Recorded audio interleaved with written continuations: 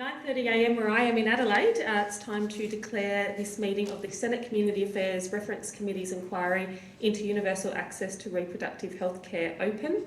I want to start by acknowledging the traditional custodians of the land on which we meet, which where I am is the land of the Kaurna people, and I pay my respects to their elders past and present. And I extend on behalf of the committee that respect to Aboriginal and Torres Strait Islander people who will be joining us throughout the day. My name is Senator Marielle Smith. I'm the acting chair of the committee. Joining me via video conference today are Senator Larissa Waters, Senator Wendy Askew, and I believe Senator Tammy Tyrrell will be joining us by teleconference, and Senator Louise Pratt later in the day as well. These are public proceedings being audio streamed live via the Parliament's website, and a Hansard transcript is being made.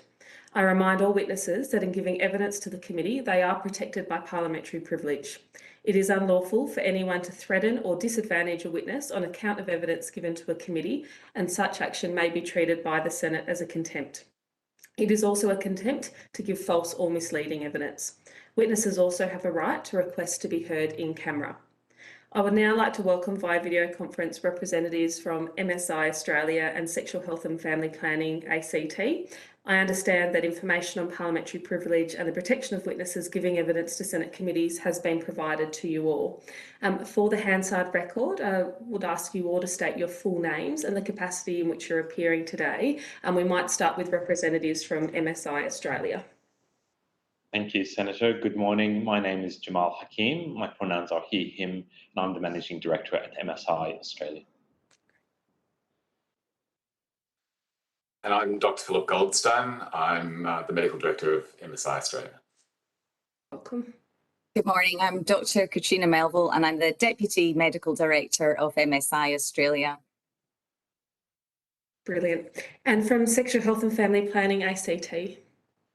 Good morning. My name is Tim Bavinton. I'm here as Executive Director of Sexual Health and Family Planning ACT. Good morning. I'm Dr. Martina Mender. I'm the Senior Medical Officer and Medical Educator at Sexual Health and Family Planning ACT. Thank you and welcome. I'd like to invite all of you, if you have an extensive opening statement, you're welcome to table it to the committee to enable more time for questions. But if you would like to start with a few opening remarks, you're also welcome to do that to kick off our conversation. And then we'll be going to questions from various senators. So MSI Australia, if you'd like to start. Thank you, Senator, and good morning. I will just provide a brief opening remark. My name is Jamal Hakim, as I said. I'd like to acknowledge that we are joining this hearing from Wurundjeri country, where I am. I'd like to pay my respect to elders past and present. As you've heard, I'm joined today by our Medical Director, Dr. Philip Goldstein, and our Deputy Medical Director, Katrina Melville. So thank you so much for inviting us to speak at this inquiry. This is a really critical inquiry around sexual reproductive health. And I'd like to acknowledge that so many doctors, nurses, midwives at MSI Australia and beyond have taken the time to share their expertise to this inquiry. Really, sexual and reproductive health care is severely under-resourced. Abortion was partly decriminalised in Western Australia more than 20 years ago in 1998. And since then, decriminalisation has occurred in every state and territory.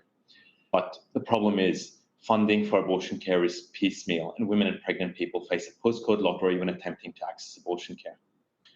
It can be stressful, it can be costly to access a basic healthcare, particularly for women in regional and remote areas of Australia. And we know that the National Women's Health Strategy, released in 2020, agreed to universal access to sexual and reproductive health by 2030. And this strategy has bipartisan support. But sadly, very little has been done to make this a reality. We hope this inquiry will influence and pave the way to achieve universal access for sexual reproductive health for every single person.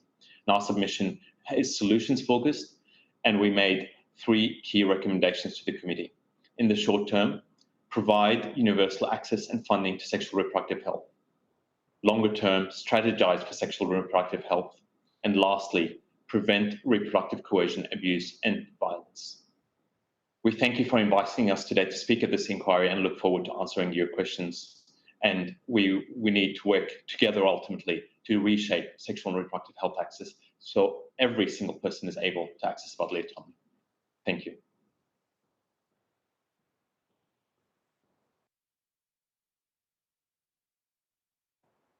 Sorry, Senator, I think you're on mute. Sorry, good start to the day. Does ACT, Sexual Health and Family Planning, ACT, want to make a few opening remarks? Thank you. Yes, we'll just make a few statements. Sexual Health and Family Planning ACT is a non-profit community-based organisation in Canberra. We're celebrating 50 years of contribution to health and wellbeing in our community this year. And we provide an integrated set of services across reproductive and sexual health in healthcare clinical work, education, workforce development, health promotion and public policy engagement. We're particularly proud of our long-term engagement with the rights, health needs and access of people with disability to all aspects of sexual and reproductive health, and our commitment to promoting inclusion and social safety. We're a member of the Family Planning Alliance Australia, and we endorse the submission to the inquiry from the Alliance. And we would particularly draw the inquiry's attention to the need for a comprehensive and integrated policy for reproductive and sexual health at the national level, as also at our jurisdictional level, and the importance of effective policy in organising a complex system of healthcare for people in Australia.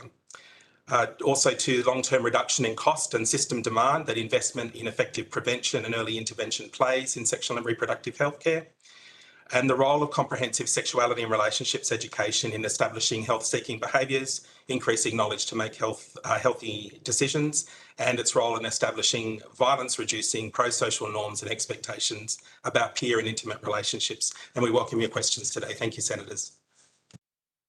Thank you. Senator Waters, I'm going to kick off with you. We're pretty short on time, so I'll just give you a bit of a ding when it's time to pass the call over.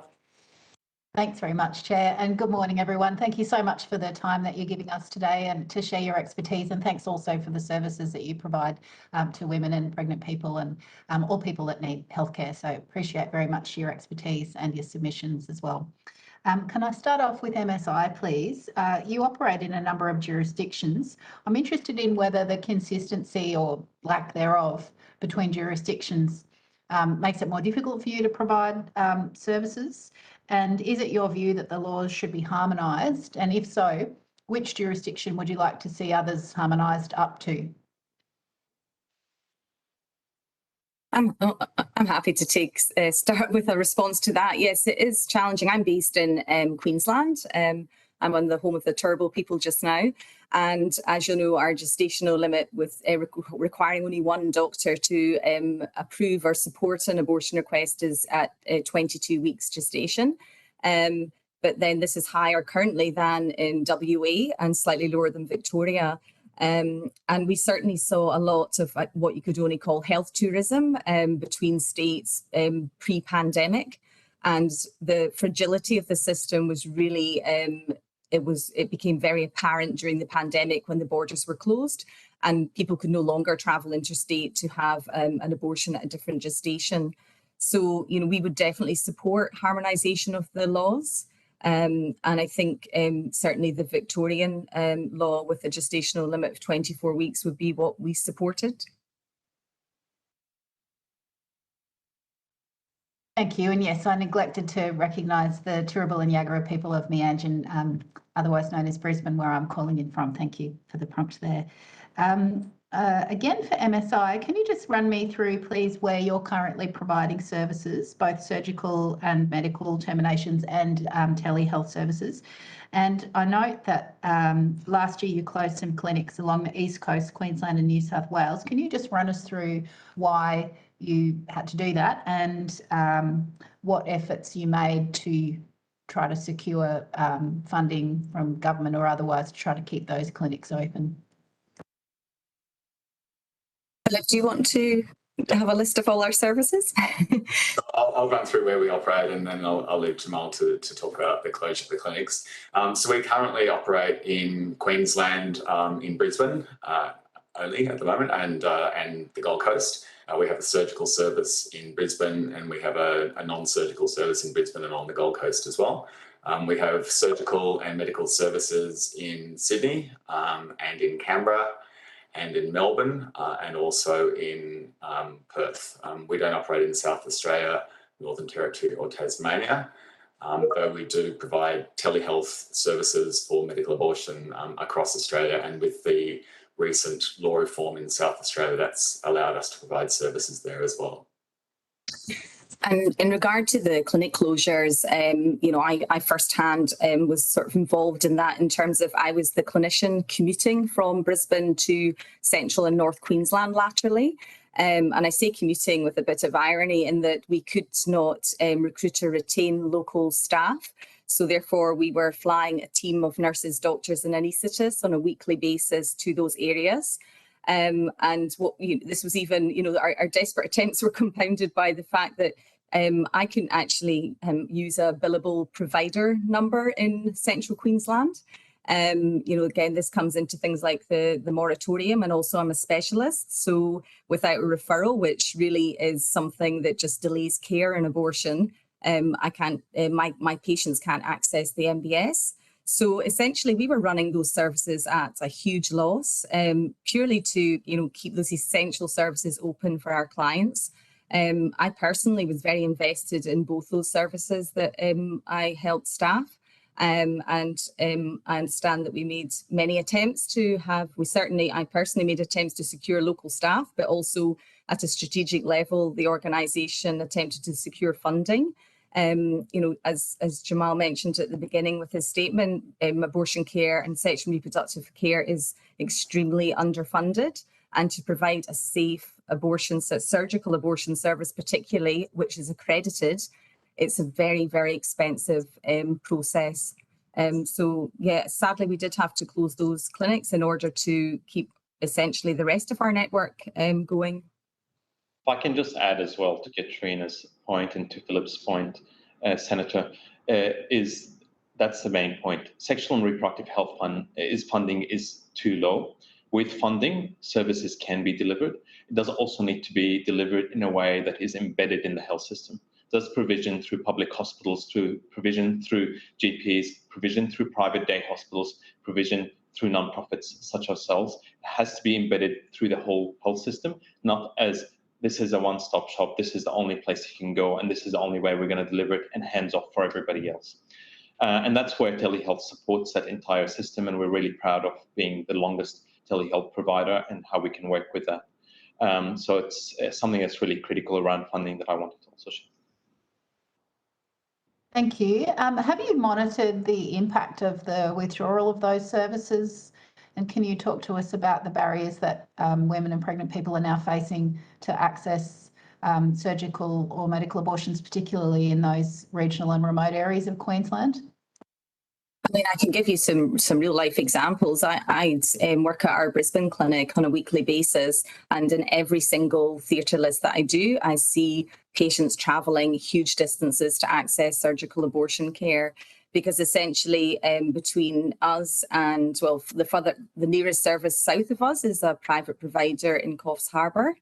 So I have people travelling, you know, from the Northern Rivers and even further south to access care in Brisbane. But I also have people from the Cape, so way up in North Queensland, and often quite vulnerable people, pregnant people that are travelling those huge distances to access abortion care. Philip, please. Philip can probably provide some guidance on New South Wales scenarios. So similarly, we as you're aware, we closed our Newcastle clinic, and every week at our clinic at Westmead, Sydney, we do see several patients that have travelled from the Hunter region and further north in New South Wales.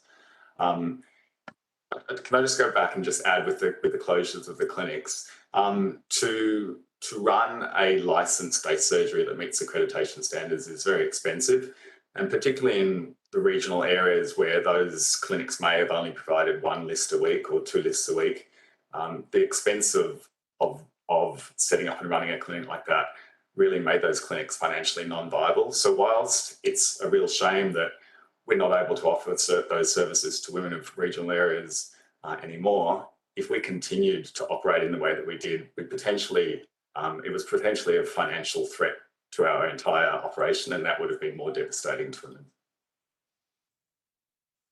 Okay, thank you. Now, what, in your expert opinion, is the cheapest model for provision of abortion care? Jamal, you've just touched on the fact that you think it should be embedded in all facilities, but of public hospitals, standalone clinics, nurse-led care, private clinics, what's the cheapest model, or do you think a mixture of all those options provides the most affordable and accessible means of people getting healthcare? Really good question.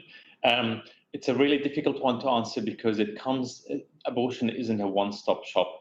It depends on gestation, it depends on the person's health background. So really it is unfortunately a mix of all those things. And that's why National Task Force can look at the different dependencies, the different health backgrounds of people and regional and local areas is so important.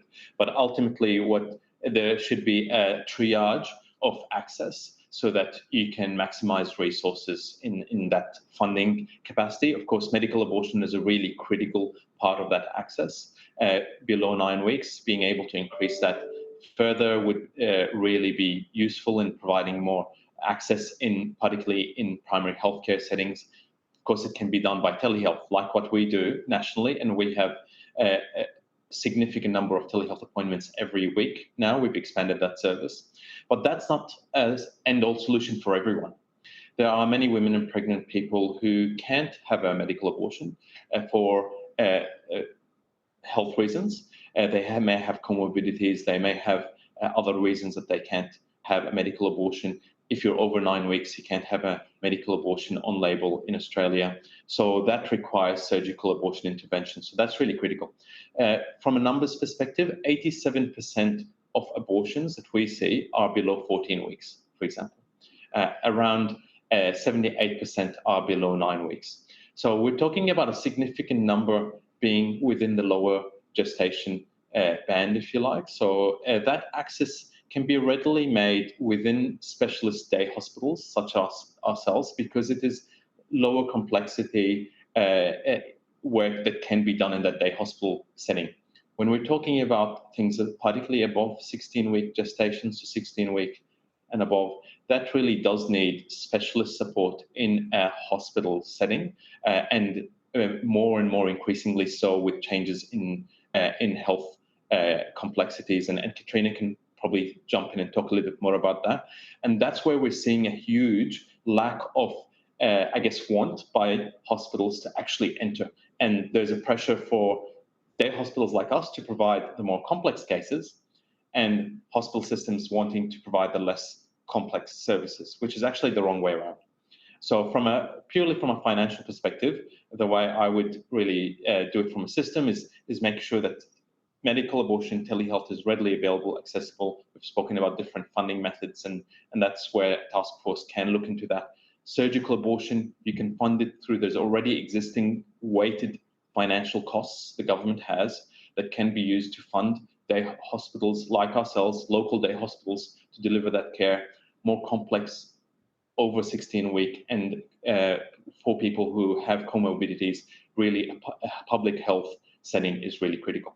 I don't know, Katrina, if you wanted to add anything around some of what you see around those comorbidities. I mean, I agree with everything you say, Jamal, and I don't think there's one model that's going to suit every area, and I think collaboration and a multidisciplinary approach is absolutely critical, because as Jamal's alluded to, I think the low-hanging fruit people will see is medical abortion under 9 weeks gestation. And certainly, most countries that have introduced medical abortion, many of their women and pregnant people will choose or will be delivered that option. But that can't replace surgical provision. We absolutely need to retain that, because some people aren't suitable. And then, of course, we have something called choice. So some people will choose to have a surgical procedure rather than a medical procedure. But also, as Jamal's alluded to, there are procedures that are gestations, particularly 16 plus, that really do need the support of tertiary centres. A standalone day surgery, we're accredited, our facilities are really good, but we don't have blood transfusion or general anaesthesia, so we really do have to work closely. And our model in Brisbane, for example, works very well. We've got great support from the Royal Brisbane, which is nearby. So we have got some good links in areas, but I think that's something that has to be developed on a national level. And I think that's where something like a national task force would be really helpful, just to give this oversight of abortion services and contraceptive services throughout Australia. Thank you. That's really interesting. I was going to ask what level of abortion care you think hospitals should provide, particularly those receiving public funding. But Jamal, I think you've already partially answered that in saying that they should take the more complex cases for 16 weeks plus. Is there anything that any of you folk from MSI would like to add to that? It's a philosophical question. What should hospitals do for patients? Do you have a view on that? And then if there's time, I hope there is, I've got some questions for the ACT Centre as well. I think going back to Katrina's comment on choice, I think the ideal model would allow women and pregnant people to access the type of abortion service they want, whether that be medical or surgical, in their own area. So, you know, that may depend on what the hospital facilities are and what the other services are within the area. But ideally, you know, women should have the choice of method close to home without having to travel. And just to add to that, in the public hospitals, although we do feel the complex cases should definitely have expertise in that. I mean, to bring through the next generation of surgically trained abortion providers, we absolutely need public provision at all gestations. You know, and particularly if you look at our regional areas. So without, at the moment, that's the sort of the chicken and egg situation we're stuck in that, you know, trainees want to get experience in the public hospital, but if they're not delivering that service, then they actually don't have anywhere to gain that expertise. And there's no block funding for fellows to come out into somewhere like us so that we can train them. So training and funding for training is quite an issue as well in terms of building a bit more rigor around a surgical workforce. Thank you. That's an excellent point. I tell a lie. I've got one more question for MSI, and it's about your application to the TGA to seek to relax the restrictions on MS2 step. Can you just run us through what you're asking the TGA to change? Does it pertain to the length of gestation? And what's your position on whether other suppliers should also be able to supply MTOP drugs in Australia? So mifepristone was first registered in Australia in 2012. It was an unknown medication in Australia with very little experience, and the TGA were quite cautious in their approach to registering it. And at the time that it was registered, there was quite an extensive risk management plan, which doesn't exist for any other medication, and including medications that potentially are much more dangerous than mifepristone, which is a very safe drug, and we now have decades of experience in use with millions of women across the world.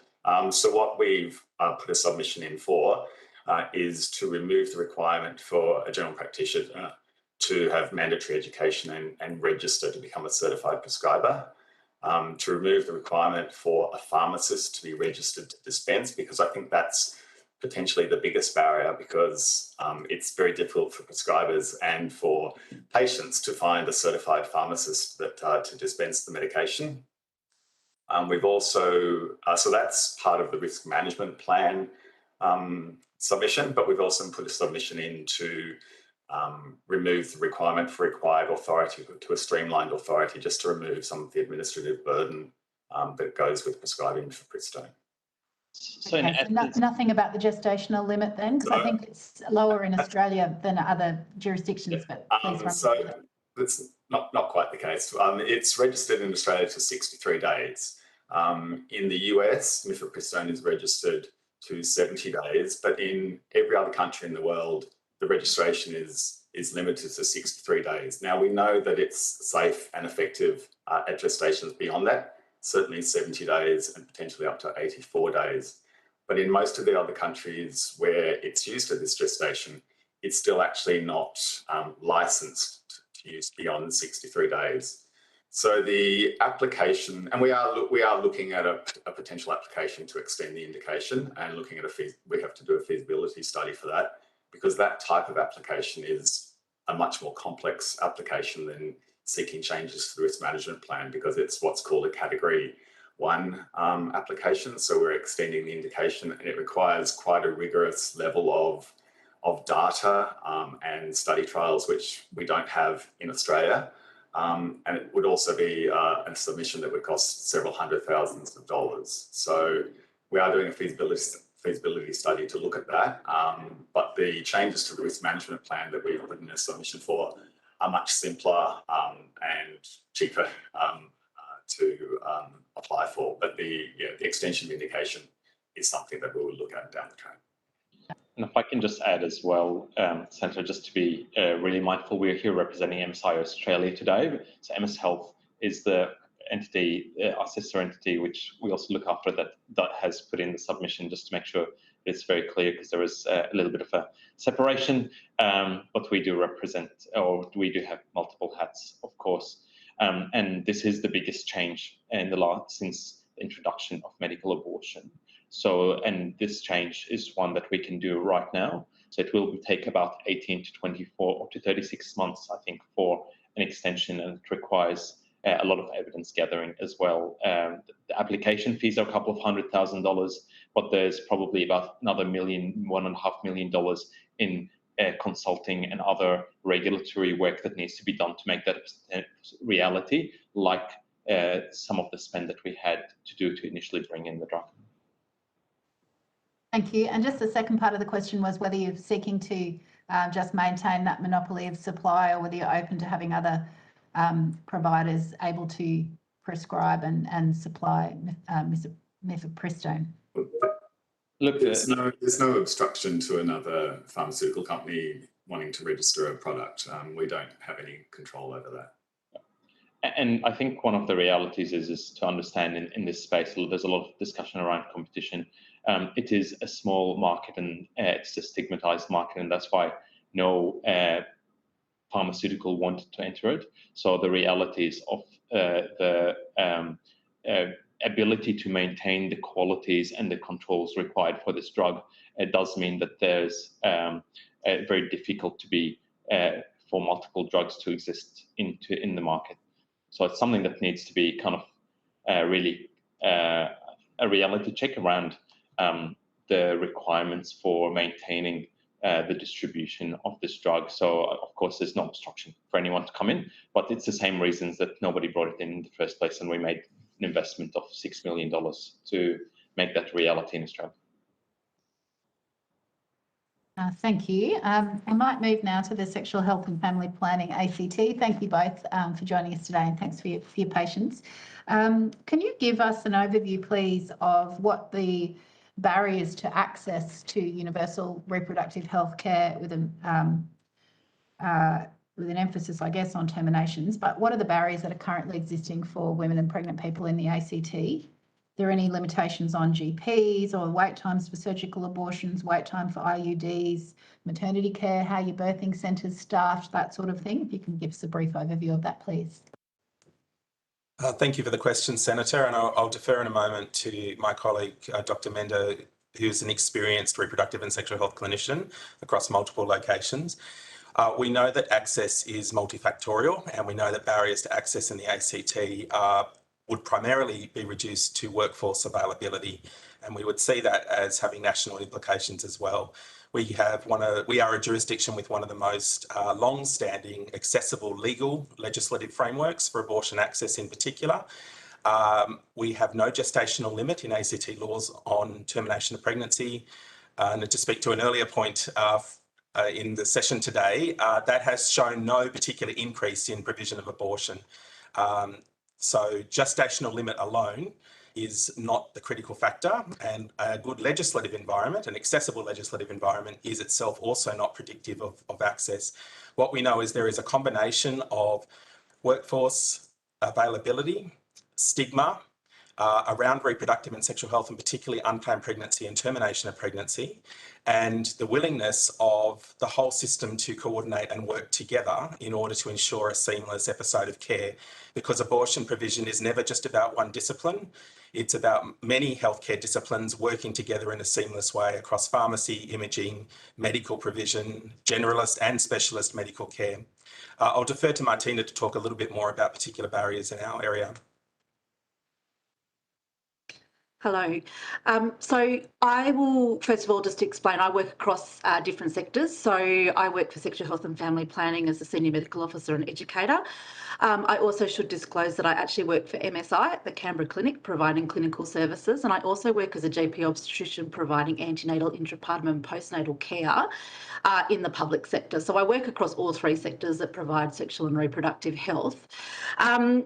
I guess the point that I would really like to emphasise in terms of barriers from my experience having worked across both three sectors is actually coming back to workforce. Obviously for a lot of women there's a lot of social, financial and other barriers that prevent access, but from my perspective one of my main roles is actually training and education. And workforce is really critical here, and funding of workforce is really where we can make some really big gains, probably for relatively little cost. In my role, I essentially train primary healthcare providers, so GPs, GP registrars, and trainee doctors in sexual reproductive health. We also run IUD training courses, and I also train GP obstetricians through the DRANSCOG, so that's the Diploma of Obstetrics and Gynecology through the public system. We have incredible difficulty recruiting doctors because quite simply there is a workforce shortage, and it is the same in recruiting midwives and nursing staff, to the services.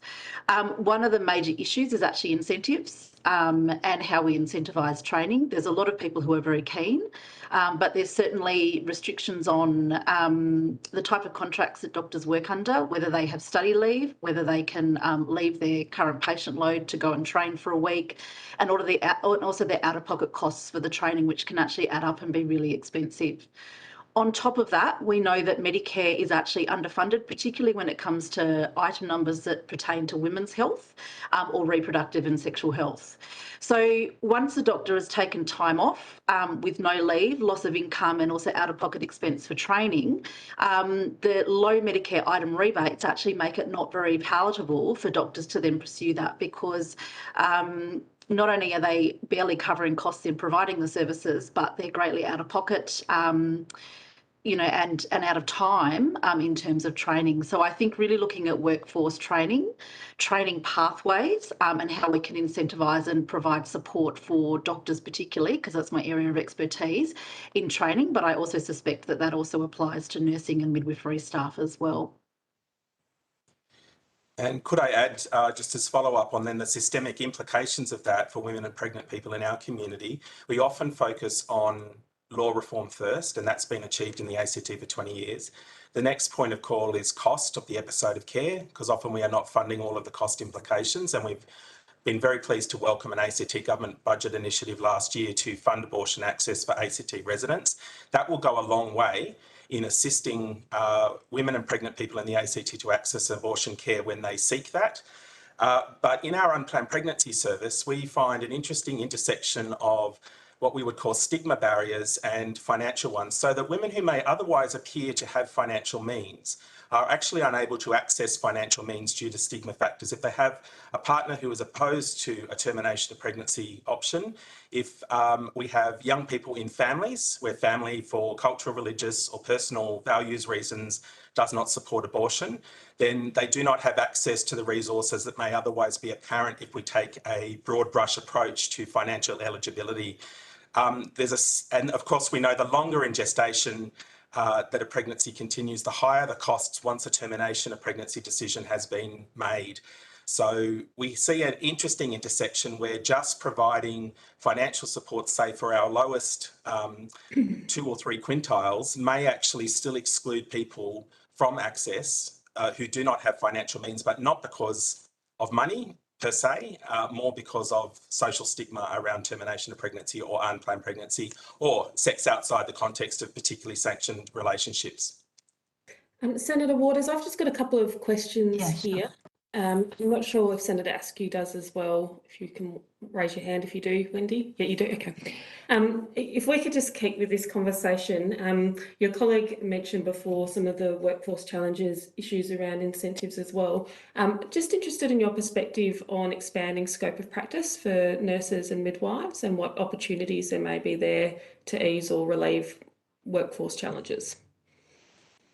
So I'd begin by acknowledging that doctors will always play a central role in medical care, and that the Australian healthcare system does not deploy nurses well.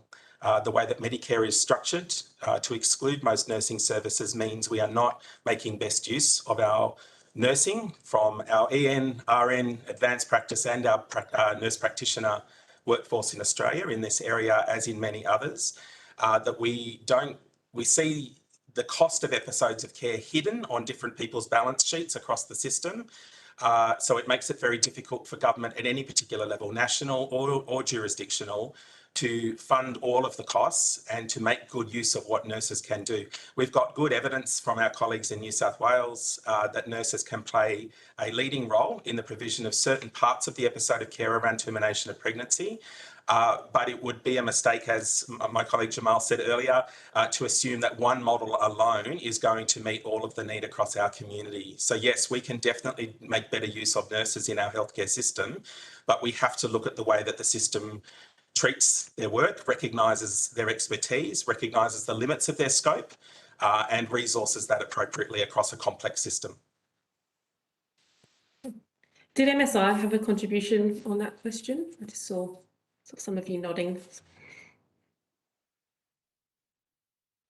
Yeah, I mean, as I reiterate what I said earlier, I think a multidisciplinary approach is essential, and certainly at the moment in MSI, our nurses play a really critical role as part of the team. But certainly we do need to embed, I think, a lot of training still with our medical workforce, and I guess that's, as a doctor, that's who I primarily train. But certainly other models of care have been shown in other countries to be very acceptable and safe. Okay, and can I just come back to sexual health and family planning, ACT? Canberra's got quite a significant population of university students, many whom travel into the ACT to commence their study, may not have trusted relationships with local GPs. Do you provide any support services on campus, or are you aware of the provision of support, information, education and medical, what's the right word? The availability of medical support on campus? Thank you for the question, Senator. Look, our clinic is, and as is MSI, is located quite close to one of our university campuses here. We do a lot of work in terms of in-reach for health education, health promotion, and promoting the availability and connection with services, both at the beginning of students' journeys when they first move to Canberra, also connecting them with the medical care that can be provided on campus by campus-based healthcare medical counselling services across the 4 campuses of universities we have here in the ACT. We do recognise that international students face an additional significant level of barrier around reproductive and sexual health. They may be coming from countries of origin where even discussion of these topics is suppressed or highly stigmatised.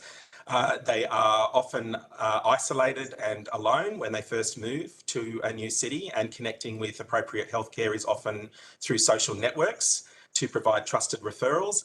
And if this is a topic or a conversation that they can't talk to their friends about, then obviously they have more limited access to those immediate sources of referral information.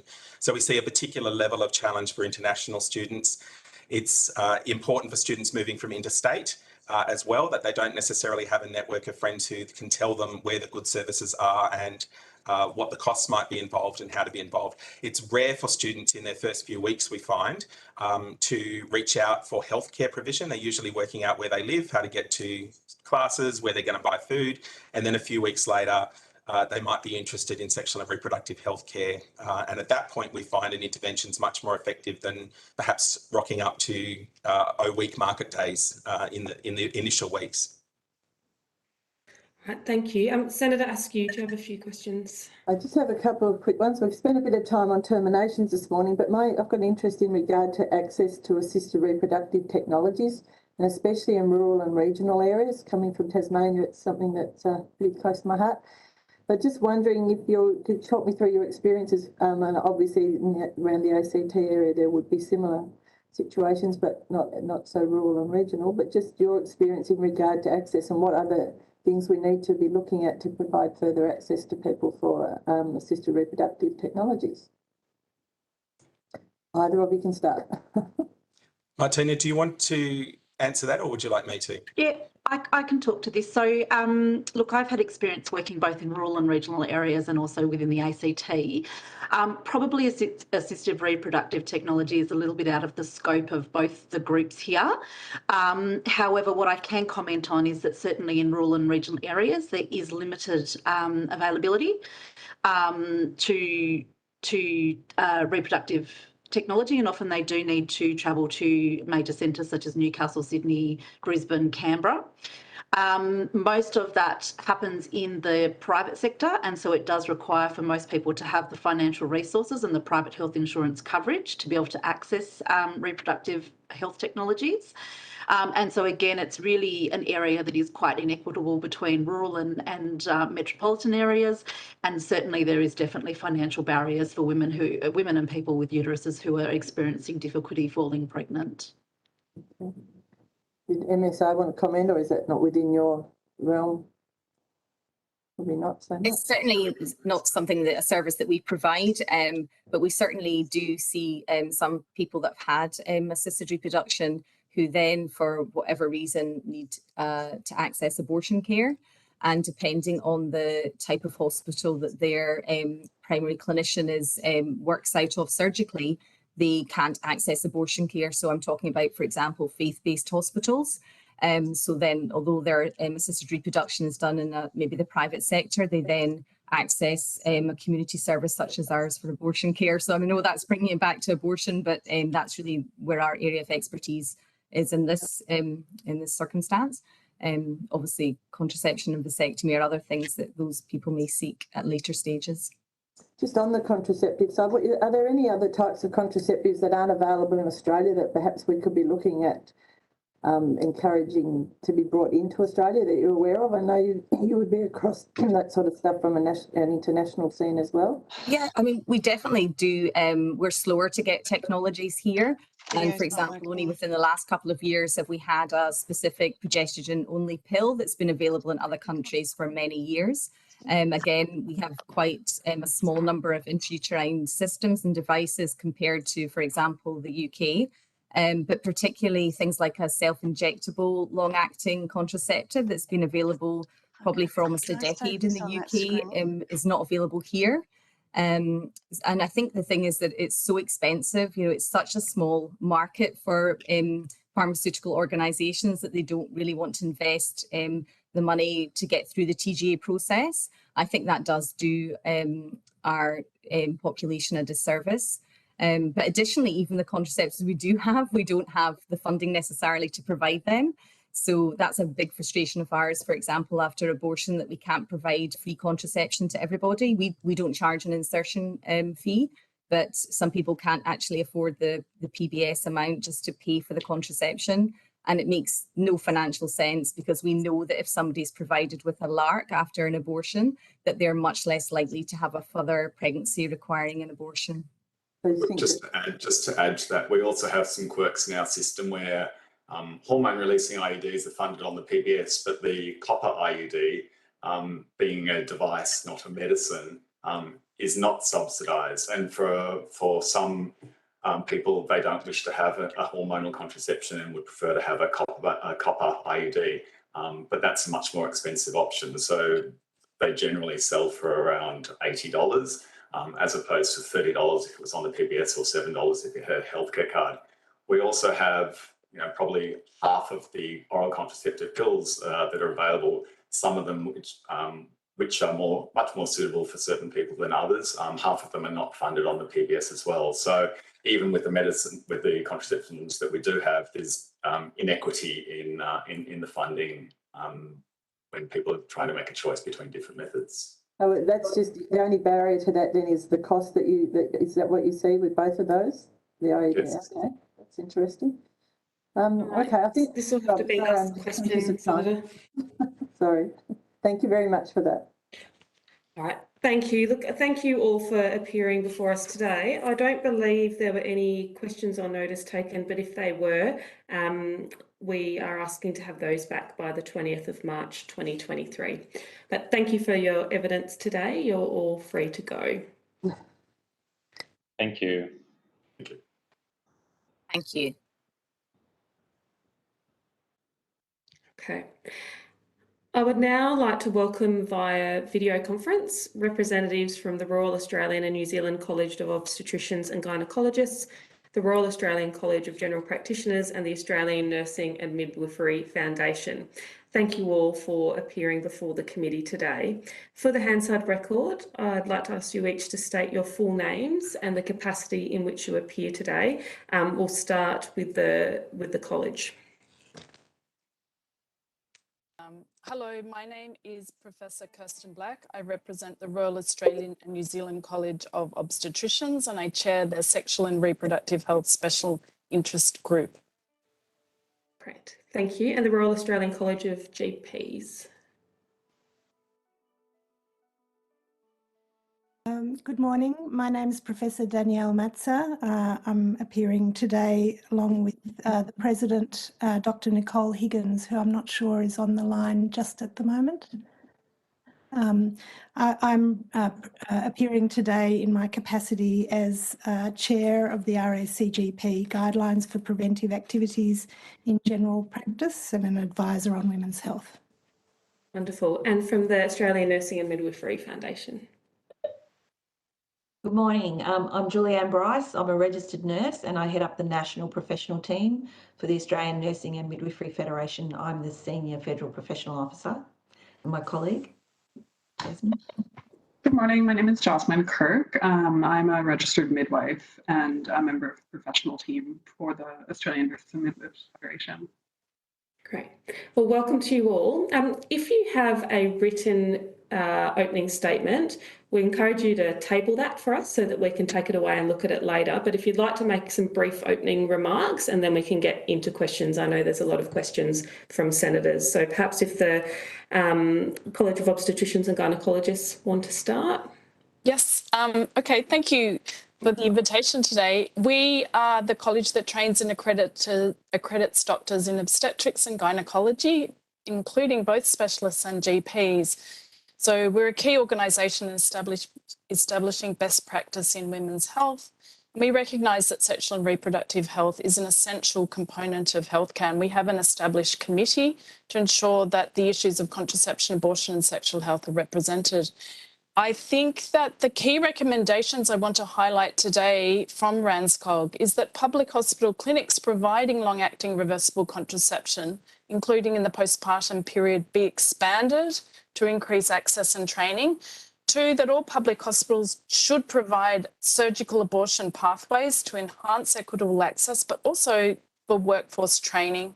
And 3, that a dedicated federal funding stream be established to ensure the development of these service pathways to fund training for obstetricians and generalists in the hospital system in contraception abortion, and also to improve consumer information, as has occurred with endometriosis and pelvic mesh care. So I guess, in summary, the establishment of public hospital pathways will not only enhance equitable access, but it will create crucial training pathways for healthcare professionals in contraception and abortion. And although much of, sexual and reproductive health can be delivered in the community sector, there will always be the need for complex patients to be dealt with by specialist obstetricians, gynecologists. So it's really vital that they receive this training. It's very unlikely at the moment that they are exposed to medical and surgical abortion during their training. And we've developed a pathway now, but it's only able to be rolled out in 2 hospitals across the country simply because there's a lack of public hospital services. So thank you very much for the opportunity, and we would like to see that these pathways and services are funded so that we get access, but we can also train GPs and specialists in the future. Thank you. Thank you. Dr. Higgins or Professor Matzer, did you have opening comments to make?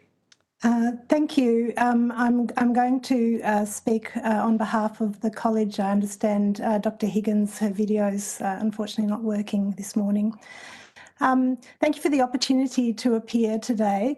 The College of GPs is a key organisation in sexual and reproductive health in Australia. It represents over 43,000 members who are working in or towards a career in general practice, and that includes 4 out of 5 GPs in rural Australia. And GPs are the first point of contact for Australians seeking health care, and we establish continuous and trusting clinical relationships with our patients in all stages of their life. The areas of sexual and reproductive health and pregnancy care constitute a significant proportion of general practice healthcare services, and GPs are the core providers of these services in the community and are well placed to reassess the changing needs of people across the reproductive lifespan, and furthermore to provide preventive healthcare advice. And one point I'd just like to make in this context is that GPs manage all of women's health issues, and that their contraceptive needs, their reproductive needs and their abortion needs are in the context of their other health conditions, mental health conditions and other physical health, as well as their social situations, whether it's occurring in the context of issues like family violence and other things that the GP is aware of and can help with. So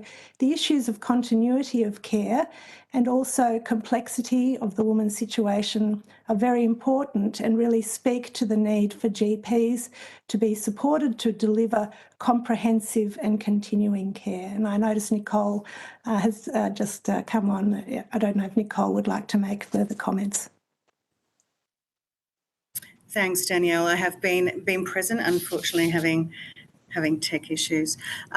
Just to further support Danielle's comments regarding, really for us, it's about the regulatory and cost barriers and improving training and workforce, and happy to take questions as we move forward. Thank you. I'll just go to the Nursing and Midwifery Foundation for some opening comments.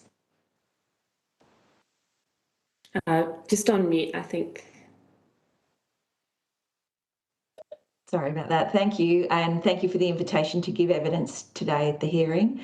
The ANMF is Australia's largest national union and professional nursing and midwifery organisation, and in collaboration with the ANMF's 8 state and territory branches, we represent the professional, industrial and political interests of more than 322,000 nurses, midwives and carers across the country. Nurses and midwives are the largest health workforce with the greatest reach, enabling care to be delivered across all areas of health, education and the workplace in all geographic locations throughout Australia. They're a highly educated, capable and regulated workforce that has long been at the forefront of healthcare delivery and advancing solutions by implementing practice changes across a range of health services.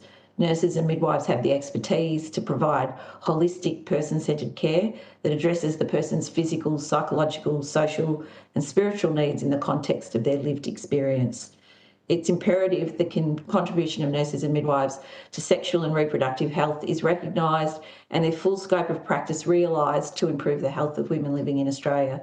Building on the existing nursing and midwifery workforce, nurse and midwife-led models of care offer a viable solution to the largely medical model to increase access to reproductive healthcare services for women living in metropolitan, regional, rural and remote areas. To promote equitable access to reproductive healthcare, the ANMF recommend greater utilisation of the skills and expertise of nurses and midwives. Thank you. Thank you. I'm going to go to Senator Waters for some questions, and then Senator Waters, I have some as well. Over to you. Thanks, Chair. Hi, everyone. Thanks very much for joining us today and for the time and effort you've put into your submissions, and of course for the work that you do to provide reproductive healthcare services to women and people who need it. So really appreciate that. There's a lot of you and I have a lot of questions and not a lot of time, so forgive me for racing through. Can I start off with Professor Lack? I'm in Queensland and we're having an unprecedented shortage of medical workforce, and it's particularly harming rural maternity services. Is this common? Are we seeing a shortage of obstetric doctors right across the country? And what, in your view, can and should be done to address that? And also note that I think the President has said that fewer GPs are willing to take on obstetrics. Can you run us through what the barriers are to increasing the obstetrics workforce, please? Yeah, so this is slightly outside my own area of special interest, which is sexual and reproductive health. But generally, the issues of training the workforce and retaining them in rural and regional areas has been long-standing. And it's really important that we provide support both for specialists, but also for GPs in these areas to provide general obstetrics and gynae services. And one of the issues, particularly if I can bring it back to sexual and reproductive health and to abortion provision, is that both GP obstetricians who train to do procedures may not be supported by their local hospitals to provide, for example, abortion care. And this will then restrict access and for women in the community, but also disincentivises general practitioners training and specialising in this area to provide those services. So in terms of the more general issues, I can take that on notice and would seek advice from my president in terms of how they propose to address the shortfall in obstetric services in rural and regional areas. Thank you. Appreciate that. I was going to move on. I'll come back to you if you don't mind, Dr. Higgins. Sorry, I've just got a list of things to get through here. Coming then to the provision of reproductive healthcare services with an emphasis on terminations in public hospitals. RANZCOG has said that all public hospitals should provide a first trimester surgical abortion pathway. Do you think that all public hospitals should provide that service, or do you think it's enough to refer patients to private services? Well, I think that there needs to be a pathway either through to actually a public hospital or community-based services that are publicly funded. So really important that we capture priority populations and these will be people in rural and remote areas, Indigenous Torres Strait Islander peoples, peoples who are economically disadvantaged. So there needs to be, for training, established pathways and services in public hospitals that is, that's an absolute necessity that need to be funded. And whether those pathways, for example, a model in the UK is with the BPAS service, where they're publicly funded but community provided services.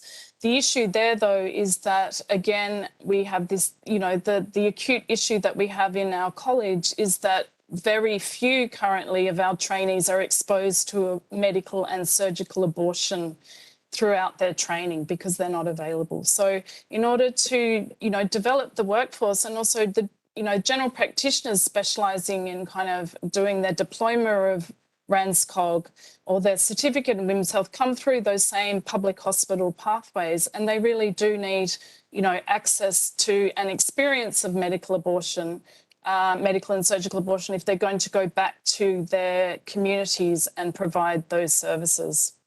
Yeah, thank you. And just to follow up, you mentioned in your opening statement, and I didn't quite follow it, so I'm hoping you can elaborate on it for me, that there was only 2 hospitals that were providing training opportunities. I might have misinterpreted that, but can you just emphasise and expand on that issue of training providers? So RANZCOG has developed a 2-year training pathway in sexual and reproductive health, and the aim is to provide specialist skills and leadership in this area. And we have many trainees who are interested in undertaking this pathway, which is in the final 2 years of the RANZCOG program. But unfortunately, across Australia, there is only 2 hospitals currently providing this pathway because there's simply not the depth and breadth of abortion services in public hospitals that enable the training opportunities in contraception and abortion. Wow, I'm floored by that. So there's only 2 hospitals in the whole country that have enough expertise to train the next lot of doctors and health practitioners to do terminations. That's correct. How on earth do we fix that? Well, so this is why it's the issue of having a quarantine amount of money, federal money, that goes into supporting the development of public hospital services, and also public hospital training pathways for specialists and non-specialists in surgical and medical, well, particularly surgical abortion, is vital. Okay, look, thank you so much, Professor Black. Can I move now to the, I'm not sure how I say Royal Australian College of GPs in short form, if it's RAC GPs, I don't know. I'm just noting that there was a recent survey that found vast majority of GPs are finding that the Medicare rebate is insufficient, and that antenatal care has become more complex, and that most GPs think that they should be able to claim, co-claim time with complexity-based rebates for elements of antenatal attendances. It sounds like the MBS system's really not working terribly well for the provision of this sort of healthcare. Can you run me through the changes that you'd like to see? And yes, that will start us off. Thank you. Okay. Thank you, Senator. The MBS is incredibly complex, and there are over 6,000 item numbers, which is very, very challenging to general practice. The MBS, so the rebate is actually the patient's rebate. It is not the GPs or the doctors. It is what the patient gets back from the government after they've seen a doctor or a nurse practitioner. For the last 10 years, it's been frozen, and the indexation was only at 1.6% last year, so it's still effectively frozen as inflation goes up. It can no longer, for a long time, general practice has subsidised Medicare on behalf of patients, because we do, very often, if we're going to bulk bill, that means that we are accepting that as full payment, and we can no longer afford to subsidise. So we've asked for an increase in those longer item numbers, Cs and Ds, particularly when we're undertaking counselling around pregnancy, contraception, termination, reproductive health care. This takes time, and the majority of providers are female GPs who are now represented 2/3 of our incoming workforce are women. So the longer that our GPs spend with our patients, we are actually penalised. So we're calling for a 20% increase on rebates. We'd also like to ensure, especially I'm speaking as a rural regional GP who services large rural community, to support the telehealth item numbers so that we can continue to support women in rural areas who may not be able to get into town. Thank you. If I could just add to Nicole's comments, that there's been a lot of calls for individual item numbers for medical abortion or for contraceptive counselling. And the RACGP doesn't support these proposals. As Nicole said, we don't believe that this will fix the access issue. We don't believe that it will increase the numbers of abortion providers or the numbers of GPs providing contraceptive counselling. It's a little bit of a superficial solution, a simple solution that's not really going to make a difference. I'd really like to emphasise Kirsten Black's comments about the need for training and workforce capacity building. If there's anything that we would like the inquiry to really focus on, it's building the capacity of the workforce to deliver the services, because it's not sustainable at the moment, and you can fund as much as you want, but if you don't have the workforce to do it, the services are not going to happen. So training and workforce building is the key issue that needs focus. And Senator, just building on what Kirsten had to say, there's been 37 closures of obstetric services in Queensland, as you're aware of, and a couple of the issues are around, we've got a large GP workforce that actually is available to deliver a lot of those services, but the barriers are often with the individual health services or the state health systems around credentialing, and allowing those GPs, as somebody who is obstetrically trained to be able to deliver those shared care service models with the state health systems. So And what, that was it. what needs to change to fix that sort of mismatch of bureaucracies there? Is there an elegant tweak that can be made so that GPs can provide more of those services? Yeah, we've actually had to fight very hard to be allowed to have shared care models with the local hospital services, and that's something that's very, straightforward to fix. There is certainly the workforce available, and it goes both ways as a provider of medical terminations, ensuring that we have the backup from the hospital services. The women who I look after, if we have a failed MTOPS or require surgical termination, have got a 12-hour drive south to Brisbane or a flight, and it's unfair on women. It's expensive, so we need to make sure that we have equity irrespective of postcode. Yes, strong agree on we need to fix the fact that it's a postcode lottery at the moment. Can I just digress briefly? Your submission talks about cost barriers to accessing menopause treatments, which is within the scope of these terms of reference, but we haven't had a lot of time to investigate those issues, but I'm particularly interested in those. Can you tell us what are some of the barriers and what are the consequences of the PBS not covering the full range of treatment options? Thank you for the question. So it's the same issue as the issue for contraceptive products, that not all products that are available or that women need to use are on the PBS.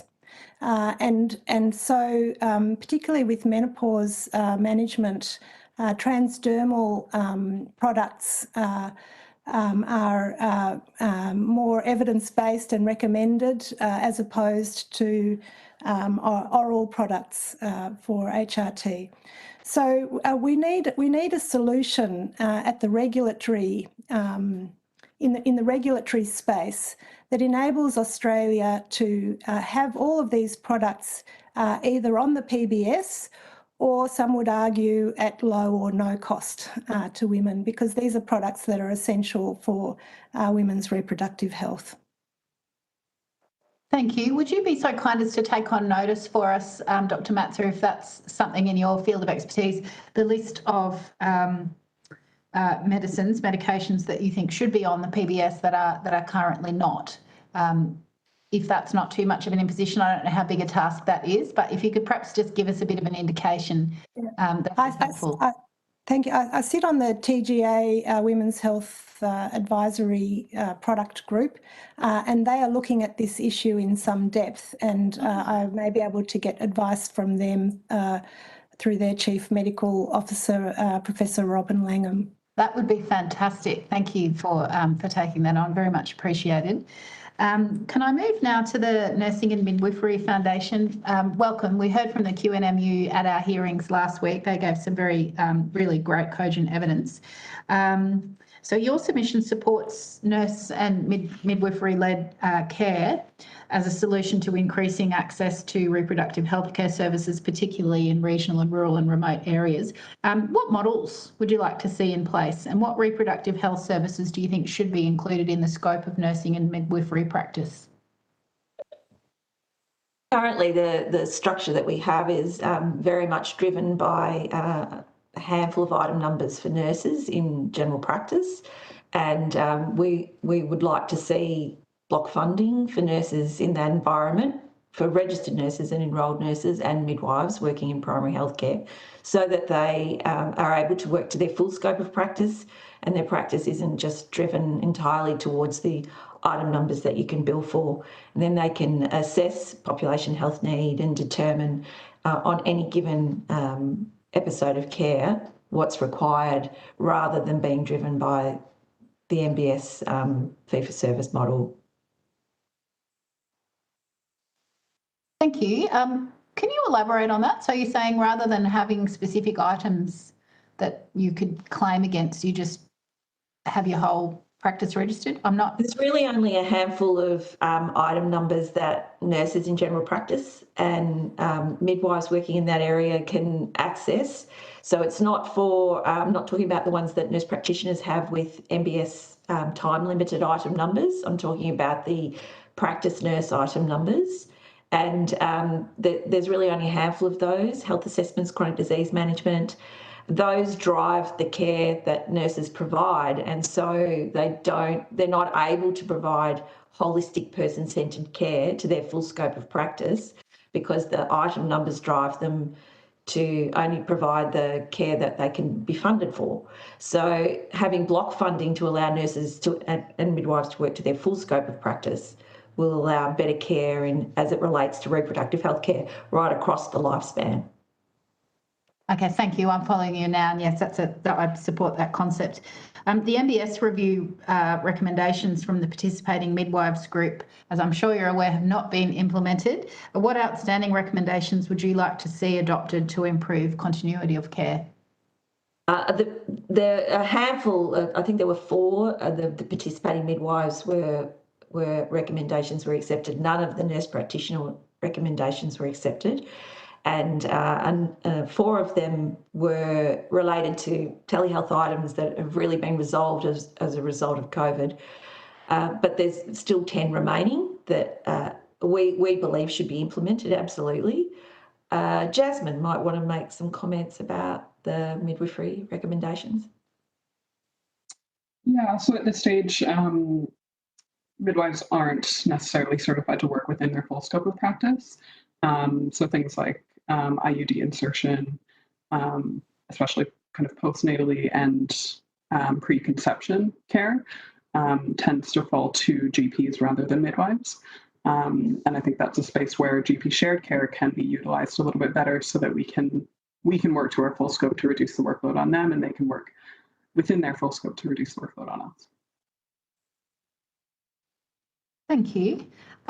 Your submission makes some really good recommendations around workforce development, including the need for strategies to address professional isolation and increasing structured clinical placement opportunities and additional leave entitlements for midwives, particularly in rural and regional areas. How big an issue is burnout in the profession? I think I'll let Jasmine take that one. I don't think that I've met a nurse or a midwife who has not considered themselves burnt out. Oh, I'm sorry. Can you hear me? Can you hear me? Is that okay? I can hear you now, but yes, if you sit forward like that, thank you. I can hear you better. Thanks, Leonard. So there isn't a nurse or a midwife who hasn't experienced burnout at some point in their profession. The nursing and midwifery workforce across Australia is actually more than enough to satisfy workforce concerns at this stage, but people are working below their full-time hours or retiring early or taking extended leave or leaving clinical practice because of burnout. This was an issue prior to COVID-19 and has only been worsened by the pandemic, obviously. And these issues are not currently being addressed under our kind of current mandate, as you'll know from what's happening in Queensland at the moment in particular.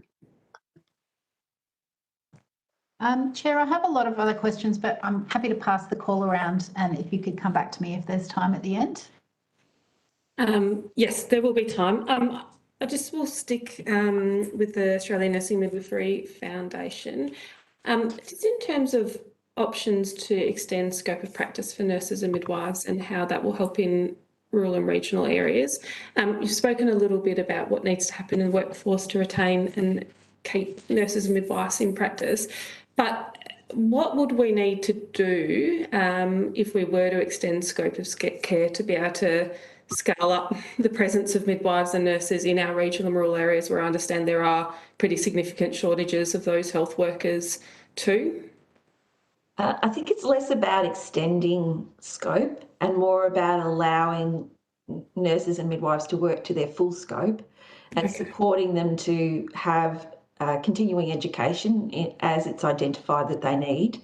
So they start with that beginning level of practice, and to some extent they're restricted from the very beginning to being able to work to their full scope of practice.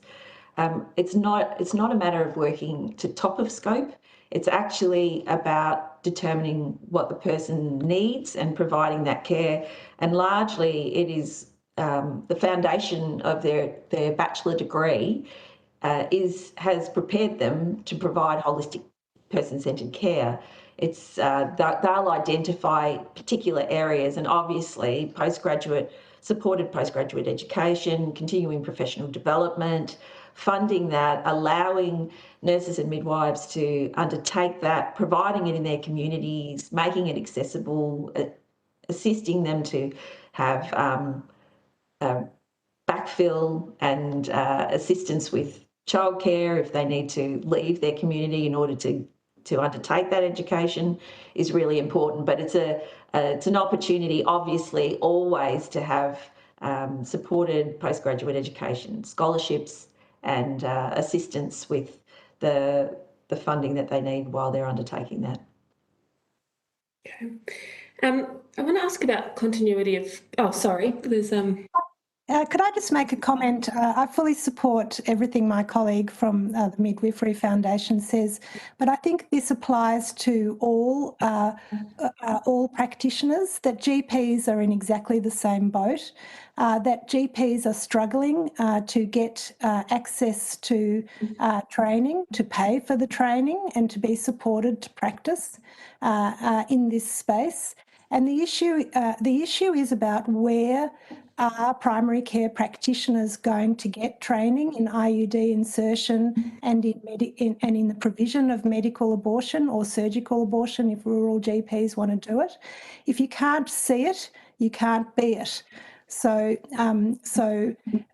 if we don't have services in public hospitals providing abortion and contraception, then our trainees, whether they be nurses or pharmacists or GPs or gynecologists, cannot get access to skills and experience in these areas. So we need to have the services in public hospitals. We also need high volume services out in the community where primary care practitioners can also train for our trainees and also for existing clinicians who want to upskill. And then we need ongoing support for these practitioners in the field. And one of the current supports that we have is the AusCAPS online community of practice, which is a multidisciplinary community of practice supporting practice nurses, GPs and pharmacists to deliver these services. But that's currently a research it's funded out of a research project and needs ongoing funding to be able to continue and expand. I want to come to midwifery continuity of care models now.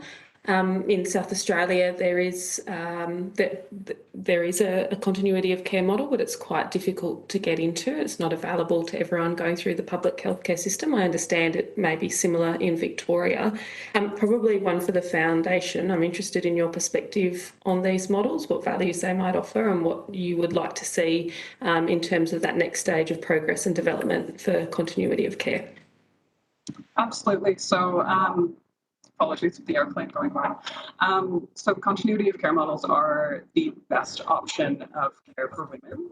And there's a lot of research to say that they are actually the best model for midwives as well. However, that being said, midwives are hesitant to enter these models of care because there is a commitment to be on call for 24 hours. And you are not, in most publicly funded models, adequately remunerated for that time. So for the majority of midwives working within these models, you're on call 24 hours a day for 10 days a fortnight, and you're paid $4 an hour to be on call. And in addition to a salary, which accommodates for holiday pay, weekend pay, and all of that additional loading that you don't get through not being a shift worker. And this on-call model also means that you're not able to attend kind of family events or personal events without bringing your phone with you with the expectation that you might be called away from your children or family at any point. So it is in some ways a better way to work in that evenings tend to be limited to only kind of going in for a birth rather than working a 9-hour or 12-hour night shift. But there is a lot that you're giving up in order to kind of volunteer for these models. So they are well evidenced, especially in rural and remote practice, as a better use of the workforce. You can use fewer midwives to do the same amount of work. And once on them for quite a while, midwives tend to report better job satisfaction, but it's very difficult to convince midwives to switch over to this model from a shift work point of view. There are many different areas where they've got grads coming into these models and they have a supported grad program, but it's difficult to establish that. And it's a major change to the status quo that some health services are hesitant to undertake. And then the other concern is that there aren't many versions of this model that run on a part-time basis.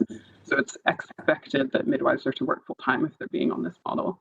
Most midwives, to avoid burnout in the public health system, are working 0.6, 0.8 rather than full-time. And would you like to see an extension of these programs? Absolutely. It's just the highest standard of care for women. And what barriers do you think of or are aware of at a Commonwealth level, which might be stopping or not sufficiently encouraging the expansion of these models within the state systems? I'm not entirely sure of kind of the Commonwealth, how they can intervene specifically, aside from kind of a general commitment to public health funding. Maybe Julianne, you can touch on that a little bit more. Sure. I'm also happy if you want to take it on notice in terms of what the Commonwealth might be able to do to encourage and promote an extension of these programs. Yeah. Thank you. Yes, we're happy to take that on notice. I mean, obviously funding the models is a good place to start. Adequately funding midwives to work in the models is a good place to start. I just had a question for the College of Obstetricians and Gynaecologists. I'm not going to try to say the acronym, sorry. There's a lot of acronyms in our work and we end up messing up a lot of them, or I do anyway. I just wanted to ask a question around stillbirth awareness and education, which I guess falls into the any related matters part of the terms of reference. In terms of the information available to obstetricians, both in public and private practice, around stillbirth prevention and the different things that women can do to help prevent stillbirth. Just interested in your perspective of how sufficiently those messages are being communicated by obstetricians and the information available to obstetricians and supporting obstetricians in that regard. Yeah, so again, my colleagues would have greater detail on programs currently available, and so I'll partly take this on notice, but there has been national programs that have been developed over the last few years in stillbirth awareness, and I do believe that this has had a huge impact on raising awareness of the issue, not only amongst the public but also amongst obstetricians, and stillbirth prevention kind of strategies are being rolled out. And so, but greater detail of that, there is a Centre for Research Excellence in Stillbirth, which is leading much of the work in this field, and they will be able to provide a more in-depth response to that question. Thank you. No, I'm aware of them. I guess I'm interested from the perspective of the college in terms of how you think those messages are being translated from obstetricians to patients. I'm just aware of a number of women who feel like they're not getting the information they need from their obstetricians in terms of stillbirth prevention. So if there's anything you can take on notice to your colleagues and come back to us on, I would appreciate it. Yes. Thank you. Put your hand up. I'll just speak on that as well.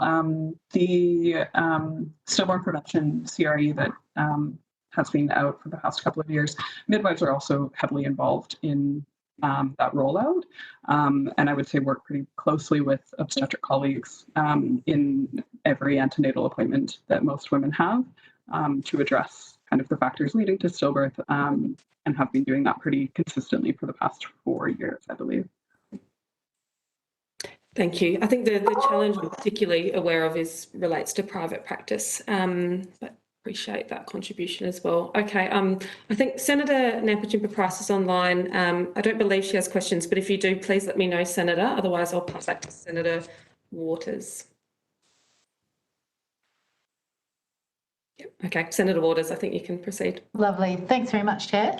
Can I come back to Ranscog, please? Can I ask about LARCs? Australia's got one of the lowest rates compared to similar countries. I think there's only 11% of women in Australia that use LARCs compared to 46% in the UK. Can you run us through what's been done in other jurisdictions to increase that uptake?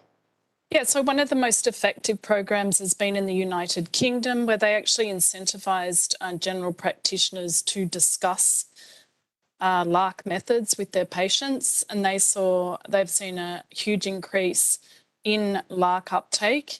In the US as well, there have been research and also programs to increase LARC uptake, and the research shows if you can increase LARC uptake, I'm sure you're aware of a very, very well-known study called the Choices Study, where they offered women LARC or, oral contraception or contraceptive patches. And when they followed women up after 3 years, women using LARC methods were 20 times less likely to have an unintended pregnancy. So, there is enormous opportunity. We know we want to give women choice. It's important that women have choice, and contraceptive effectiveness is only one aspect of a contraceptive method, but in the public health perspective, it's a very important aspect in terms of prevention of unintended pregnancy. So you mentioned incentivising. Do you mean like additional funding through M or PBS? Pardon my ignorance. How was it incentivised specifically, and how could it apply here? What changes would you like to see nationally? So the changes, I think provision of free contraception is ideal. In the UK, contraception is free. And certainly in the study I mentioned in the US, they provided the methods for free, the IUDs and the implants. So that is really key. Free access to services, as I said, public hospital services where LARC can be provided in a public hospital system. And so the other issue is like public health campaigns. So increasing knowledge about the benefits of, because they have not only effectiveness benefits, but a lot of non-contraceptive benefits. So, for example, the hormonal IUDs will reduce, heavy, painful periods. So I think this needs, incentivisation potentially or ways of encouraging practitioners to expand their understanding of contraceptive methods, public hospital pathways to free contraception, and ideally free access to contraception would be kind of key measures. Danielle, did you have a comment? Yeah, I was going to throw to you, Dr. Matzer, and here on the free contraception. Yes. Thank you. Yes, I agree with everything Kirsten said. We also have local Australian research on this very issue that we've been undertaking, called the Accord study. In that study, we provided online education for GPs and very clear referral pathways through to IUD insertions. And we also had a very significant uptake in LARC in that group, with sustained continuation of LARC use. And we've been able to demonstrate reductions in unplanned pregnancies and abortions as a result of that. So I think the one issue here to stress is training again, and also very clear referral pathways at a local level where GPs don't insert themselves, that they have a good referral pathway that doesn't result in a 6-month or 12-month waiting list in a public hospital. Just on that point, Dr. Matzer, is IUD insertion something that GPs can be trained to do? Yes, and many GPs do provide IUD insertions. It's a bit chicken and egg in that the more that you counsel and offer IUDs in your practice, the more you're likely to do. So GPs are always telling us in the college that the Medicare rebate is too low. It was increased in the previous government, but the rebate is still too low to reflect the cost of a practice to deliver this service. And we need to continue to train GPs and make available training for them to be able to provide this. Thank you. Just moving now, a question both to Ranscog and RAC GP, again, if I'm saying that right. We've heard a number of witnesses previously mention that publicly funded hospitals subject to a Catholic code of conduct have been refusing to provide abortion care, even by doctors who don't themselves have a conscientious objection. Do you think that more needs to be done to require publicly funded hospitals to provide a full range of reproductive health care? Can I speak to this if that's okay? And as I said, I speak on behalf of the college, but also as a regional GP. It is not just the religious-based hospitals, it is also state-based facilities. If their director may have a particular theological choice, which has certainly been the case in a lot of rural areas. This has been brought up particularly in Wagga. I know in Mackay Rockhampton in Queensland it's been issued. It is really important that access for women has to be not just irrespective of postcode, but irrespective of the ethical or religious beliefs of the people or the organisations who are supporting the services. To a point, what happens is because you're maybe unable to. An example would be you've had a failed medical termination of pregnancy, which requires surgical intervention. Some of these women are unable to access the private hospital, which may be Catholic, or the local state hospital because of the beliefs of the particular people involved, and then have to travel long distances. So it's important that we actually have to separate religious and ethical beliefs from the delivery of care. I strongly agree with that. Would anyone else like to make a comment on that issue and whether publicly funded hospitals should actually be required to provide the full range of reproductive health care services? Well, I think it also speaks to the issue for training that Kirsten raised, that publicly funded hospitals are also the training ground for our future workforce. And on that basis also, they are denying the ability of our future workforce to achieve skills in that area. Okay, can I just check on conscientious objection still? I think there's some guidelines that say that doctors who object must treat patients with respect and refer them to other services to access this care. Is there any system for monitoring whether that referral is actually happening in practice? And what do you do when there's only one GP in town and that person is a conscientious objector? How do you get a referral to a service to access abortion care in that instance? Dr. Matza? Thank you. That's a very important question, and I think it speaks to two issues. The first about the difficulty that women face, the power differential in that relationship, and not feeling empowered to be able to make a complaint, not knowing what is normal and what is required. But I think another issue is that women generally are not aware of the option of telehealth for sexual and reproductive health service delivery.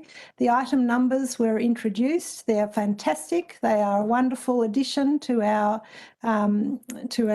range of service delivery, but women don't know they exist. And one of the key issues that's missing in Australia is a lack of a national hotline navigation service. In Victoria, we're blessed with the 1800 My Options number, which is an excellent service. And I know other states, such as Queensland, through Children by Choice, are trying to introduce a similar thing.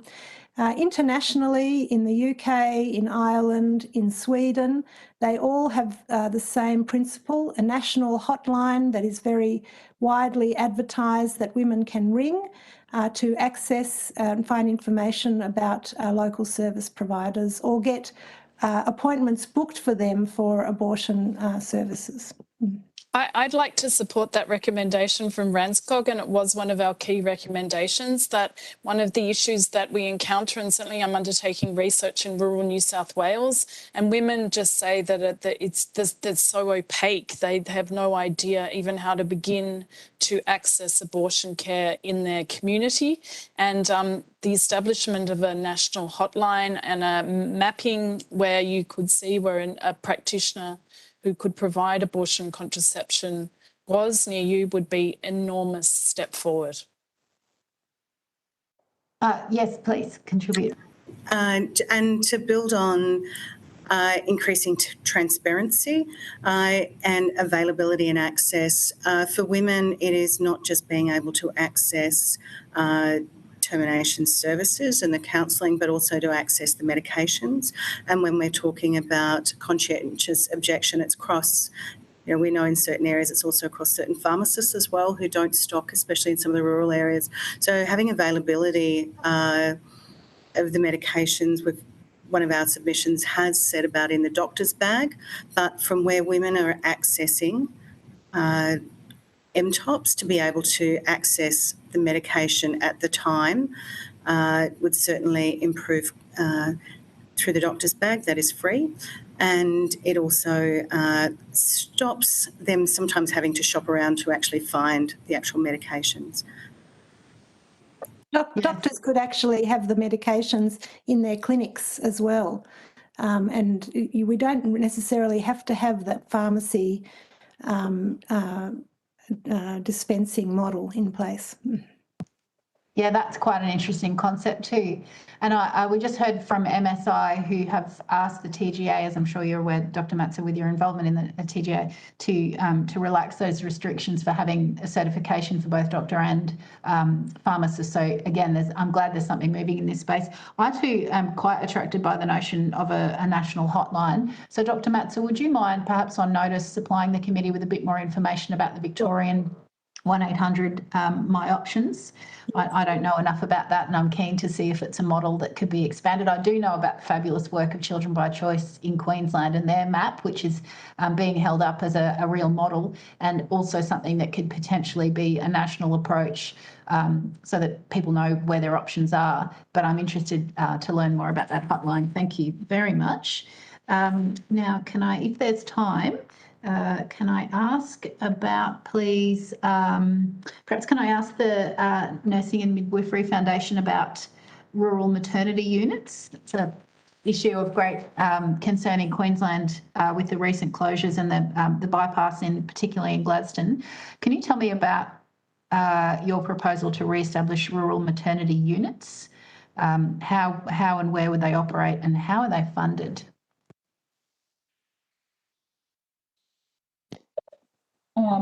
So Senator, I actually used to work in Central Queensland within the area that is currently closed on bypass as a registered midwife. And some of the issues out there include professional isolation and not much support for new upcoming workforce to spend time in rural and remote units. So clinical placements for students and new graduates to help kind of retention out there as well. The current bypass, as you know, is due to lack of medical staff. There are midwives out there who are working their very best to continue these services and make sure that there is something, once the medical force returns, that there is an ongoing service looking after the women of Central Queensland. Rural and remote maternity services are always a struggle, no matter how many services are set up in rural and remote Australia. There are still women traveling hours and hours, and sometimes days, in order to get to them. So the provision of more of these services, publicly funded in smaller and smaller towns, even if it is just one midwife offering antenatal care, makes a difference to these for the people that are traveling so far. As many of these as possible, having Aboriginal and Torres Strait Islander representation as well. And while we're speaking about a phone line, having a national pregnancy choices and antenatal care phone line would be very, very helpful for these rural and remote services as well. Yeah, thank you. I love that idea as well. Chair, I can find a few additional questions if there's time, but I'm also happy for others if anyone else has some questions in the brief moments that we have left. Senator Nampijinpa Price, did you have any questions? Okay, I'm happy for you to ask another question, or we can do a brief suspension before the next witnesses. No, thank you. I'll be grateful for the time. Can I ask again, sticking with Nursing and Midwifery Foundation, you've said that women across Australia have reported cost barriers to accessing MTOP. So medical consults, ultrasound, pathology and medicines, and you've recommended reviewing all of the fees associated. Would you also like to see specific MBS items for medical termination? And I think you touched on that earlier when you talked about block funding, but if you can just answer whether or not you think there should be additional specific MBS items, possibly in addition to the block funding. And is it your view that we need to increase nurse-led practice in some aspects of termination care? Yes, absolutely. We would like to increase access to nursing services. Nurse practitioners who are working in women's health, sexual health, when there was the discussion before, sorry, I put my hand up, to mention our nurse practitioner colleagues who are working in this space and able to provide that care. And so adding them to the workforce that are available for women to get access. At the moment, because we don't have the recommendations from the nurse practitioner reference group that went through the MBS task force, we're asking for a longer item number for nurse practitioners. And this is exactly the sort of item number that it would make sense for them to have, the hour consult where they were able to provide the counselling associated and then to be able to order the diagnostics and to refer under the MBS would make sense. So that's how we see that. That's at the top level, at the advanced practice level of nurse practitioner care for the delivery of better care for women in the reproductive healthcare space. Are you getting any positive signs from government that that's something that they might countenance? And is that a federal level decision that would need to be altered? Yeah, well, there's certainly been discussion through the Strengthening Medicare Task Force about reviewing the model, certainly the model of the workforce incentive payment for nurses and midwives who are working in general practice, but also the role of nurse practitioners through the nurse practitioner workforce strategy that we've provided feedback to, which is still in train at the moment. All right, thank you. Can I just ask one final question? I think we've got 3 minutes left. To the GPs, do you support proposals to relax the prescribing regime for MTOP? We heard last week we had a hearing in Lismore and there was some suggestion that GPs can be reluctant to prescribe where they don't think that women will come back for follow-up appointments. Is that a common concern? And how do you think that could be overcome? So currently there's about 3,000 GPs who are registered to prescribe medical abortion, and we think fewer than that are actually doing so.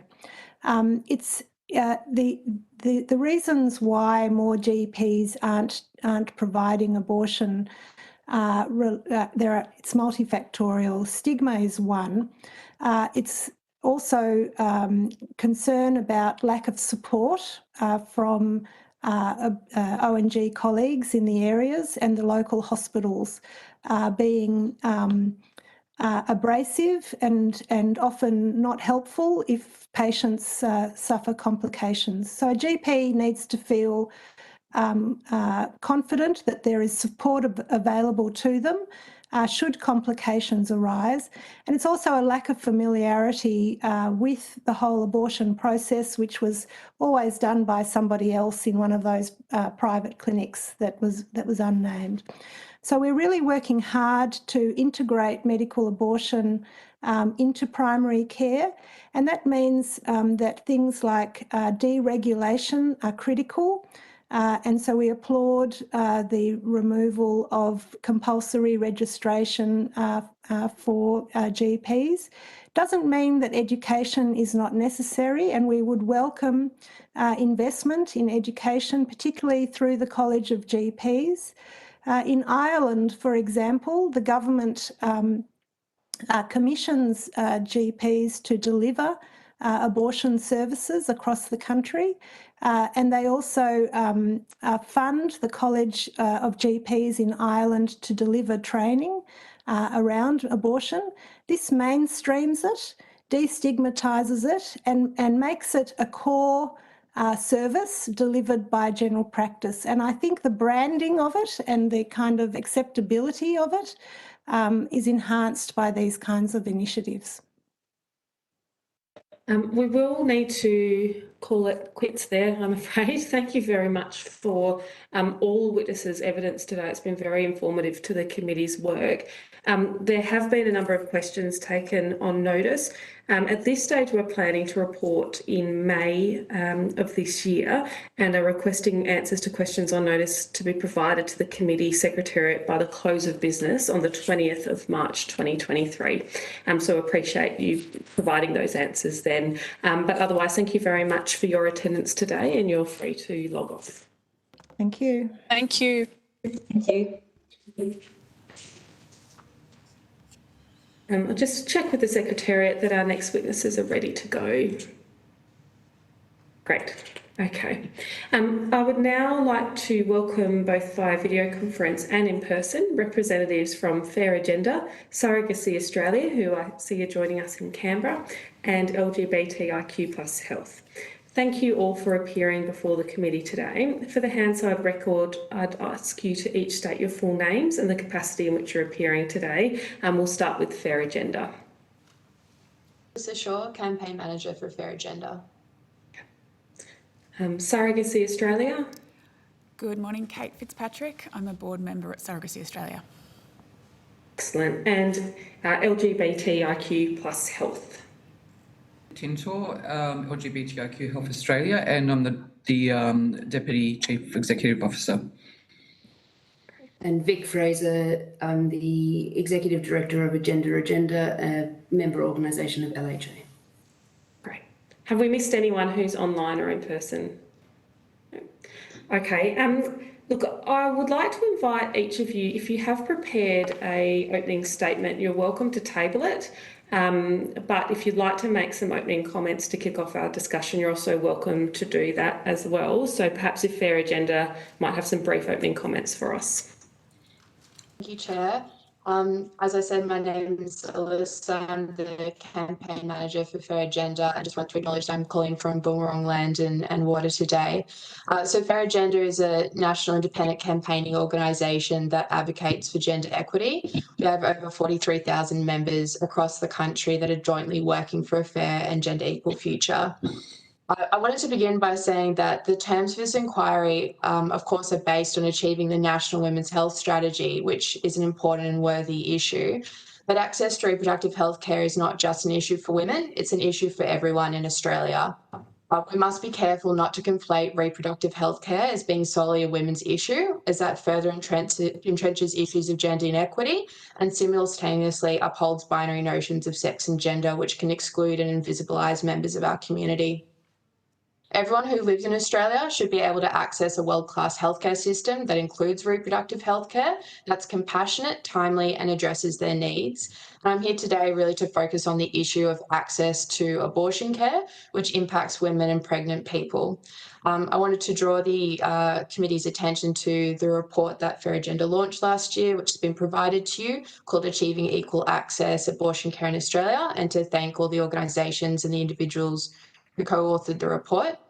The report really aims to demystify the various complex and intersecting issues in Australia around abortion access, utilising research, expert insights, and sharing the lived experience of people who have accessed abortion care. It was developed following on from various conversations with your parliamentary colleagues and also with members of the community. Despite recent very hard-fought reforms in Australia, contemporary conversations around abortion still revolve around criminality. And while the enduring right to this care remains under constant threat, addressing issues of access have been largely neglected. And this is particularly concerning that it's given an estimated 100,000 abortions take place in Australia each year, and estimated that 1 in 4 women in Australia will have an abortion in their reproductive lifetime. So abortion is not a niche issue. The report shows that in Australia today, there is no guarantee of compassionate, timely and accessible abortion care. The delivery of this healthcare is broadly inconsistent. Too many people try and access abortion care and experience physical, emotional and financial distress. Often the institutions that people try and seek this care from mistreat them or meet them with judgment. So the report outlines 5 barriers to access that must be addressed. Those of affordability, lack of clinical services, the healthcare workforce, medication regulation, and a lack of data. And I know that a lot of these issues have been discussed in the inquiry already. It also provides 2 solutions. So firstly, an immediate need to address financial barriers, which creates out-of-pocket costs, which we estimate to be $36 million a year for women and pregnant people. And we suggest the establishment of a national fund to address this. Secondly, is the need to establish a national task force that brings together all governments, experts and stakeholders to address the varying and complex issues around abortion care. The solutions we've put forward aim to recognise the time and collaborative effort it will take to realistically create whole systems change, whilst ensuring immediate action so that people who need it can access abortion care in Australia. I wanted to conclude by saying that thousands of Fair Agenda members have passionately campaigned for change to abortion care over many years and indeed decades, and over 150 of our members wrote to the committee to show their support for our report and also shared their personal stories of accessing abortion both recently and in the time before decriminalisation. So it's on behalf of these members in our community that we ask the committee to consider the barriers and include and support the solutions we've outlined in the Achieving Equal Access report. Doing so will move Australia significantly closer to providing a world-class healthcare system that provides timely, accessible and compassionate reproductive healthcare. Thank you. Thank you very much. Ms. Fitzpatrick, would you like to make some opening comments? Yes, briefly, thank you. And thanks for the opportunity today to provide evidence to the hearings inquiry. I want to speak specifically today to the issue of Medicare support for gestational surrogacy, an issue that affects people all throughout the population, pregnant people and women, people across the LGBTQI+ community, women who have suffered illness, accident, injury. Australian society overall has deemed that infertility is enough of a health issue to warrant IVF support with Medicare, but that's only if the patient can carry the baby. And this same support is still denied to people undertaking IVF procedures in the hope of achieving a gestational surrogate pregnancy. They fall through this gap in the regulations, meaning that having a baby, although not impossible, is far more expensive for those who genuinely have no choice but to use IVF. I believe my colleague, Alexander Pasquale, has actually addressed this issue in a previous hearing, specifically from the perspective of prospective dads. My own experience was different in that I was an intended parent a few years ago and found the regulations incredibly confusing. I was very surprised when I found that IVF wouldn't be covered by Medicare because we were using a surrogate. Having been through significant trauma, I was very surprised that these sorts of problems still existed in the system. I also noticed as well that the clinics themselves are very confused about what is and isn't allowed. There's a lot of inconsistency in what clinics will and will not do for couples, singles, whoever sort of comes through the door looking at surrogacy. And we'd like to change this. The Medicare benefits schedule review in 2018 suggested that this be changed. That's 5 years ago. There have been various submissions, there have been lots of letters written, but unfortunately nothing has been changed. So I suppose we're looking to this committee to support that this change be made and hopefully get I think what amounts to a couple of paragraphs of regulation changed to allow Medicare benefits to be provided. Thank you very much. To LGBTIQ plus health. Thank you. We want to thank the Senate Community Affairs Reference Committee into Universal Access to Reproductive and Sexual Healthcare for the opportunity to provide a statement. Following on from our submission, which focused on the experiences of lesbian, gay, bisexual, transgender, intersex, queer and other sexuality, gender and bodily diverse people. LGBTIQ Health Australia is a national peak organisation working to promote the health and wellbeing of LGBTIQ people and communities. LHA, acronym for LGBTIQ, has a diverse membership that spans across states and territories and includes LGBTIQ community-controlled health organisations, LGBTIQ community groups and state territory peak bodies, service providers, researchers and individuals. And one of these member organisations is Agenda, who is here with me today. And I might just refer to Vic briefly to introduce Agenda. Yeah, thanks, Ed. So Agenda is an organisation that aims to support the goals and needs of intersex, trans, gender diverse and transgender communities of Canberra and the surrounding capital region. Okay. So while there is limited population level data on LGBTIQ people's access to reproductive and sexual health services available, information shows significant barriers accessing these services. This includes personal and or structural discrimination that preferences heterosexual, cisgender, that is non-trans and endosex, that is non-intersex norms. The lack of available and affordable services also impedes access. In the submission, we call for funding to develop in consultation with LGBTIQ communities, best practice LGBTIQ plus reproductive and sexual health guidelines for services. We believe such guidelines should be trauma-informed to ensure culturally sensitive and welcoming services for people of diverse gender, sexual orientation and bodies. We also recommend a full implementation of the ABS standard for sex gender variations of sex characteristics and sexual orientation variables, 2020 all health and wellbeing data collection to ensure accurate and comprehensive data on LGBTIQ plus people. Aside from these overall recommendations, we make specific comments in relation to the three distinct and diverse areas.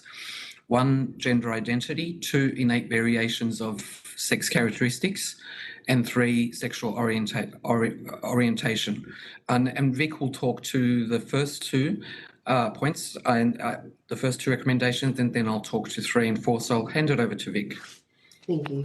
So transgender, diverse and non-binary people lack access to affordable, culturally safe, reproductive and sexual health services due to a range of issues ranging from the use of incorrect pronouns and dead naming to a lack of respectful engagement that acknowledges the individual's experiences and needs. Sexual health in relation to trans, gender diverse and non-binary people needs to be defined broadly to include gender affirming, general, specialist and mental health care. People born with innate variations of sex characteristics continue to have reproductive and sexual health care decisions limited due to a legal framework that allows unnecessary medical interventions without their consent, often during childhood. These interventions can result in infertility and the absence of sexual pleasure.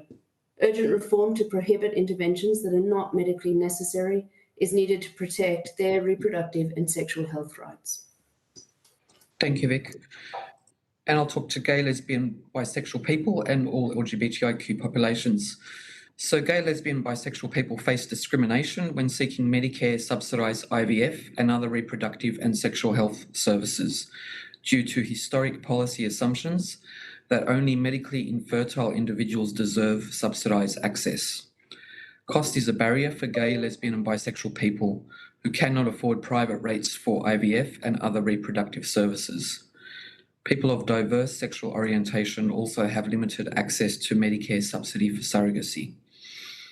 And all LGBTIQ populations experience discrimination and need reform to equitably access publicly funded services through Medicare and PBS services. They also experience inaccurate or inappropriate data collection when accessing reproductive and sexual health services. And to address the range of inequities that compromise access for our communities to these crucial services, we recommend the development of best practice LGBTIQ reproductive and sexual health guidelines for services. These guidelines, as I've previously said, should be trauma-informed to ensure culturally sensitive and welcoming services for people of diverse gender, sexual orientation and bodies. Thank you. Thank you very much. Senator Waters, I'll hand to you for questions first. Thanks very much, Chair, and thanks everyone for appearing today, for giving us your time and your expertise, and for the support that you provide people in the community, and for your advocacy work. Very much appreciated. Can I start off, please? We had some fabulous evidence last week from a lovely young fellow, Alex, and his partner, Tom, who you referenced. And we also had some fantastic evidence from Morgan from IHRA. So we feel like we've heard a little bit on those topics. So if I don't ask about those topics, that's why we've heard on those. But can I ask, please, to LHA, is there a need, in your view, for more specialist services, or do you think that there should be better training for all health professionals so that reproductive health services are better able to serve LGBTQ plus communities, or a mixture of both? I would support a mixture of both. Certainly, I think specialist services, we would support specialist services in that our communities would perhaps, some members of our communities would perhaps feel more comfortable and safer to attend a specialist service.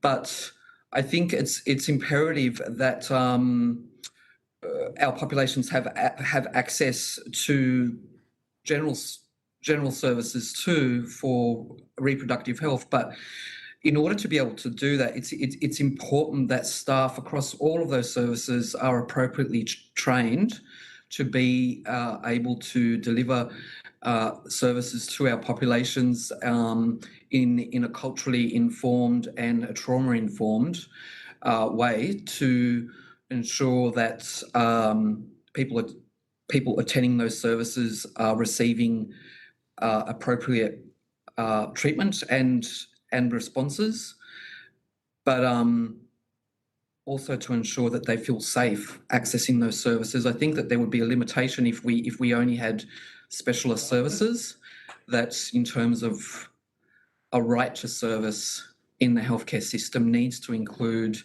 appropriate culturally informed and trauma-informed approaches for our people to be able to access the broader service system.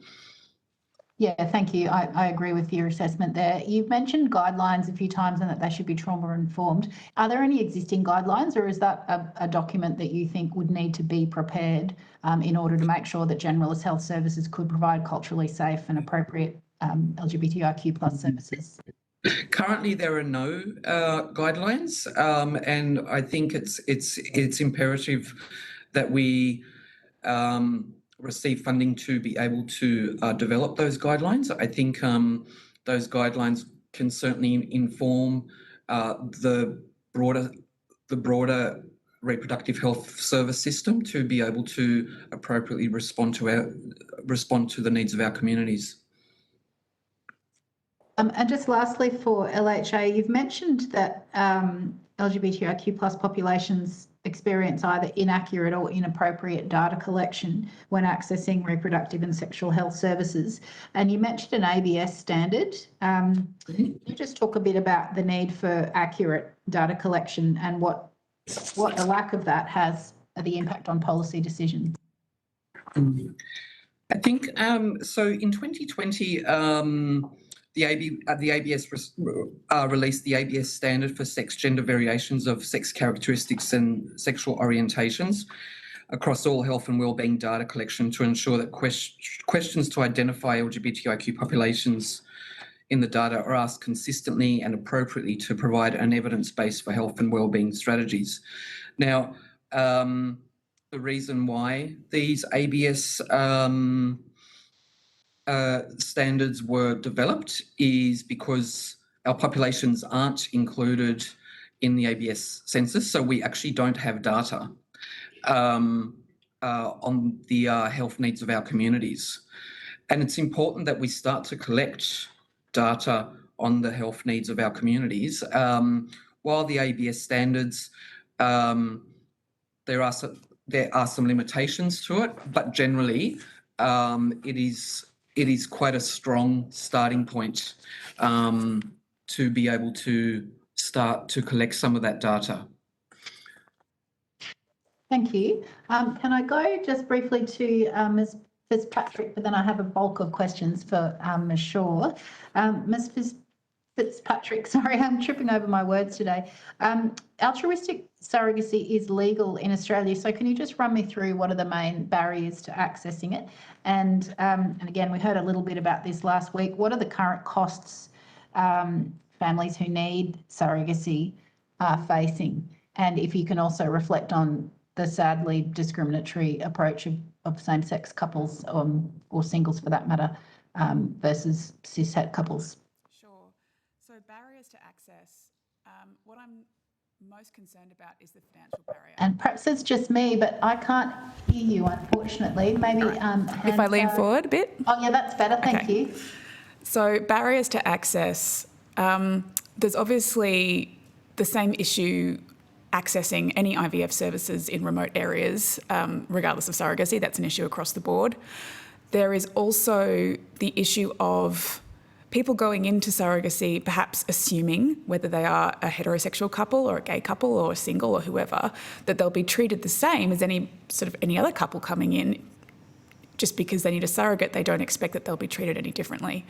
But you learn very quickly that because whatever embryo you are creating, whether that's with a donated egg and sperm or whether that's with your own gametes, will, if it's going to be put in anybody other than the woman who is requesting the embryo be created, you will not be covered for any of the IVF procedures, and that includes egg collection, embryo creation and implantation. So that becomes prohibitive for the majority of people. Usually if your IVF cycle is covered by Medicare, you're looking at sort of $5,000 to $7,000 per cycle. Surrogacy costs are higher anyway because you're quite rightly covering the surrogate's costs. You're going through various legal and psychological evaluations. There's checks and balances in place for good reason. It's expensive. But the IVF cycle itself, you're talking about 2 to 3 times the cost per cycle. So, you know, I think in the submission we said between $16,000 and $18,000 per cycle. And that obviously increases each time there's an unsuccessful cycle. You might then need to implant another embryo the next month, and it just compounds and compounds. So that is the major barrier we're talking about here is cost.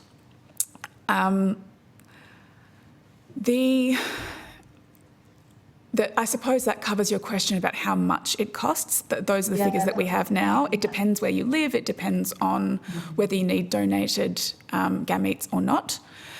And yeah, I guess the major complexity that we found is that there's, and as I mentioned before in my opening statement, that the clinics themselves don't necessarily understand what they are or are not allowed to do under the law. They know that overall, if you're using a surrogate, you're not really supposed to give somebody Medicare benefits, but some of them will try to get around it because it's blatantly unfair. Personally, I registered for a uterine transplant trial because it got around the regulations. Obviously, that did not go ahead. I did not go ahead as the subject for a uterine transplant trial. But the clinic that we used was comfortable using that as cause for exemption. That's obviously not going to be possible for everybody that comes through the door requiring a surrogate. So in essence, you're sort of treated like a second-class citizen. You know, if you know the surrogate that you're planning on implanting the embryo in, i.e. you already have an arrangement, you have already been through all the various procedures, then you have a slight advantage in that they will, the clinics will at least create embryos for you and freeze them. If you, for example, are a man or a gay male couple coming in and saying, we would like to create some embryos, we would like egg donation, we would like to create some embryos for a potential future surrogate, a lot of the clinics won't do it because they see it as too risky and possibly against regulation. So you simply aren't treated the same way as any other couple. Yeah, thank you for that cogent and succinct outline of what is a discriminatory application of some unclear regulations. Can I go to Ms. Shaw for Fair Agenda? How are we going for time? We've got a bit of time. Good. Can you talk about the cost of accessing abortion care for people on temporary visas or otherwise without access to Medicare, and the significant impacts can that have?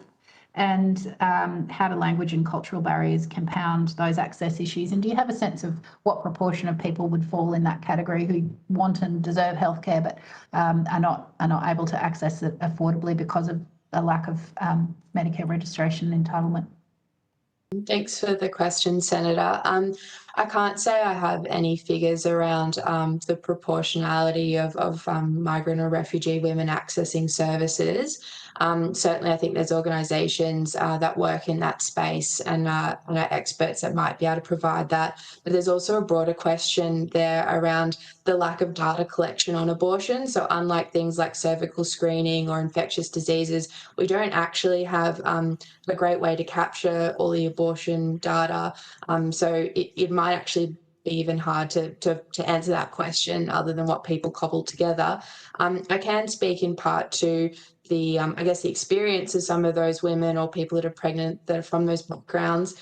There was research done by Monash University, which we've included some of the information, I guess, the testimonials of people that have accessed abortion that are not Australian permanent residents or citizens. So if you're on a temporary residential visa or you're on a working holiday visa, so if you have temporary residency or on a visa, your experience of abortion can be quite different, largely in that the costs that you can face can be exponentially huge. So, you know, for, I guess, for the average person wanting to access abortion, you could easily pay out of pocket $500 or, you know, $1,000. But if you're a migrant or refugee woman, those can run into the tens of thousands of dollars. So we've heard of cases where women have paid $17,000 for a surgical abortion. So I couldn't speak to how prevalent that is, but, you know, there's a lot of compounding factors that go with that.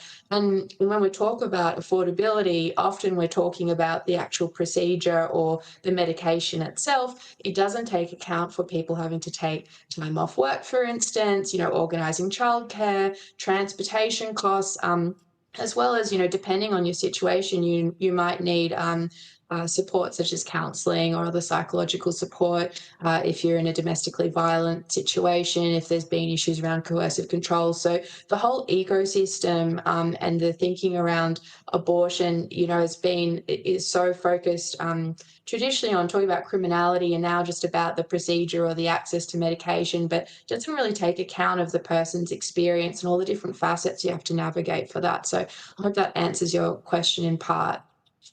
Yeah, thank you.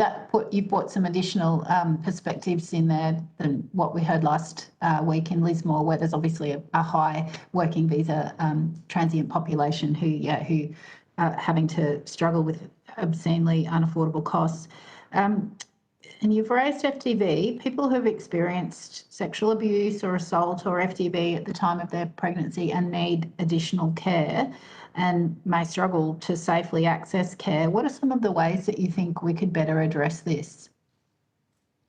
It's a really good question. I mean, I guess I should say that really my position here today is not necessarily as an expert in all of these sort of areas, and there's a lot of complicating, sort of complex areas that are woven together in this. So I'm really here to represent the view of a community, and we've worked with experts that have to create this report, because really, you know, we walked into this maybe similar to all of you being like, how do we unpack all of this and find solutions? But certainly what I understand speaking to people that do have lived experience of supporting women with this, or women that have, been in domestically violent situations, what we've heard from our members, for instance, is that there are significant challenges with accessing finances. There's a huge amount of stigma. So stigma in abortion care from whether it's medical professionals, your family, friends. I think one of the organisations previously spoke on that can create a barrier within itself. So one of the solutions we've drawn up is really about creating, we think, some sort of national fund could be useful. And there's similar models that are used in Tasmania, for instance. So grants can be given out essentially to women that will cover the cost of abortion care. And there's also discretion, I believe, to provide additional costs to help with transport or childcare, so that women could safely go and make that choice, or pregnant people can safely make that choice to access abortion care in a way that keeps it confidential, doesn't jeopardise their safety. But certainly I think it's very fair to say that if you're in a domestically violent situation, the barriers are significantly more challenging, and there's a lot of work we need to do to address that, obviously more holistically as a society, but particularly when it comes to this, we think a national fund, so women and pregnant people have discretion to go and access that support directly, would be helpful. But this is also why we're calling for a task force. There's so many complicating issues that really need to be unpacked across all the jurisdictions that we really need collaborative effort to address properly. Yeah, thank you. Because one of the themes of this inquiry so far has been what level of healthcare should you be expecting in your local area? But you raise a really valid point of what if it's not safe for you to access your healthcare locally for a variety of reasons, including FDV. And so your notion of a fund there, that makes sense to me, so that if you actually want to travel away from home to get that healthcare because it's safer to do so, then you've got your costs covered. So yeah, thank you for that suggestion. We've had a number of other submitters suggested task force as well. What sort of timeframe do you think, given the complexity of the issue and the wealth of expertise and the breadth of reproductive healthcare right through from pregnancy to termination, and reproductive healthcare leave and menopause and the full breadth of issues, how long do you think a task force would need to properly consider these issues and make recommendations to government?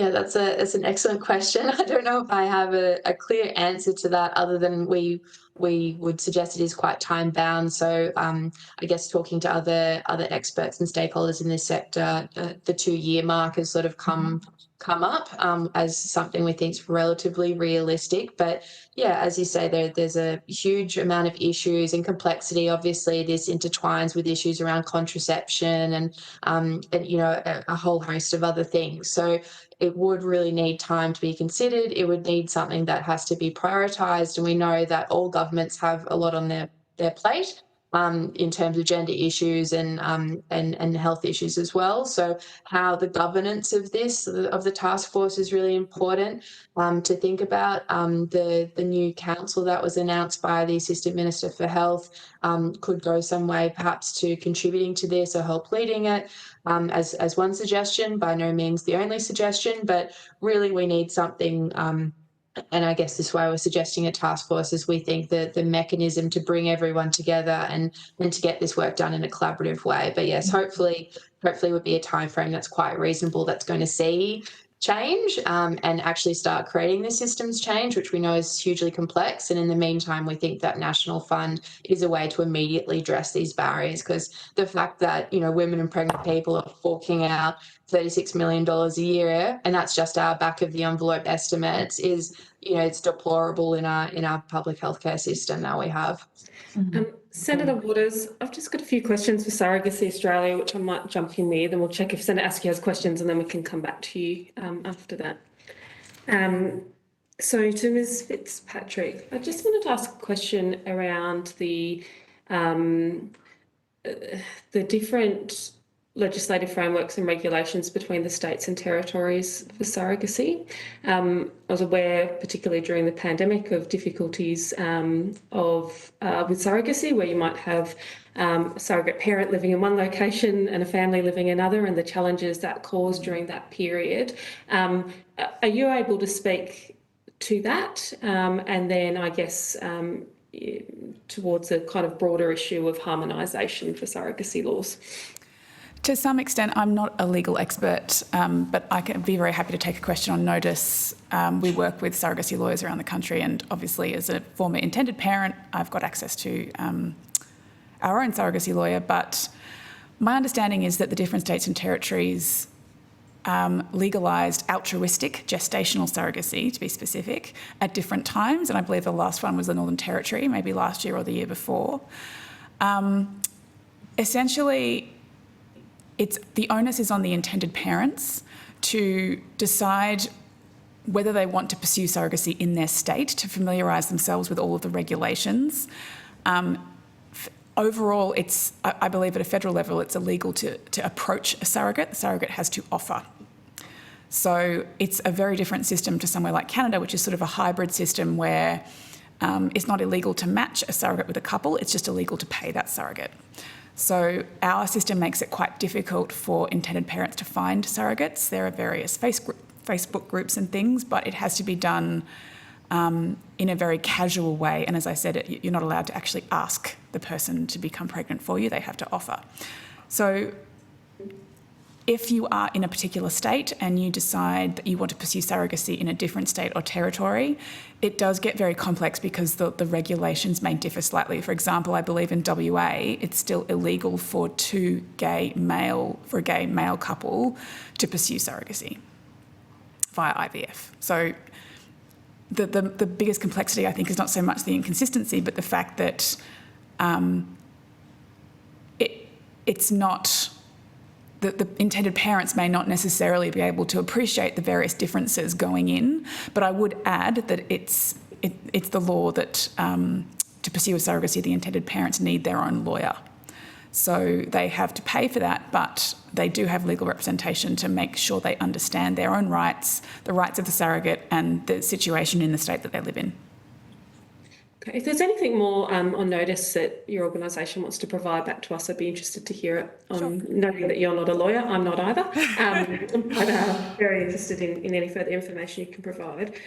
You also spoke in your opening remarks about the few paragraphs of regulation which would need to be changed. Could you just expand on that point a bit more and point to the regulation you're referring to? Yes, sure. There's two. So the first is from the Health Insurance Regulations 2012, and this is all in the submission if you want the exact details, but so that's the removal of paragraph 237(7), items relating to assisted reproductive services not to apply in certain pregnancy-related circumstances. So that's basically removing a ban on items 13200 and 13221, applying to a service in relation to a patient's pregnancy or intended pregnancy that is at the time of service the subject of an agreement or arrangement under which the patient makes provision for transfer to another person of the guardianship of or custodial rights to a child born as a result of the pregnancy.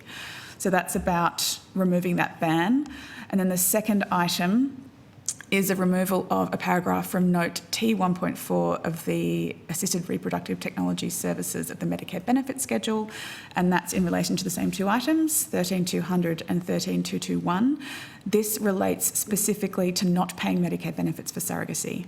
So that paragraph exists to ban Medicare benefits for ART procedures for surrogacy, so that paragraph would need to be removed. And can I ask where you think Australia sits internationally when it comes to practices around surrogacy? Thinking like-for-like countries, OECD. Yeah.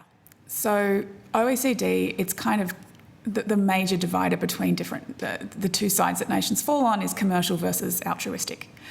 Australia obviously only operates an altruistic surrogacy program. We are widely known as one of the most difficult countries in the world, in the OECD nations, to achieve successful surrogacy, not just because commercial surrogacy is outlawed, that's not unusual, the UK and Canada are the same, and New Zealand too, I believe, but because actually finding a surrogate and matching with a surrogate is so difficult, and also because it's so expensive. I wouldn't say that we're deemed a progressive on this front. And why do you think that is? Is this an issue of stigma? Is this an issue of understanding and education? Why do you think Australia does sit there? I think it's partly just risk aversion. I mean, IVF was made legal decades ago. Surrogacy has only recently been made legal in every state and territory. The fact that we are a federation of states makes it a bit difficult. The fact that each state gets to choose when they allow this altruistic surrogacy to occur. We're now, I guess, aligned on that. So that's probably one of the reasons we're sort of behind the 8 ball a little bit. And dare I say it, you know, Conservative governments have not helped. And can I ask, when you're having the experience of exploring surrogacy as an option in Australia, you mentioned that families need a lawyer. Who else do they talk to at the start of that journey? Do they talk to their GPs? Where does the conversation happen? The very first conversation is with the GP. They'll need the referral to an IVF clinic. The next conversation will be with the IVF, either the sort of the administration person at the IVF clinic or with the IVF doctor themselves. That person will take them through the various stages that are required to achieve a gestational surrogacy. The first step will generally be sort of medical testing for the surrogate, medical testing for the intended parents. Then they're sort of taken through, I guess, each, you know, the good IVF clinics will have essentially like a 1-pager or a handout that goes through the various stages. But they're required to go through psychological counselling. I think it's 3 sessions for intended parents and 3 sessions for surrogates. They have to engage a lawyer for themselves and for the surrogate, and of course pay all the surrogate's costs of all psychological and legal consultations. Once they have a letter from the lawyer that essentially confirms that they understand their rights and that the surrogate understands her rights, they have a letter from the psychologist that says, you know, I deem these people fit to go ahead. They go through what's called a patient review panel. And getting a date for that can take months, especially during COVID for obvious reasons. But the patient review panel is usually compiled of psychological and medical experts, and they will decide based on all the various reports and things that have been collated over time, from the surrogate's doctor to test results from the intended parents to letters from the IVF clinic, the psychologist, the lawyers, whether or not this should go ahead. It's essentially an ethical review board, but it's exceedingly rare that anybody gets refused from that board if they make it that far. The package of all of this is extremely costly. And how equipped do you think our medical workforce is to provide advice and guidance to families seeking to go down this journey?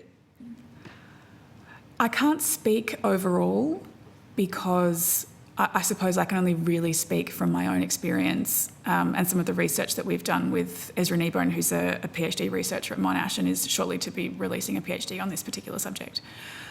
I think overall the medical community is vastly in support of this happening. You know, that I've never encountered a doctor or an IVF professional or a counsellor who hasn't been so excited to see this happen and want this to work. But they're confused by it. The clinics in particular are confused by what they are and aren't allowed to bill you for and what they are and aren't allowed to bill Medicare for. So I would say that a little bit more education would not be a bad thing, particularly for GPs, and making sure that when they refer someone that they know whether it's going to be for a surrogacy or not, because the pathway is very different to a regular IVF cycle. And until this Medicare thing is fixed, letting them know that, you know, this is going to be a completely different experience for them as opposed to somebody else they may know who's been through IVF before. I just wanted to give the other panellists an opportunity to comment on these topics if they had anything to say. I know it's quite a specialist area. I would like to comment on the surrogacy aspect. Our recommendation is certainly to abolish the current exclusion from the Medicare rebate for assisted reproductive services when the service concerns our surrogacy. In preparing our submission, LHA consulted with Just Equal and Equality Tasmania, and we support their call for the removal of the current exclusion of Medicare rebate. And that's based on the following reasons. The exclusion is a historical anomaly. There will be minimal cost to the Commonwealth Government in removing the exclusion. There is a disproportionate impact on gay couples by having the exclusion in place, along with women who have suffered loss of their womb or uterus. And the exclusion is counterproductive in that it encourages intended parents to undertake surrogacy overseas. True. Thank you. Look, we are right on the edge of time now. I'm sorry, Senator Waters, I was hoping to get back to you, but important topic. So I thank you all for your participation today. I understand Senator Askew didn't have any questions. There were some questions taken on notice, so just to advise, we're asking for those to be returned by the 20th of March 2023, if possible. Thank you again, everyone, for giving the evidence today. These are really important matters, and there's a lot of passion on this committee for the issues and topics you've talked about and for the work which went into your submissions. You're free to log off now. The committee is suspending. We'll be back at 1:15 Canberra time, which is 12:45 in Adelaide. Thank you. Thank you. Thank you. The committee will now resume, and I would like to welcome via video conference our representatives from Women with Disabilities Australia and Down Syndrome Australia. Thank you for appearing before our committee today. For the Hansard record, I just need to ask you to both state your full names and the capacity in which you're appearing today, and we'll start with Women with Disabilities Australia. Hello, my name is Carolyn Framada and I am the CEO of Women with Disabilities Australia. Thank you. Good afternoon, my name is Daryl Steff and I'm the CEO of Down Syndrome Australia. Great. For witnesses who have extensive opening statements, we are inviting them to table those statements, but you're more than welcome to commence with some opening comments to kick off our discussion today, and then I'll be going to questions from our senators. So I'm happy if whoever wants to jump in first can go first. I'm happy to go first, if that's okay with you. Yeah, go for it. Okay. Good afternoon, Chair and committee members. As I've already said, my name's Carolyn Framada and I'm the CEO of Women with Disabilities Australia, and I've held that position now for for over 25 years. WIDA, for short, is the National Representative Organisation for Women, Girls, Feminine Identifying and Non-Binary People with Disability. And when, for ease, when we use the term women and girls with disability on the understanding that this term is inclusive and supportive of women and girls with disability, along with feminine identifying and non-binary people with disability in Australia.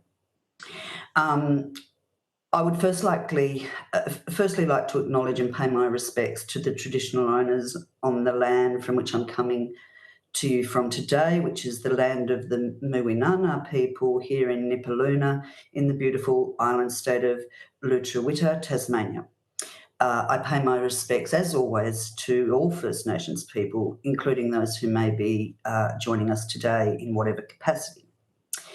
For the purposes of our contribution to your inquiry, I'm particularly focusing on terms of reference E and F, although my evidence to you today on behalf of WIDA does cross over with several other of the terms of reference.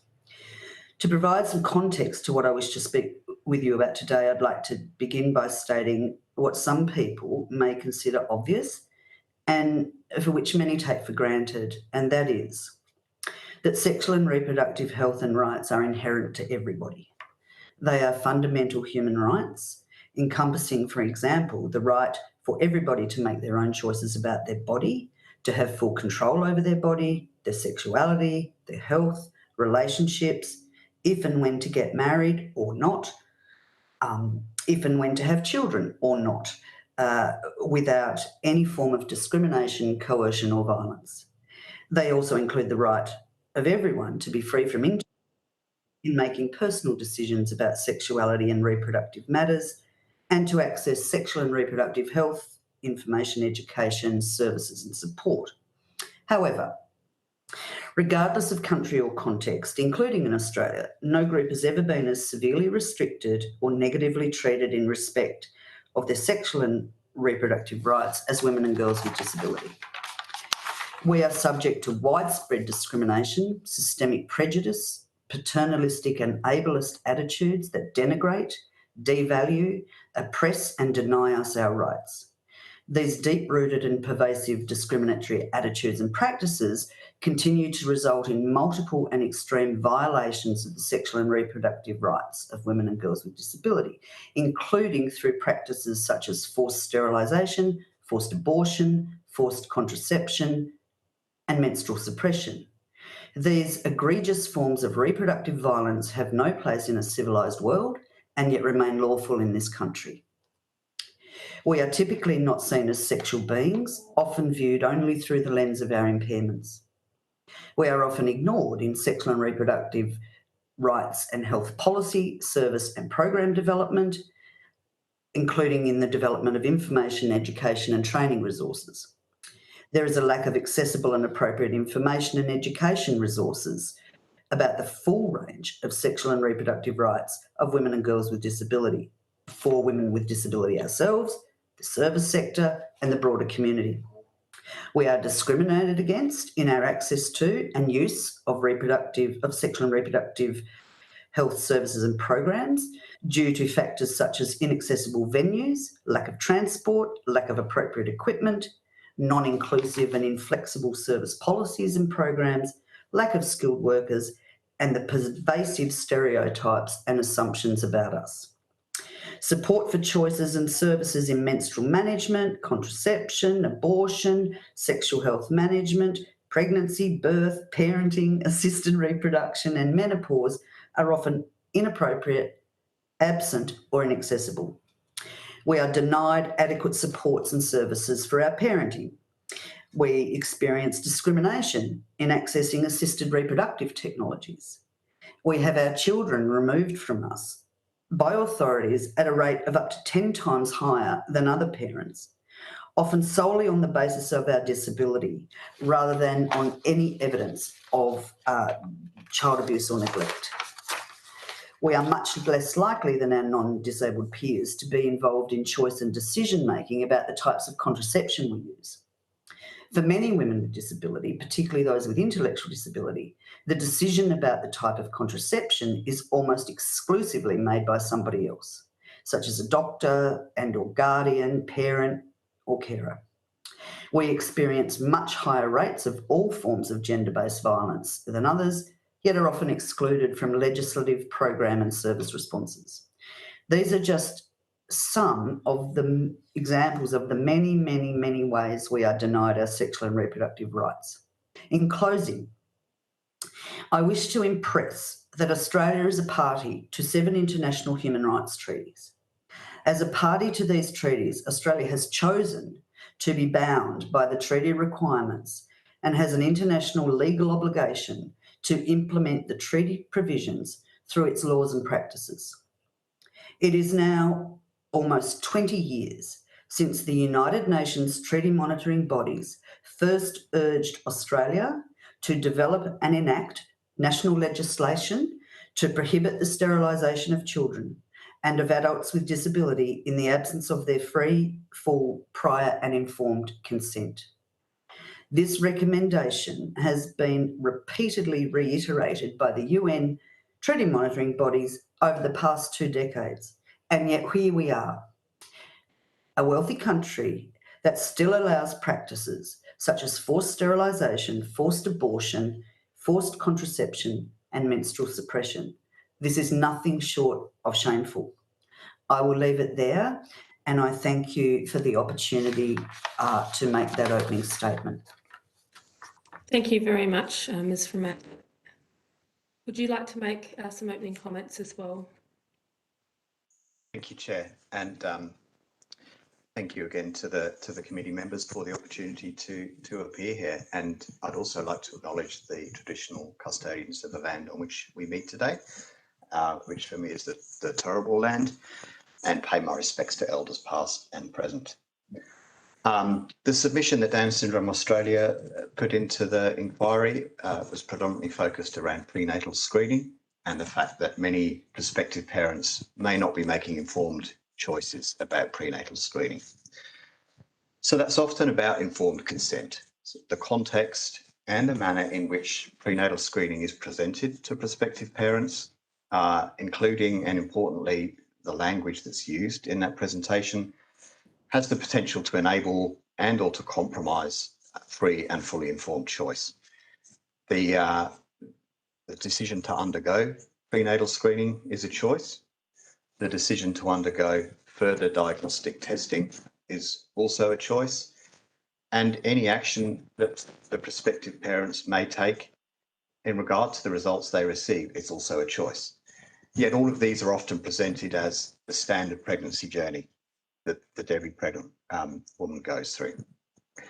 Healthcare professionals need to get better at supporting parents through their decision-making process based on the values of those parents, not on the values of the healthcare professional involved in that process. That means we need to get better at training. We need to get better at making sure the healthcare professionals can provide that non-directive support for prospective parents to make those decisions. We need to make sure that there's counsellors, be that genetic counsellors and or social workers available to people going through this process. And we need to make sure there's referral pathways in place to organisations who can support parents and prospective parents in those decision-making processes. Further to informed consent, the other space that we need to get better at is in communication of results. So when there are outcomes of screening or diagnosis, be that a high chance result or a diagnosis of a chromosomal condition such as Down syndrome, healthcare professionals need to carefully consider how that news is shared with prospective parents, because the exact wording used by those healthcare professionals to convey that message or the diagnostic results is often recalled by prospective parents many years later. So there's psychosocial impacts and consequences, regardless of the outcome that these parents choose. And by that, I mean, there is often parents who have continued with the pregnancy that continue to feel and experience psychosocial impact of how that diagnosis was delivered to them. Not to mention parents who may have chosen to not continue with the pregnancy. We need to remember when we're communicating results that high chance is not a diagnosis, and how the message is delivered using terminology like chance, not risk, is also vitally important. Those negative overtones need to be avoided. Parents need to get access to non-directive pregnancy counselling and or social work that focuses on supporting those parents through that decision-making process based on their values, again, not on the values of the healthcare professional or the counsellor supporting them. There are guidelines out there, so RANZCOG and the Department of Health have guidelines that exist. However, evidence is that they're not being delivered consistently in practice, and they don't cover off on all of the aspects I just mentioned around the communication of the results in particular and the support that's needed around that process. The other area that's important to note that relates to prenatal screening is the negative community attitudes that feed in a number of ways, similar to how Ms. Ramada was just describing in relation to people with disabilities. So there is outdated information and negative attitudes out there in the community, and particularly when any of those sit with healthcare professionals, that causes a bias in terms of the information that's being imparted to the prospective parents. They don't fully understand what it means to raise a child with Down syndrome in 2023. Furthermore, there is an issue around the inherent values that underlie the fact that there is screening in place in the first place. That's values-based in itself.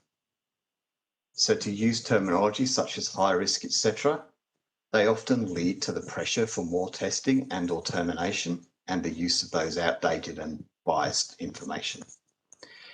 So this underlying difference in values does have the potential to cause significant harm to people with disabilities and families. It's worth bearing in mind how people with Down syndrome and their families feel by the fact that there is this screening process out there, and that people with Down syndrome often get told and hear about the fact that there are people out there screening essentially to avoid having a child like them.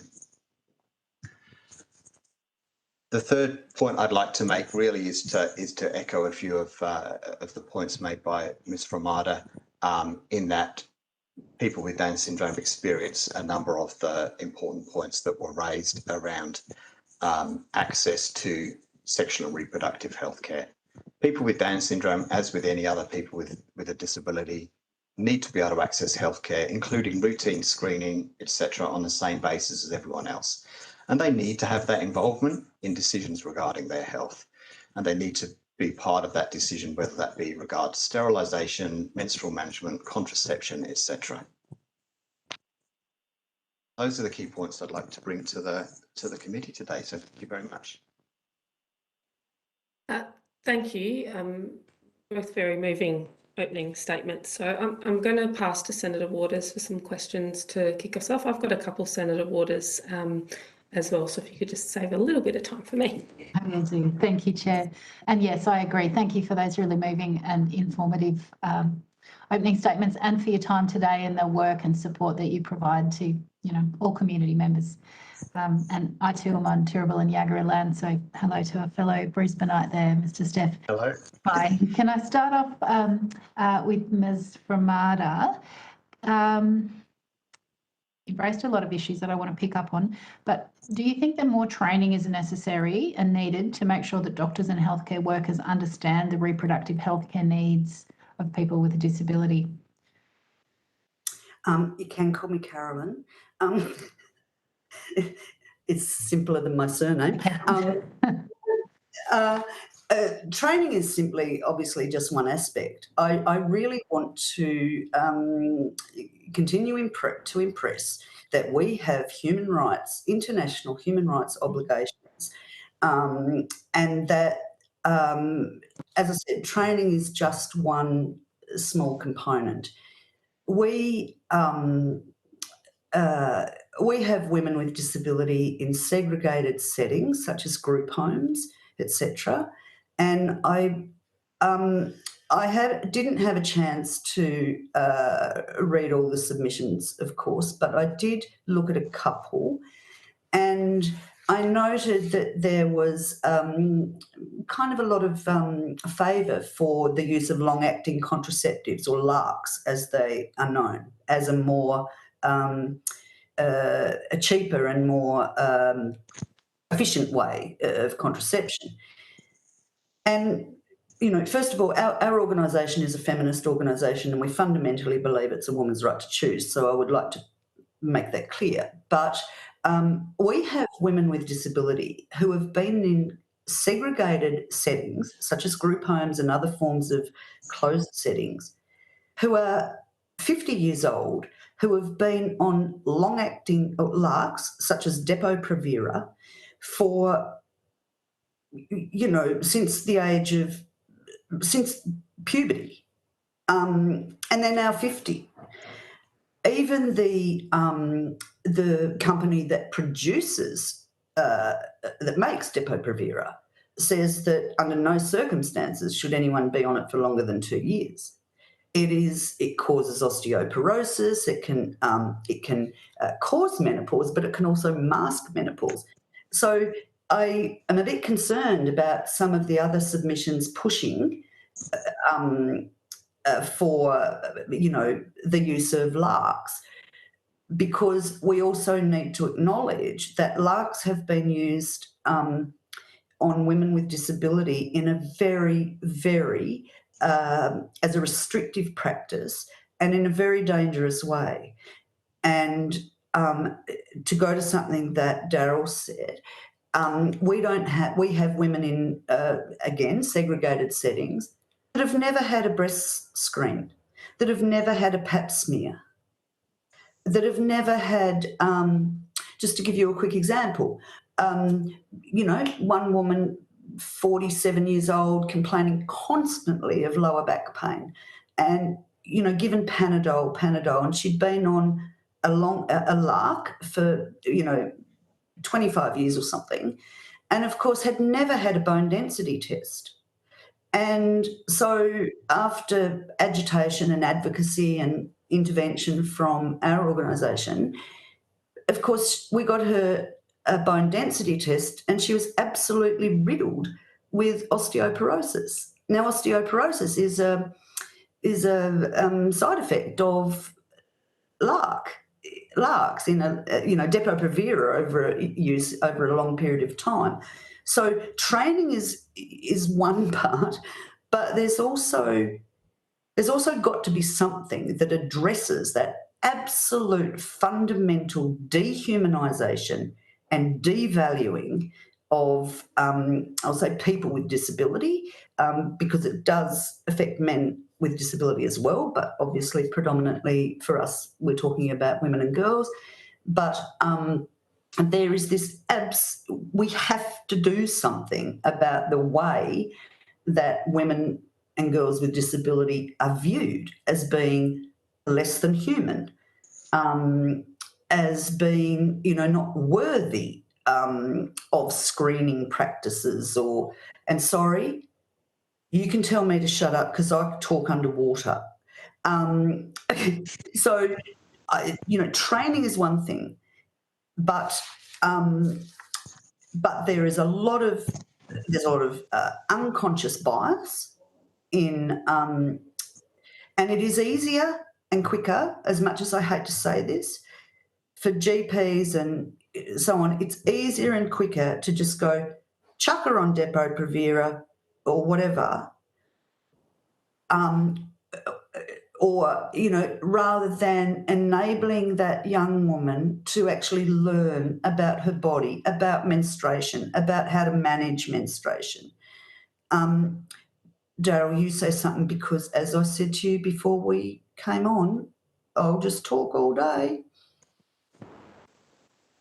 No, I mean, I agree, Karen. I think you're right. Training is part of it, but it is only a small part of it. There needs to be that fundamental shift in attitude to the fact that people should not be taking those shortcuts and should not be taking the easy way out. They should be providing the adequate and appropriate healthcare to an individual with a disability the same way as they would to anyone else. And it sounds surprising that you even have to say that, but I think that is the shift that we need to be able to create, and that's the key to this, so that some of the situations, as Karen just described, can't arise.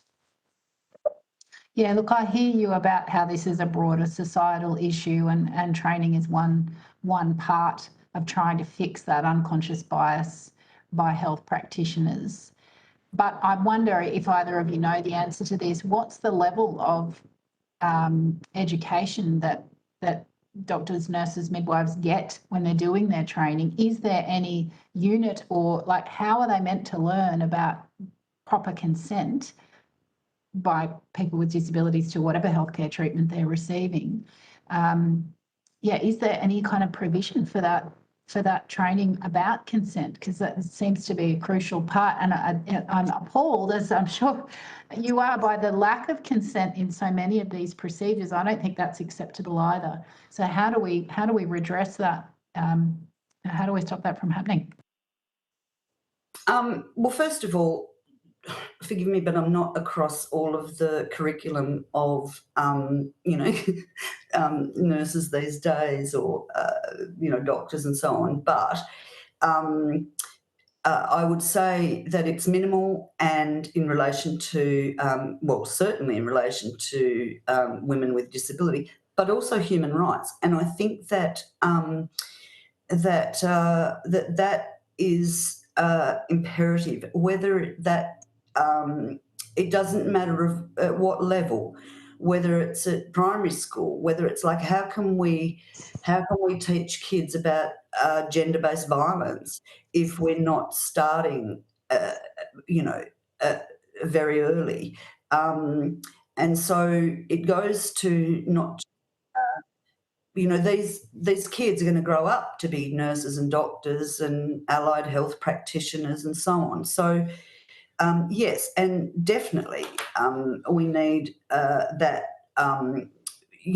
things around reproductive rights and sexual health to be embedded in curriculum across the whole spectrum, but also human rights. And the other thing that I would really like to see, at some point, probably won't happen in my lifetime, but it should be people with disability in there doing the teaching, if you like.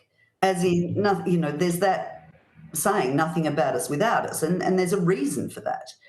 We are the experts, we have the lived experience, and we are the best to be,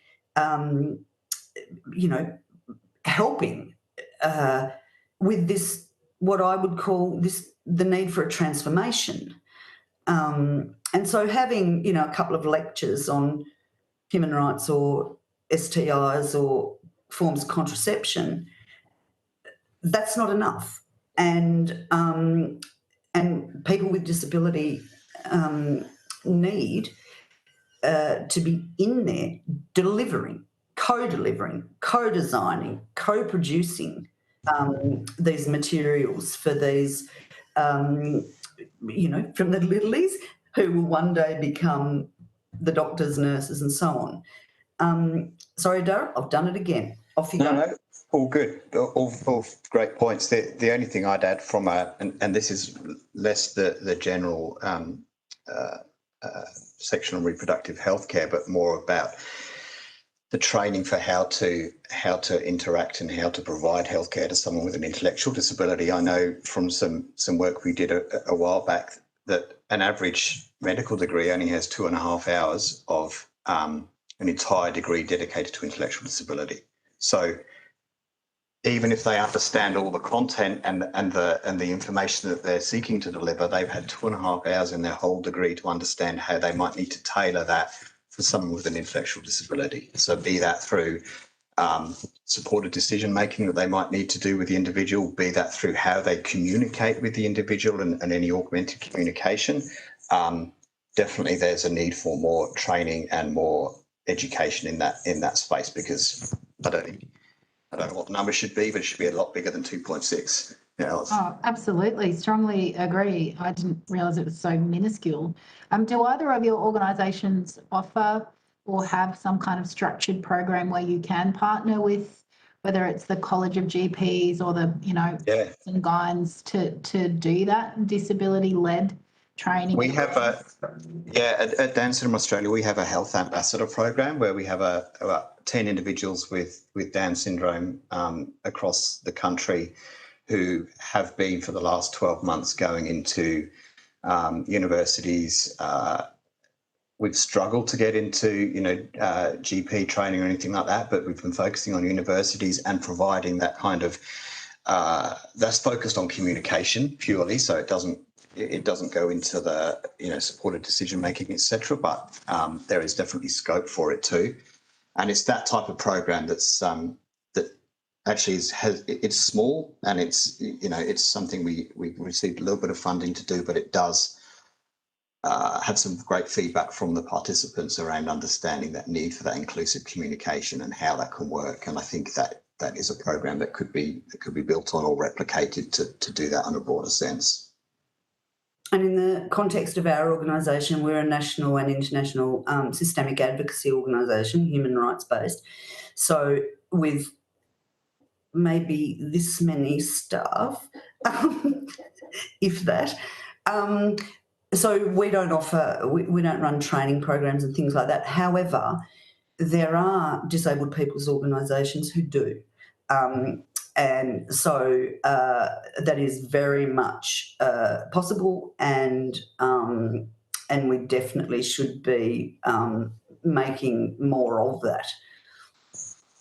Yeah, thank you. And shout out to the Queensland Disability Network in my hometown who just do wonderful work, advocacy and support, the full gamut. You mentioned, Carolyn, that women with disabilities living in segregated care not even getting pap smears or breast screens or any of the routine standard healthcare that you should get as a woman or a person with those physical features to make sure that you're still healthy.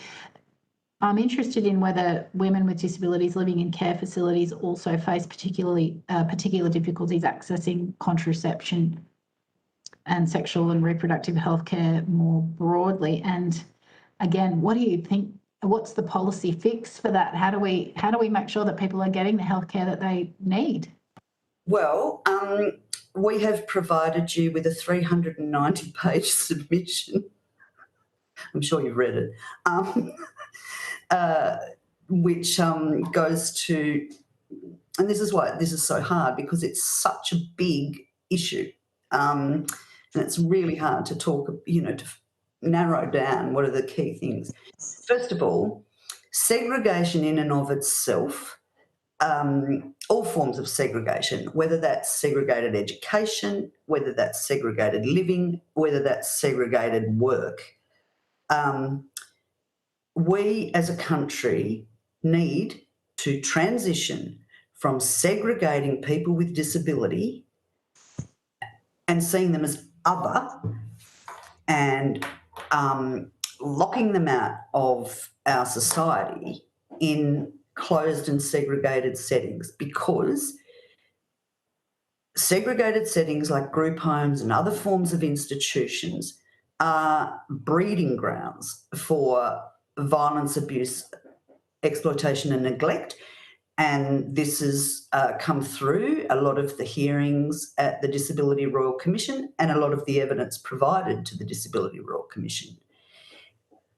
I'm not talking about closing special schools tomorrow. I'm not talking about closing down what are known as sheltered workshops tomorrow or group homes tomorrow. I'm talking about, as a country, we need inclusion. We need people with disability to not be segregated, because that is where, if we're looking at some of the root causes, segregation in and of itself is a root cause for some of these issues that we've been talking about today. And so I can't remember your question. I probably haven't answered it, but no, you've given me a good flavour. It's really like, how do we make sure that people in those, well, sadly segregated settings or housing facilities, how do we make sure that they can get the sexual and reproductive health care and the access to contraception if they wish to, in a way that a person without a disability is able to access? And get them out. That's the solution. End segregation in all its forms. And I know that sounds, I'm sure that people would like a quicker response, but we do see this. We've seen it for decades, that we have, our members stuck in these places who have never received any form of, sex education, no reproductive health education, never been allowed to experience menstruation, because that's seen as a burden. They're a burden of care. That's just another job that a support worker has to do. So, Daryl, do you want to speak to anything around that? I actually think you've covered it really well, Carolyn. Senator Waters, I did have a couple of questions, and I know Senator Askew did as well, so I might just jump in, if it's okay. My question, I guess, is for you, Mr. Steph. In your opening statement, you talked about the screening which occurs in Australia. I'm just interested in your perspective. When a family is set to be welcoming a child with Down syndrome into the world, what kind of support is available for them? I mean, who do they have a conversation with other than their initial GP and obstetrician? Does your organisation engage with families? What happens? Can you just explain the journey for us? Yeah, absolutely. So, look, I think as I touched on in my opening statements, the important thing is that they are making an informed decision, and as an organisation, we completely respect the right of women and pregnant people to make the choice that's right for them. If they do make the choice to, and if they have received a high chance or a diagnosis of a child with Down syndrome, and they want to find out more about that, even before they've made any decision, that is a service that our members provide.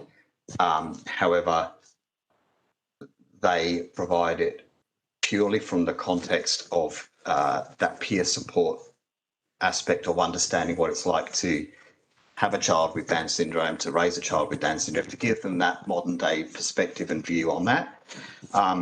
We do find ourselves, unfortunately, playing in the non-directive counselling space. We're not funded to do that, and I don't think it's purely what we should be doing. I think we need to have genetic counsellors who are better equipped to do that, but unfortunately there is not enough funding for them, and there's not enough of them around, and they're often not referred to the right people.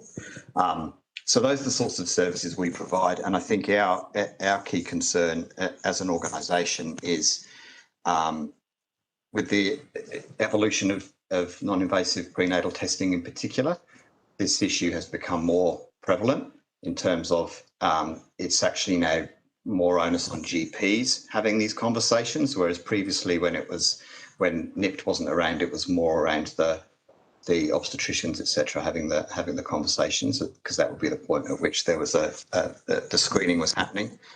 And I know there's been discussion in the past on NIPT coming onto the medical benefits scheme, and I think what the government needs to understand is that it's unethical to have a screening program without a proper information support and training program that supports it, so that everyone can understand that what they're entering into is a choice, and that's the approach they need to take. And it's around going to the training. It's around not only training the healthcare professionals, it's around that awareness of the broader community as to what screening is and what diagnostic testing is.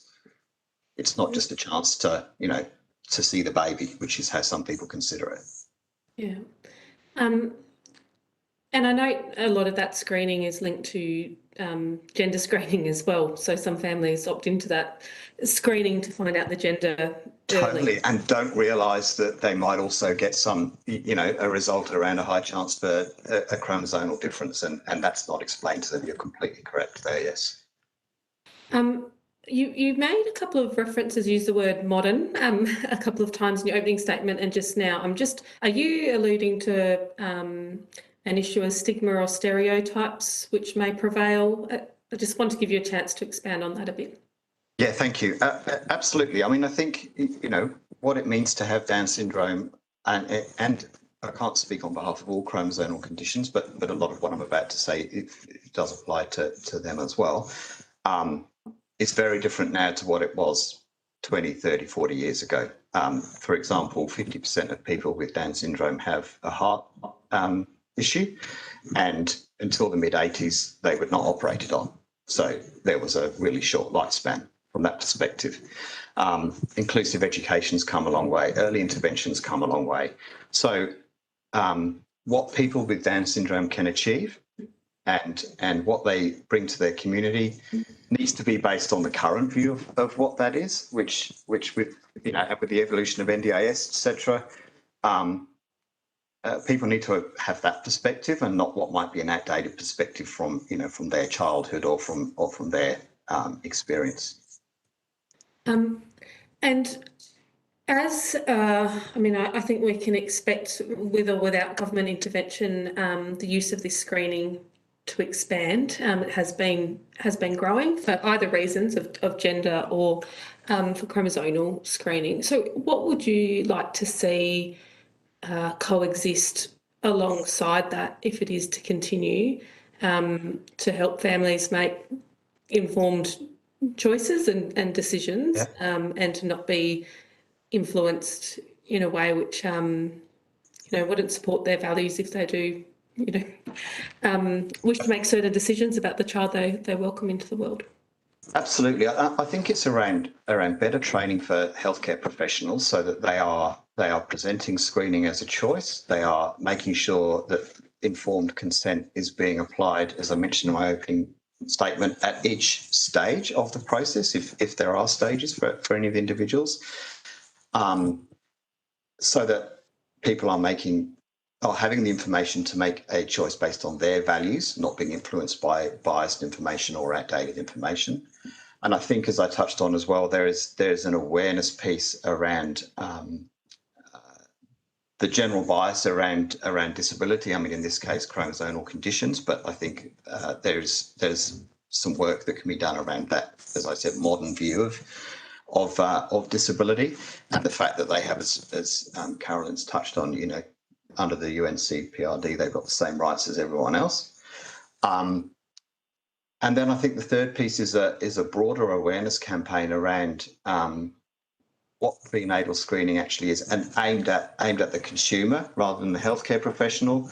So as you touched on, if they want to understand the sex of the baby, well, let's understand what that screening that you're doing is and what else might come from that screening, and do you still want to pursue it on that basis? And yeah, again, making that informed decision rather than undergoing the screening and then having the surprise with the results, or then having the challenge. And to be supported along that journey if there are unexpected screening results or diagnostic outcomes, to have that support there, and even post a decision, whether that decision is to continue or not to continue.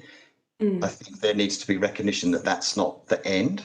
You know, that the person is either still pregnant with a child that's likely to have a chromosomal difference, or they've decided not to continue with it, but their psychosocial impact continues way beyond that, and there needs to be support beyond that time.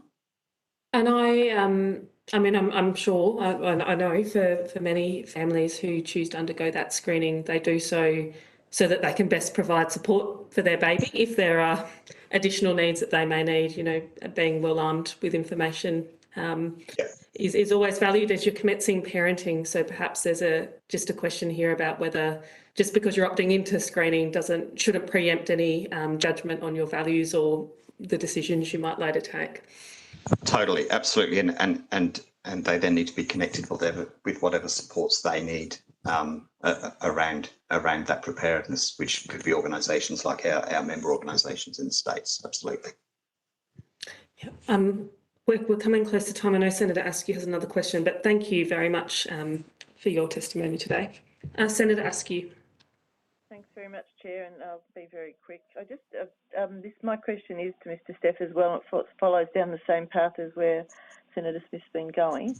But I just noticed in your submission you talked about nearly 30%, nearly 50% of the 320 Australian families surveyed felt pressured to terminate their pregnancy once they received a prenatal diagnosis of Down syndrome. That is shocking to me that it's got to that point. Is there something we can do to alleviate that? Obviously, what you've talked about with regard to training and education for doctors and making sure counsellors are still available. Having been through a similar situation personally in my family in the last few months, we've ended up in that boat, and the termination has happened, but not with any pressure. Just wondering what other steps we could take to try and reduce that number. And following on from that, the other thing that concerned me in your submission was the fact that there's not unified reporting on how terminations are actually recorded at various state levels. Just wondered if you could elaborate on that as well. Absolutely. Look, I think on your first question around that shockingly high level of termination or pressure to terminate, I think a lot of that does come back to what I've covered on before around the appropriate training and supporting people to make their decision based on their values, not assuming outcomes or assuming values onto that person, because I think that's what's driving that pressure that people feel and that assumption that people are making. In terms of the reporting around terminations, look, I think there is complete mix, and it does seem to be changing the states change what's reported, and we need to, I think, just get more consistent reporting across the states and territories as to the terminations and some of the background to them, so that there is this data available. So more so basic if it's a determination that's been made after a screening has discovered that the child may have Down syndrome or some other form of chromosomal condition. So there's actual records of that level of detail. So that's something that you think that we should be looking at as a committee recommendation to try and unify that across the states? I think that would be invaluable to be able to do that. At the moment, the best we can do is try and infer some of that information from, birth rates versus the statistical conception rate, etc. So to be able to have some better data, I think would be a great outcome of this committee. Excellent. I'll leave it there, Chair. Thank you very much for your evidence, both Mr. Steff and Ms. Perlmutter. Thank you. Thank you. Just before we go, I know we're winding up and we're 1 minute over. In relation to some of the other submissions that have been put in that I quickly looked at, I wanted to just raise 2 very quick points. And one is in relation to assisted reproductive technologies.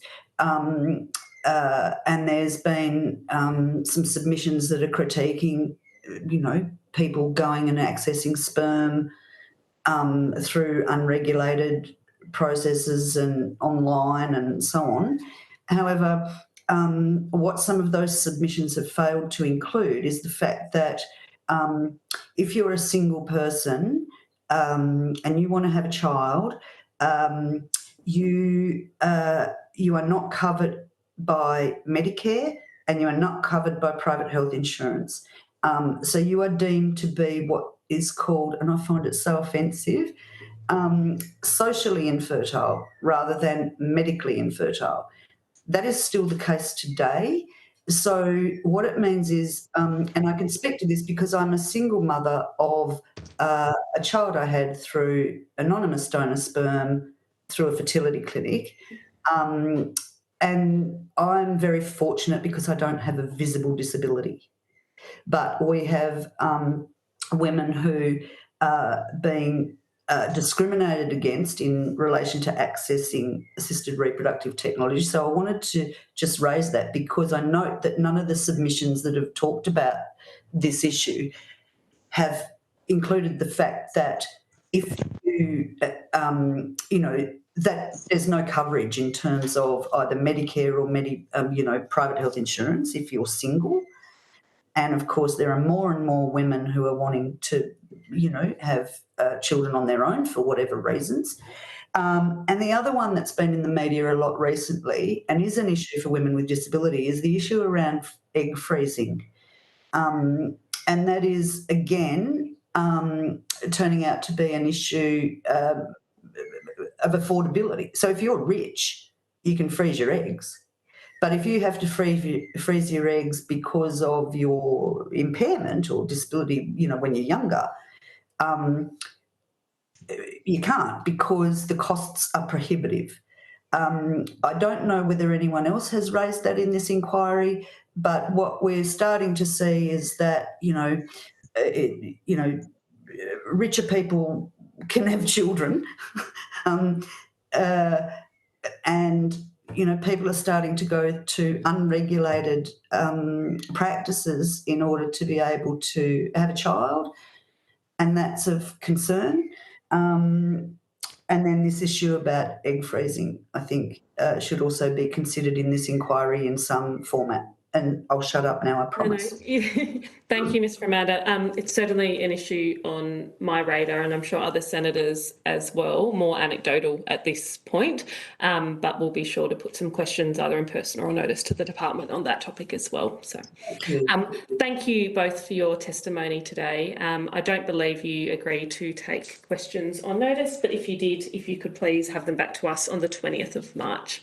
If there's any supplementary information, but it sounds like we have a very comprehensive submission, Ms. Ramanda, so probably okay. Thank you very much. All right, thank you. We will now be moving to our next witnesses. Just while we're doing that, I don't know if broadcasting, the Secretariat, we just have a picture of an empty chair and not the lovely Secretariat, so I don't know if you want to flick it around. But we will move to our next witnesses. So I'd like to welcome via video conference the Pharmacy Guild of Australia, the Pharmaceutical Society of Australia and the Australian Medical Association. I want to thank you all for appearing before us today. For the purposes of the Hansard record, I'd like to ask you to state your full names and the capacity in which you're appearing. We'll start with the Pharmacy Guild representatives. Oh, do we have anyone from the Pharmacy Guild? Or someone on mute, maybe? Start. I'm Jessica Cito. I'm the Senior Pharmacist Advisor with the Pharmacy Guild of Australia. All right. Can you hear me now? Yes. My name's Natalie Willis. I'm Community Pharmacist, Senior Vice President of Pharmacy Guild in WA and National Councillor. Pharmaceutical Society of Australia. Thank you, Senator. Sorry, Spay. President from the Pharmaceutical Society of Australia.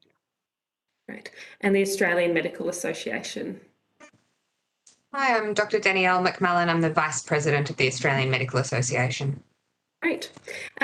Now, if you have an extensive opening statement, could I ask you to please table that so we can facilitate more questions and answers, but you are welcome to make some short introductory remarks if you like to kick off our discussion. So the Pharmacy Guild of Australia has some remarks they'd like to start with. Yes, I wouldn't say it's extensive, so I think we can probably power through that. Okay. Just a little bit of background from us. So I'd like to start by acknowledging the traditional custodians on the lands on which we meet today, and I pay my respects to their elders past, present, and extend that respect to all Aboriginal and Torres Strait Islander peoples. As I said before, my name's Natalie Willis. I'm a pharmacist, and I told you what my roles were before. The Pharmacy Guild is the peak national body representing community pharmacy in Australia. And I am a member of that organisation through my ownership of a pharmacy. And I'm joined at this hearing by Jess, who is our policy advisor at the National Secretariat. Thank you, Chair and committee members, for inviting the Pharmacy Guild to provide evidence today.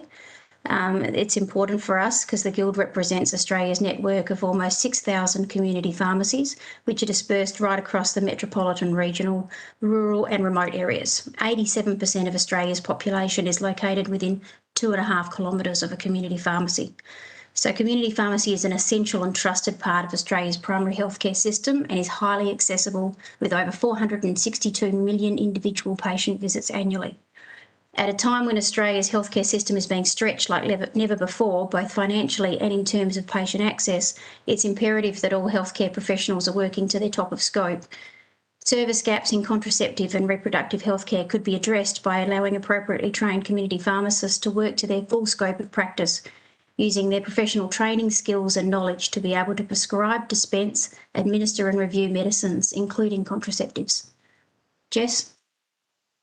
The Guild commends the Australian Government on the Senate inquiry into universal access to reproductive health care and the barriers to achieving the priorities of the National Women's Health Strategy.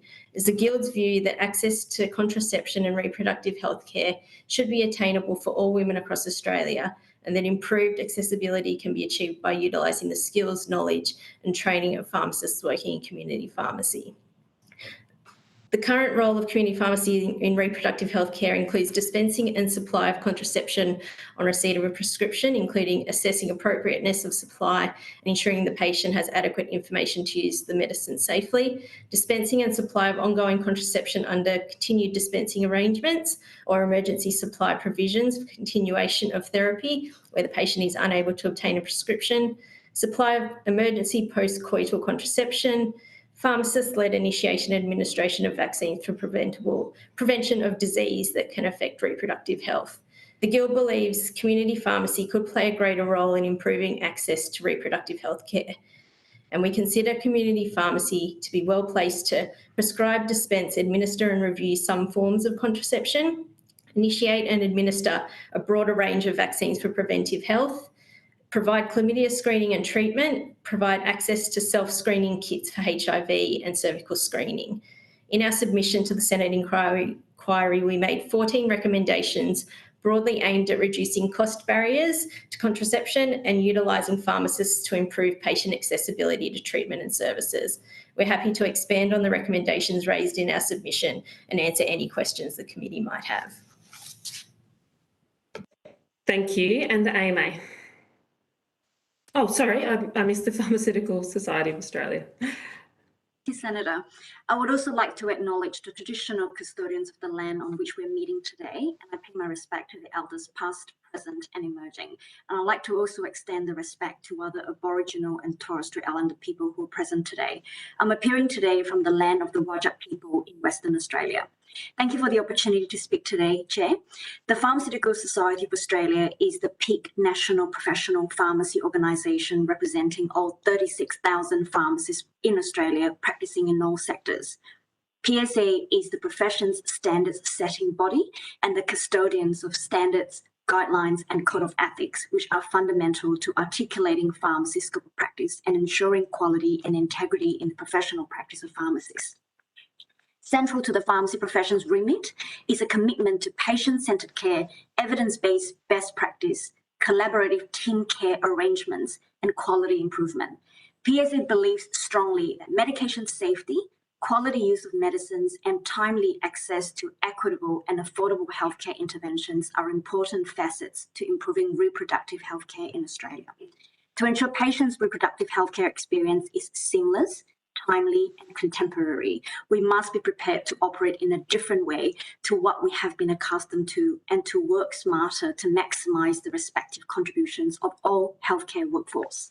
PSA can facilitate development of rigorous and robust standards and guidelines to ensure that the expertise of pharmacists can be fully utilised through contemporary and innovative models of reproductive healthcare.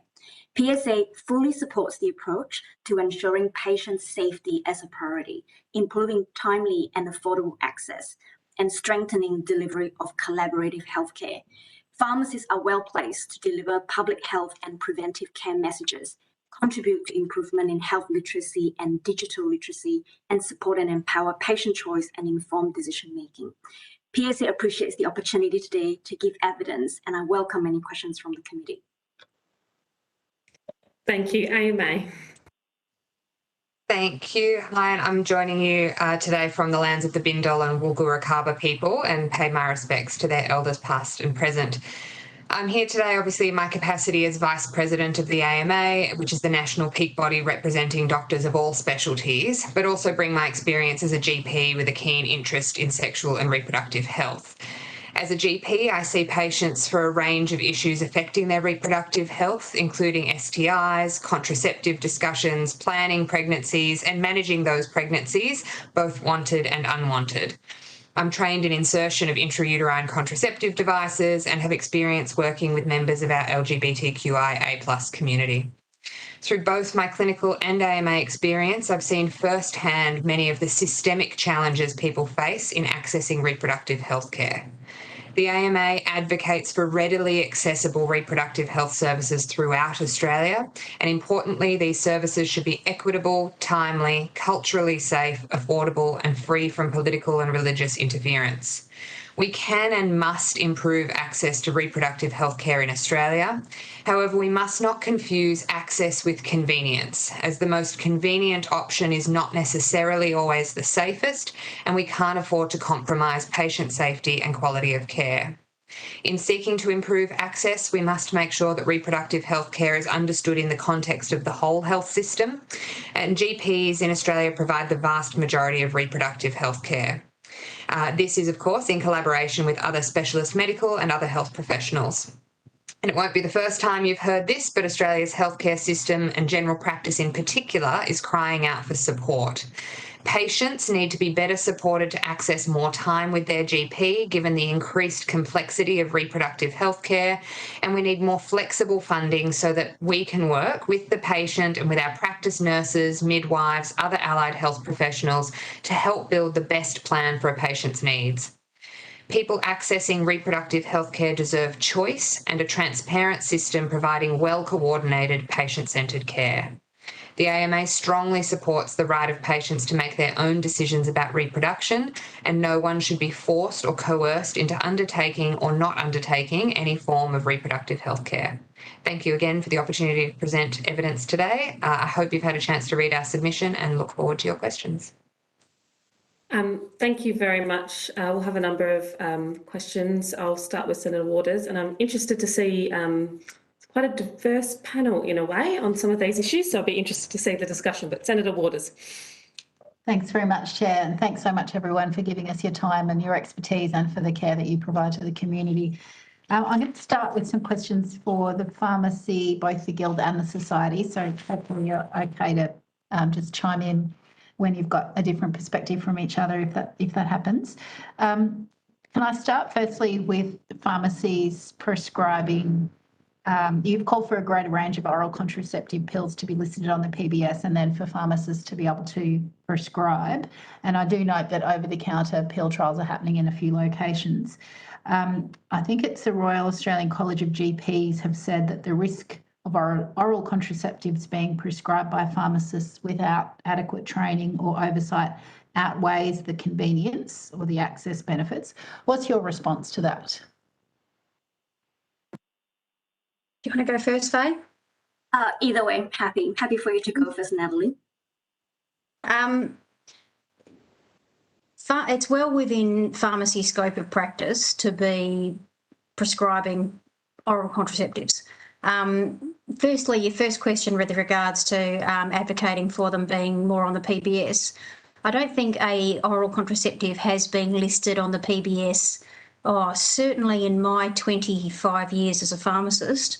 The ones that are there are some of the original ones that are, historically, the go-to, but we've had, there's been considerable involvement, of technology and over that time, and the new pills offer greater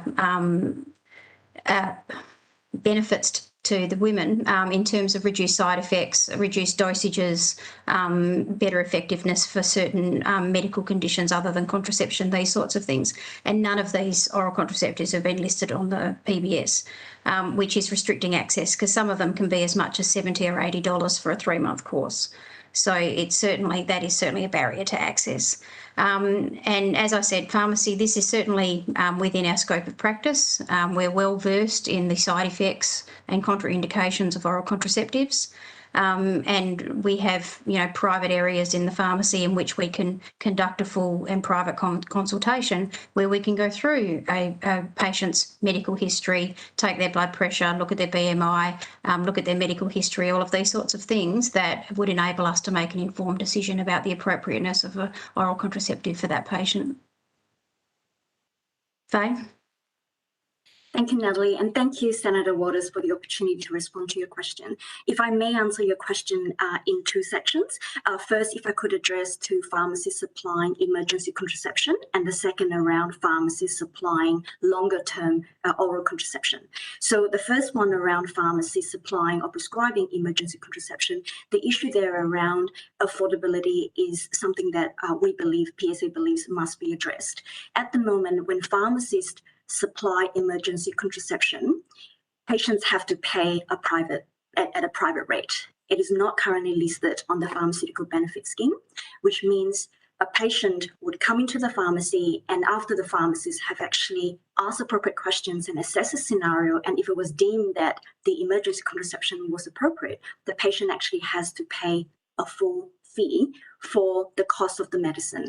And this raises some concern because access to emergency contraception should be a basic healthcare need, and it shouldn't be patients, especially from the vulnerable population, should not be disadvantaged when it comes to affordability and access to emergency contraception. Because it's not on the PBS, the emergency contraception can cost between $20 to $40, depending on the type of emergency contraception. And this is just per dose per patient each time.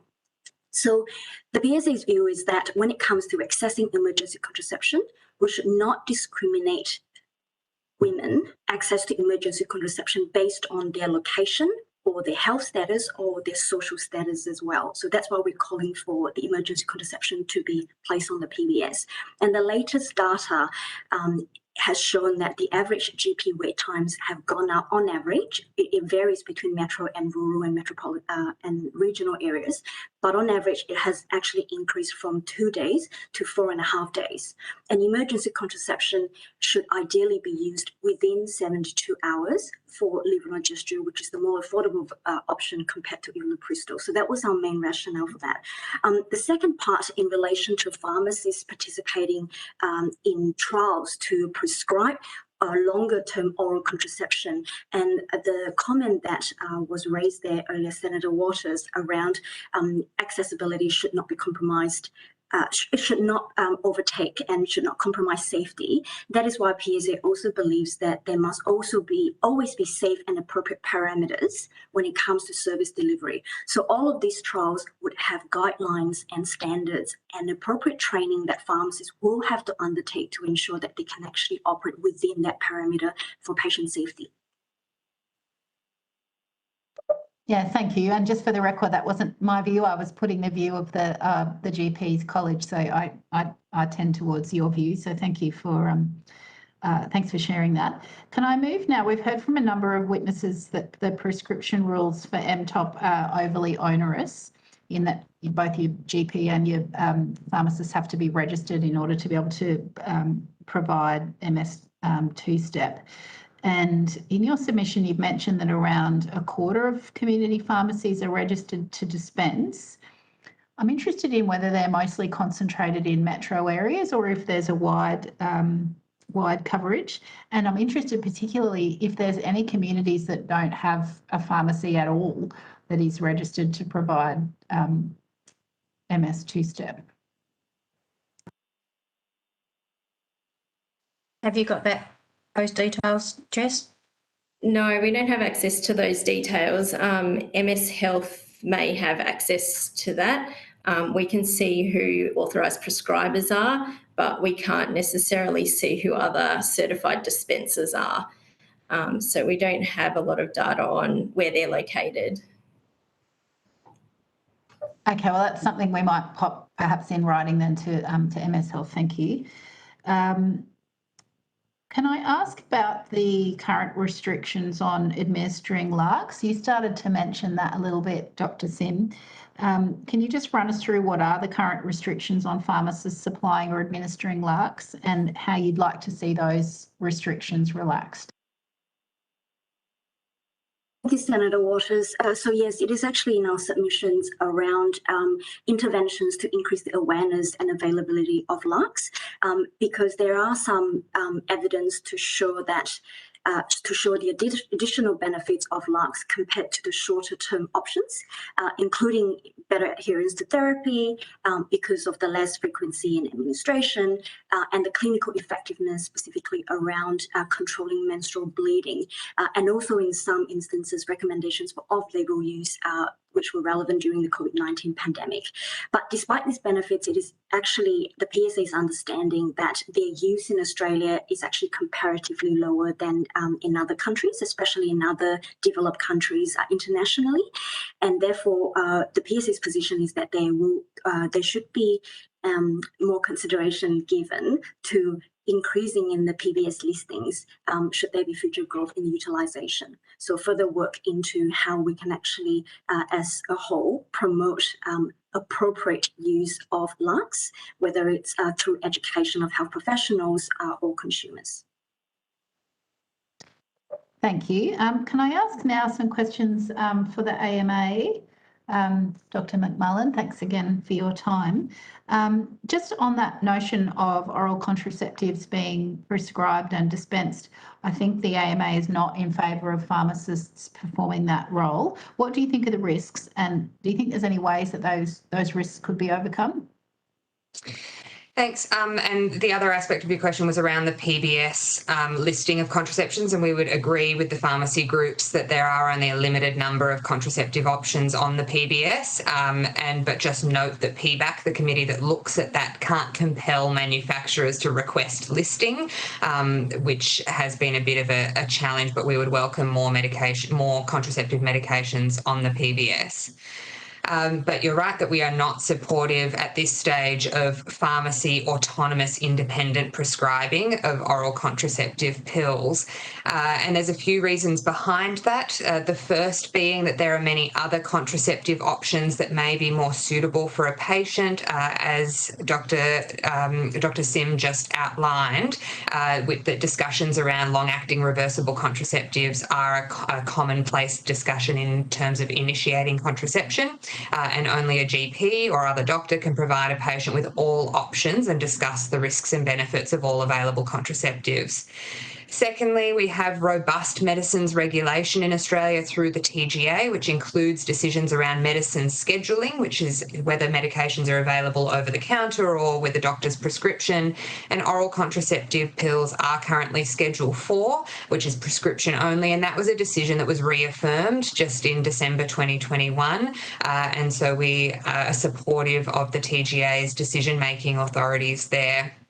And lastly, at the moment, our system as a whole, our healthcare system, really lacks the interconnectedness that would allow non-medical prescribing as has been proposed.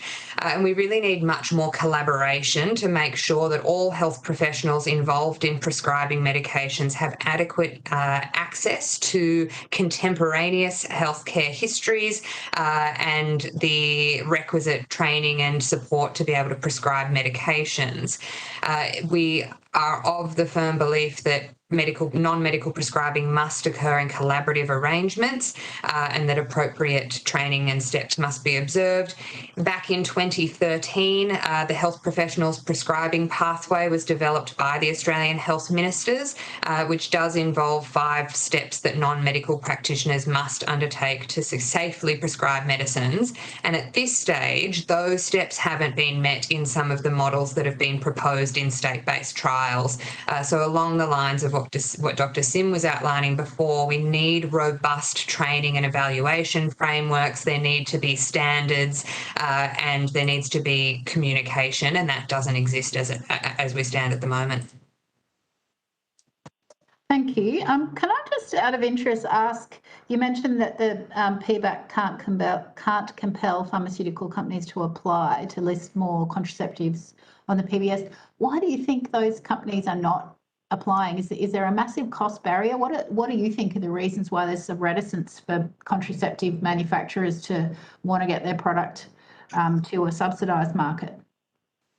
I guess that's a question more for the pharmaceutical companies. I don't have detailed insight into the barriers that they face, be they administrative or cost or market barriers here, but probably a question for those pharmaceutical companies. All right. Sorry, mistargeted question there. Does anyone else have a view they'd like to proffer on that? With regards to the PBS listing or the pharmacist prescribing? No, the PBS listing. So why is there a reticence by the companies to even apply to have their product on the PBS? I would only be guessing, but I would imagine it is because they have to meet a cost effectiveness challenge. So they have to be put up against existing oral contraceptives that have been on the market for decades and somehow prove that they are a more cost-effective or more effective option. And in the case of contraception, where it either works or it doesn't, it's a little bit difficult to prove that it works better. And it's a lot of the other measures of effectiveness are subjective. So I think it's probably a difficult process to be able to navigate. Okay, thank you. That's really interesting because we've taken a lot of evidence about how actually some of the more modern contraceptives are far more suitable for patients and, you know, they would like to be able to use those ones, but cost can be a barrier. So that's interesting that even that more medically suitable doesn't meet the threshold for cost-effective anyway, look, it's something we'll take up with the relevant authorities. Thank you for setting me on that path. Coming back to the AMA, across the country, workforce shortages are really restricting access to maternity care, and in Queensland, where I'm from, that's particularly pronounced.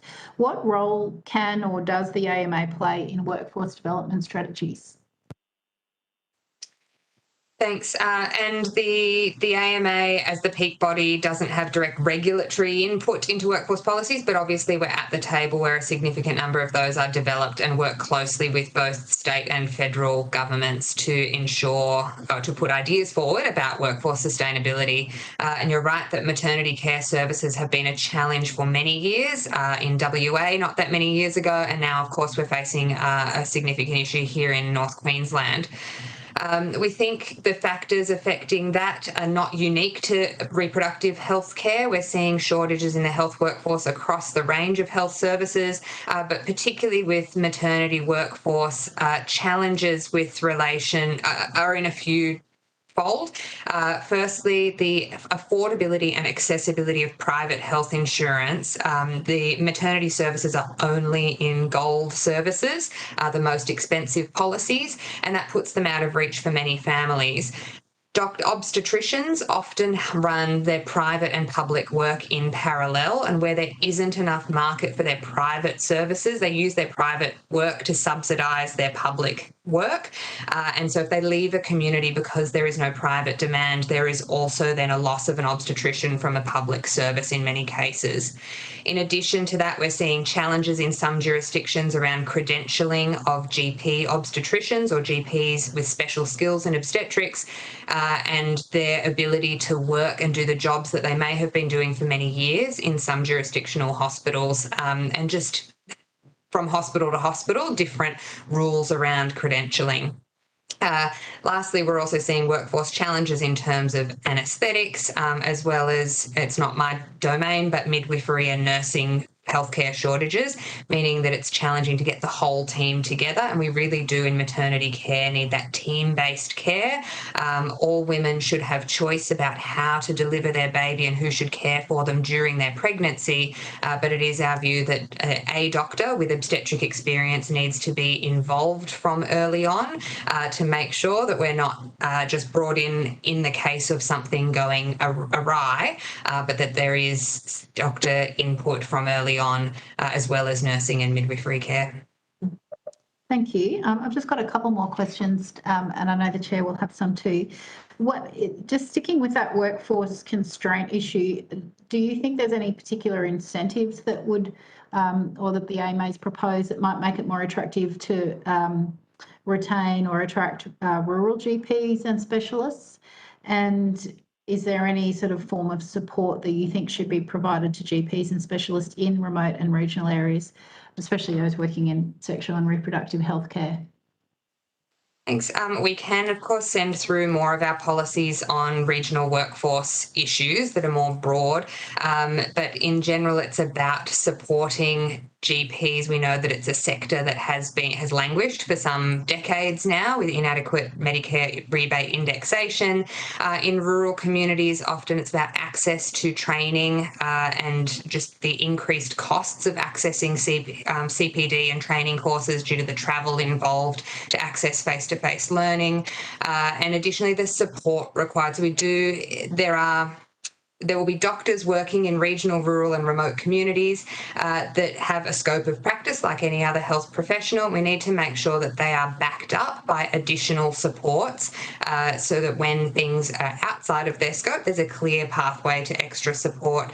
And I think it's broader than reproductive health, but anything that supports our rural workforce more generally will also support them to provide reproductive healthcare services, given that it is a core part of our work as GPs. Thank you. And last question from me, does the AMA keep any statistics or undertake any analysis of how many doctors are claiming a conscientious objection and declining to provide reproductive health care? And if so, what's been the trend over time? And third part to that is, how do you make sure that any of those practitioners are actually complying with the obligation to refer so that patients can get the range of healthcare that they're seeking? So we don't collect data on the number of conscientious objectors, and we also don't hold any regulatory role. So in terms of regulation of compliance with ethical obligations, that would be a matter more for the relevant medical boards. But in terms of conscientious objection, we do recognise that doctors have a right to refuse to provide or participate in certain medical treatments, but that they do hold an ethical responsibility not to obstruct care for patients and to take reasonable efforts to make sure that patients have access to care, and particularly in the matter of reproductive health care and specifically termination of pregnancy, that there is a necessary timeliness to that, and to make sure that they take reasonable steps to facilitate access to care for patients. I just want to ask some questions now about continuity of care in midwifery practice of the AMA. I'm just interested if you have a perspective on those models they're operating in South Australia for a select number of women through the Women's and Children's Hospital, and I believe in Victoria as well. So midwifery group practice models may vary around the country, but in general, we are supportive of women's right to choose who looks after them during their pregnancy, and that continuity may be provided by a midwife during their pregnancy. However, it is doctors and predominantly GPs that provide the bulk of reproductive healthcare services, noting that that is from pre-pregnancy throughout pregnancy and generally that first few weeks of pregnancy care, as well as postpartum support. And as I mentioned before, it's very important that a doctor with obstetric experience has some awareness in and active involvement in pregnancy care, even when there is a midwifery group-led, a midwifery continuity of care model, such that should complications arise, that doctor is not, it's not the first time they hear about it when everything goes awry and there's a significant complication. Having a doctor involved early allows early and pickup of high risk factors, and also just that clinical leadership and awareness of what may go wrong. And as I said, being there early on the ground in case, unfortunately, something does happen down the track and a doctor is required. I've had a number of women say to me in an anecdotal sense that once they commence with a private obstetrician on their pregnancy journey, that their relationship with their GP seems to halt. There doesn't seem to be sort of a clear understanding of where the GPs are engaged in a woman's healthcare, where there might be an ongoing trusted relationship, and then where obstetric care steps in. Are there guidelines or standards in place around that? Does the AMA have a perspective on what's happening there? We don't have a formal position on that, but like all of our multidisciplinary input, it is an area where I'm sure there could be improvements in various areas across the country, because like we want to work in collaboration with midwives, we also want GPs and obstetricians to work in collaboration, and it should be clear to patients who they call when. And so where that isn't happening, there is obviously scope for improvement to share that care better. In general, usually once that referral is made, the obstetrician takes the predominant obstetric care, obviously, and reports back regularly to the GP, i.e. usually after each visit, we'll write a letter outlining what has taken place. Obstetricians often work in consultation in practice with midwives, and then it's just, usually on a case-by-case basis with the patient and the GP, depending on how much obstetric experience that GP has as well, as to whether day-to-day questions are posed to the GP or to the obstetrician. So it will depend, again, based on scope of each individual and how much obstetric work they do, but women should certainly be aware of and informed as to how to manage questions and concerns during their pregnancy and how to address them. There's an issue bubbling away in South Australia at the moment. I believe there's a state parliamentary committee looking into it. This is around the prescription or provision of antibiotics for UTIs in South Australia, whether or not that could be handled through a pharmacist. I understand that Queensland did a trial or has perhaps existing regulation in this space. I'm just interested if anyone has a perspective on the Queensland experience there and whether that might serve as an example or has lessons for further scope or full use of scope in terms of the provision of pharmaceutical expertise in the dispensation of medicines and as they relate to reproductive health. Natalie, would you like me to take this one? Because I think we both of our organisations were involved in the trial in Queensland. Yep, sure. I'll add anything you miss. Sure, thanks, Natalie, and thank you, Senator. So indeed, in Queensland, the trial actually started in Queensland, and a lot of what's happening in the other jurisdictions, including in SA as well, is looking at the model that originated from Queensland. And from that Queensland trial, part of that trial included safe and appropriate parameters to which the pharmacist must undertake when providing antibiotic treatments for women presenting with urinary tract infections. And in some of those instances, it didn't always result in the provision of an antibiotic. It may involve the provision of advice, counselling, non-pharmacological treatment, or in some instances, referral to a GP. And in those circumstances, referral to GP was facilitated so that the patient can actually get faster care. And based on my understanding and my latest conversation with the Pharmacy Board of Australia and with AHPRA, is that there actually hasn't been any formal complaints of any pharmacists who participated in that Queensland trial resulting from the supply of treatment as part of that trial. So my understanding is that the other jurisdictions now are actually using and looking at the model from that Queensland trial to A, ensure that there is actually a patient need for timely access to care, and B, that there is actually a governance in place to ensure that the pharmacists have to go through a specific type of training, as well as parameters in place to which when a pharmacist can or can't supply a particular treatment, including antibiotics, and also see if it was deemed that this was outside of the scope of the practice of the pharmacist's responsibility when it comes to making a timely referral to a GP so appropriate care can be provided. So there were 9,000 occasions of service in the Queensland trial, so it was pretty substantial. And as Faye says, there was no complaints or anything made against any of the pharmacists participating in that trial. So therefore it is now provision of UTI treatments by pharmacists is now usual care in Queensland. It's going to be trialled in a number of other states. WA is currently in the process of implementing it as a program. They've skipped the trial phase altogether. They're going, no, we've seen the trial in Queensland. We're happy with those results. We're implementing it as a program straight up, which should be in place by the 1st of July. And other jurisdictions are handling it as they see fit. But this should become usual practice Australia-wide within the next 12 months, hopefully. And do you see opportunities there then to extend a similar model to other forms of medication or contraception, which may be more related to the terms of reference of our inquiry? Yes, so if I may take that one as well, Senator. So you would be aware that in New South Wales, the New South Wales government recently, a couple of weeks ago, announced the trial to enable appropriately trained pharmacists to provide oral contraception moving forward from the 1st of July. And my understanding is that obviously the regulation and the guidelines and policies around that is currently being developed. To come back to your question around whether this should be expanded to other forms of medicines and conditions, it should come back to what the patient needs, whether there's actually a need and whether there's a gap that needs to be met.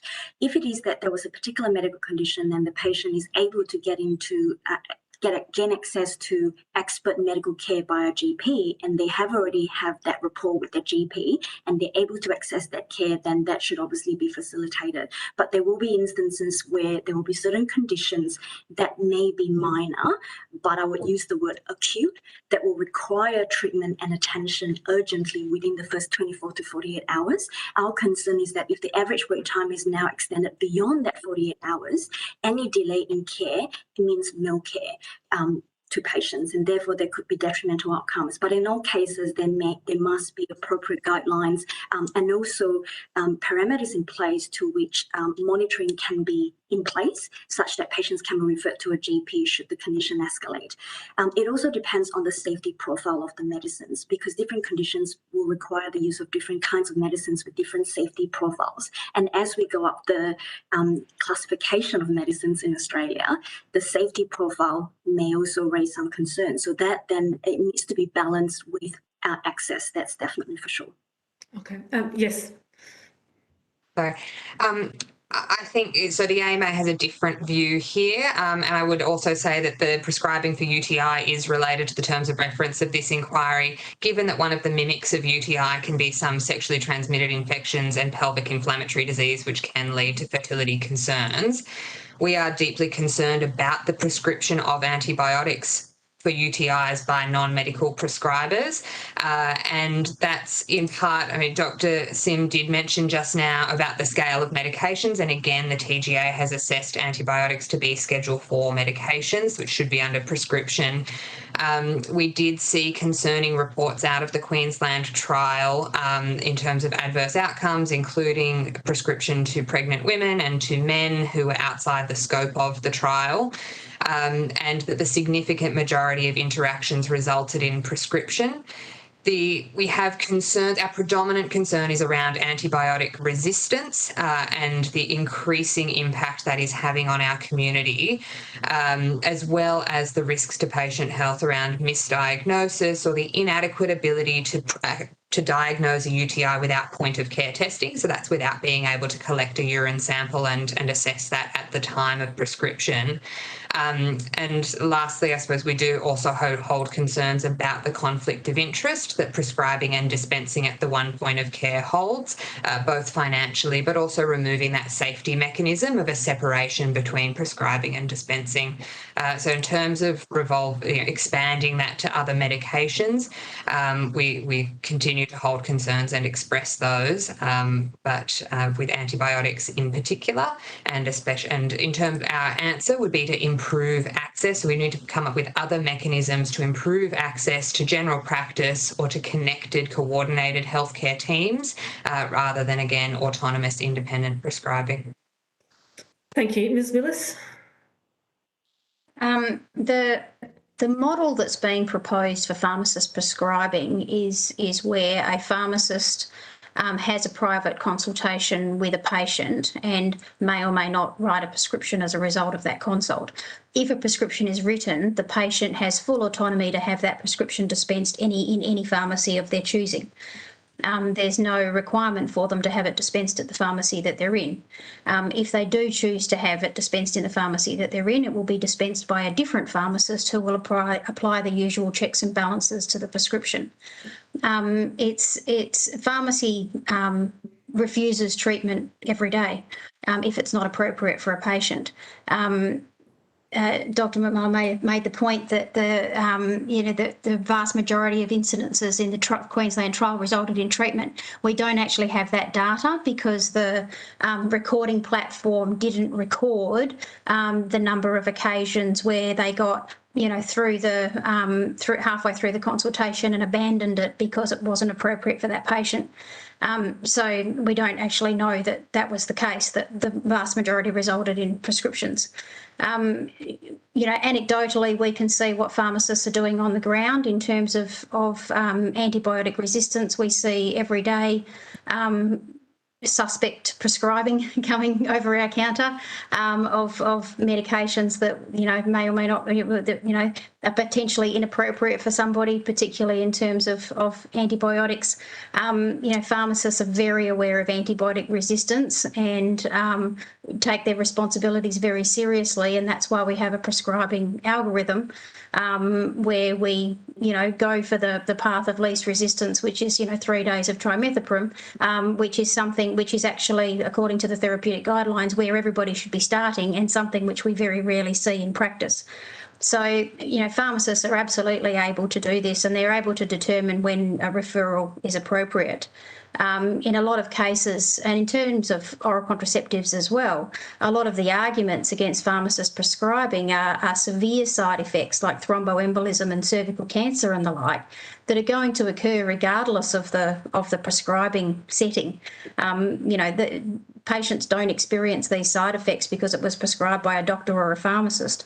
They experience these side effects because of, you know, other factors internally. So and pharmacy is well versed in hearing warning signs and picking up red flags and making referrals. So you know, I think that there's going to be a lot of protocols and processes in place. Pharmacy does use the My Health record and refer to it, so we are able to see what is actually happening for a patient up to a point, because unfortunately GP is not using that model extensively, but pharmacy is able to record every prescription that's dispensed. So there's a full dispensing history for a patient on the My Health record, as well as we have the ability to upload documentation. So as a result of a consultation, we can upload the documentation relating to that consultation so that all medical practitioners involved in that patient's care can access that information and see what occurred. So this is definitely about collaboration and about sharing information, but it's also about utilising the skills and training that we have to be able to provide better access in a safe way. Thank you. I suspected we would get to the pointy end of difference on this panel, but I appreciate you both putting your perspectives and your evidence today. I've gone over. Senator Askew, did you have questions for these witnesses? Okay. We can't hear you, Wendy, so I'm assuming that's a no. Thank you very much for your evidence today.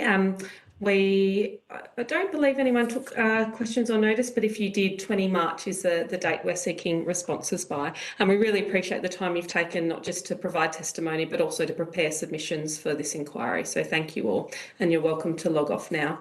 The committee is going to take a 15-minute suspension, so we'll be resuming at 2:35 my time, which is 3:05 Canberra time, Petita?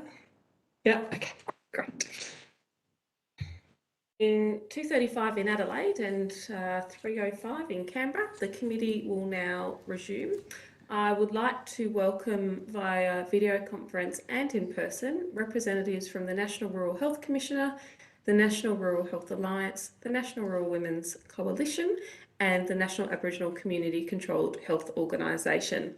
I'd like to thank all witnesses for appearing before our committee today. For the Hansard record, I'd like to ask each of you to state your full names and the capacity in which you appear today, and we'll start with the Rural Health Commissioner. Hello, I'm Ruth Stewart, the National Rural Health Commissioner, and I'd like to acknowledge the traditional custodians and Ngunnawal people of the land on which I'm seated and we're gathering here, and acknowledge those of the lands on which each of you are videoing in from. Thank you. Thank you, Commissioner. The National Rural Health Alliance. Oh, you may be on mute.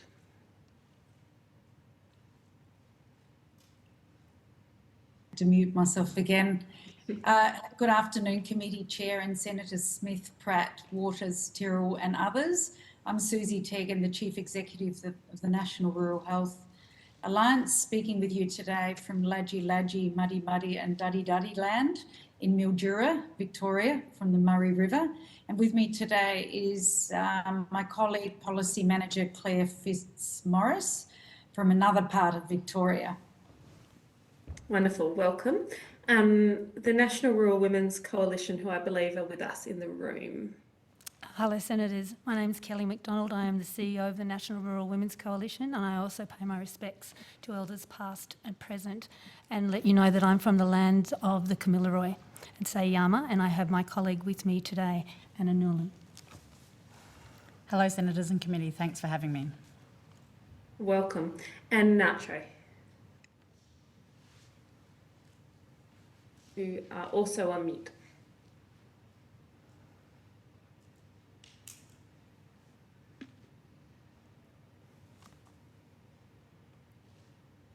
No, I still don't have sound for you, Ms. Armstrong.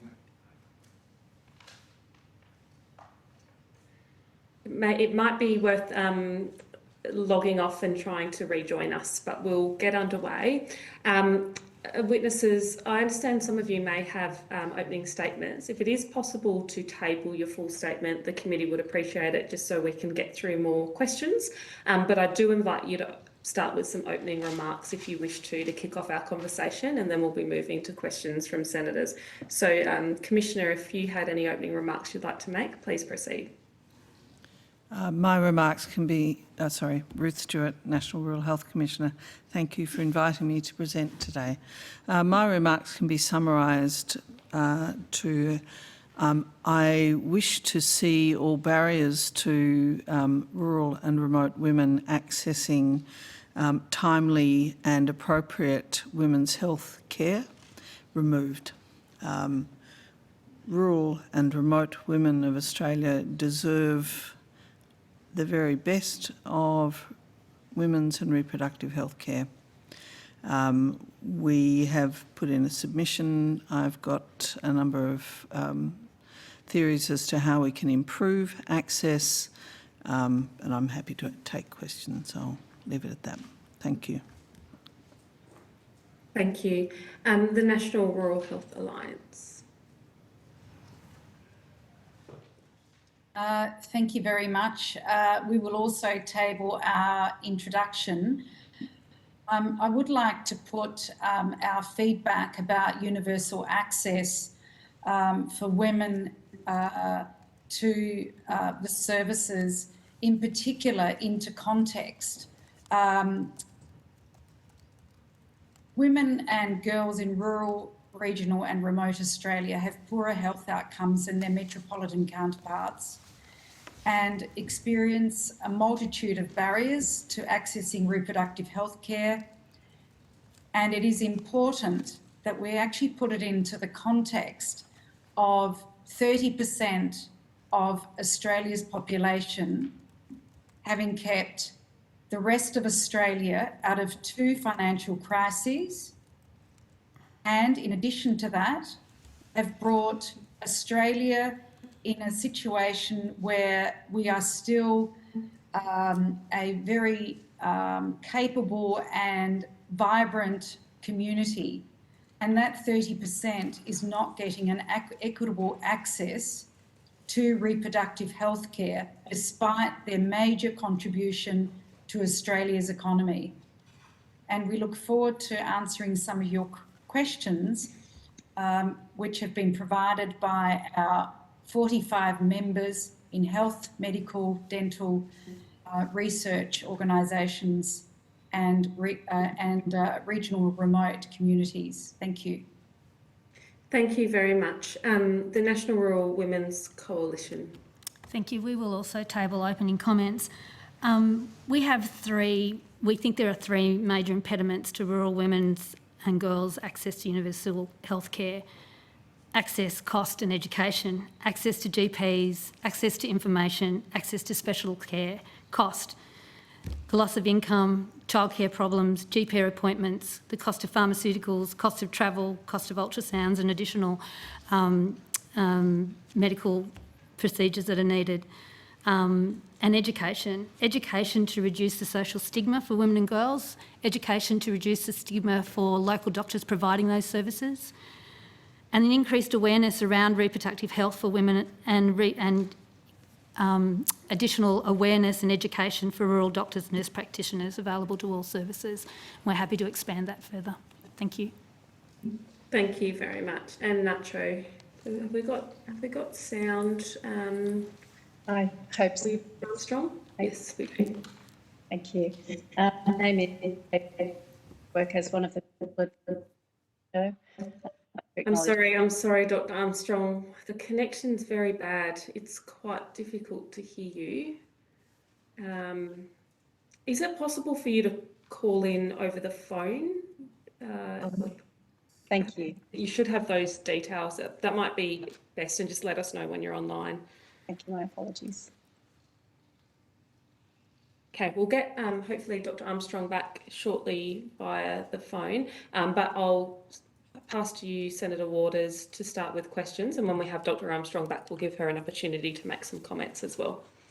very much, Chair, and thank you everyone for joining us today, both in person and online. I'm calling in from Meanjin, Turrbal and Jagera land, and yeah, really appreciate the expertise that you've brought and the time that you're giving to us to share that expertise. Can I start off firstly with a question to the Commissioner? In your submission, you say that almost half of Australian women have had an unintended pregnancy and that this is disproportionately higher amongst women in rural and remote areas. Firstly, why do you think that is? I relate that back to lack of access to reproductive health care. We have much lower numbers of health professionals in rural and remote areas. The way that women can access healthcare far more limited. The ways that women can access healthcare are far more limited in rural and remote communities. And as my colleagues here at the bench have mentioned, there are stigmas attached, and you can be really quite obvious if you're walking into a service in a smaller community. Yeah, thank you. We had a discussion earlier today about my view, which I think is also your view, that people should be able to get healthcare wherever they live. But an interesting point was made in situations where it's not safe for a patient to get local healthcare if they're in a family and domestic violence situation, or there's some other reason why they'd like to remain, they'd like their medical information to remain private and not be identified in their community, that they should then have the ability to get services elsewhere. And it just raises that interesting question of how much healthcare should be available locally. And there's been a bit of a debate about whether or not public hospitals of varying sizes should be able to, or should be required to, provide the full range of reproductive healthcare services, from terminations but also through to maternity units. What's your view on the level of healthcare service that you think rural and regional and remote Australians should expect from their public healthcare system? Well, Senator, I go back to the evidence, what the evidence tells us. There's less evidence about the safety for rural and remote women and access to termination care, but there's plenty of evidence about access to maternity care. We know that the safety of women, their children and their families decreases with limitations to access to care in rural and remote areas. It's when it's when a maternity service closes, even if it's a very small one with a low volume, it's when a service closes that we see a marked upturn in morbidity and mortality, so injury and death to mothers and babies occur when the maternity service is closed. And this is just a supposition, but I suspect that if we were to have a detailed study about access to termination care, we would find very similar statistics that women, well, I suppose we can think back to the natural experiment that we had before abortion termination services were legal. We know that women continued to access terminations in quite unsafe manner, and that was highly risky for women. So, these are just parallel and circumstantial pieces of evidence, but they are highly suggestive that with lower access to termination, women in rural and remote areas suffer from that lack of access. Now, have I answered all of your question? I'm sorry. Well, yes. I'm just asking also whether you think, well, clearly you think that's not acceptable, but what level of healthcare should hospitals provide for women and people who are pregnant who are living in regional, remote or rural areas? I think that we should seek to have maternity services available for any community over a certain size across Australia, no matter where it is, no matter how remote it is, because of that very fact that that if a service employs people with the skills to care for pregnant women and provide intrapartum care, then they can look after women when things go wrong. But if you don't have a service and therefore you don't have people with the skills to respond when an emergency occurs, that's when deaths and injury occur. So I would like to see a much higher number of rural birthing services in Australia. I haven't come up with a magic number or a magic size of community. I would love to be involved in such a discussion because I think it's time that we had that discussion. Thank you. I was going to try and pin you down on a figure, but you preempted me there. And it is a big conversation. Obviously it entails discussion of what model of healthcare is most accessible to people, but also most affordable and therefore sustainable in the long run. Can I ask now to the National Rural Women's Coalition? Your submission calls for oral contraception and condoms to be available for free at sexual and reproductive health services in regional, rural and remote areas. I'm interested in, I certainly think that's a marvellous idea. Is that a view that others on the panel also share? And the counterpoint to that, do you think there's any risks that the basic oral contraceptive that might not necessarily be the best option for people, but is the free one, is the one that would then be favoured? And if so, how do we factor that in? Should we be listing more contraceptions on the PBS? Thank you, Senator Waters. If I could just go back to the question to the Professor, we would like to see all local towns that have hospitals have maternity wards back again. They had them, now they don't have them. Why don't they have them? It's the GP shortage. And if we take women off country to have their babies, that important time for families, for women to connect to their community, to their families, to themselves is taken away. So that is what we believe. Those hospitals need those services back again. In terms of termination clinics, we strongly believe that every regional hospital must be able to have a termination clinic, that women should be able to have terminations at their regional hospital. Now, the issue with that often is that the doctors there, not all doctors, wish to do those surgeries. And we understand that people are allowed to have objections to that.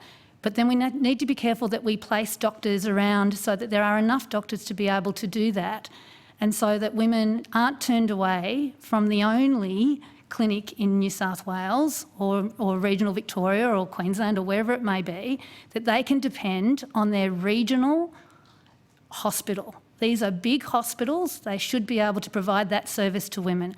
And a lot of women have to travel a long way, Senator, just to get to that place alone. So, sorry, I just needed to make that point quite strongly. Thank you. That's great. I agree with all of that. Carry on. Thank you. Sorry. In terms of access to the oral contraception, the National Rural Women's Coalition has a young volunteer group that we use to really make sure that our work is grounded in what young people are thinking. And they're saying that they need that access. And they're suggesting that we go back to potentially having models of care through our schools where both condoms and oral contraception are spoken about and made free and available. There are a lot of reasons why young women, or older women for that matter, may be looking for oral contraception. It's not just about birth control. It's about a whole range of health activities that women may need that pill for. It's quite expensive. There's long waits to get into GPs. As we know, there's a shortage of GPs, and in small towns, there's a lot of issues around confidentiality and stigma attached to that.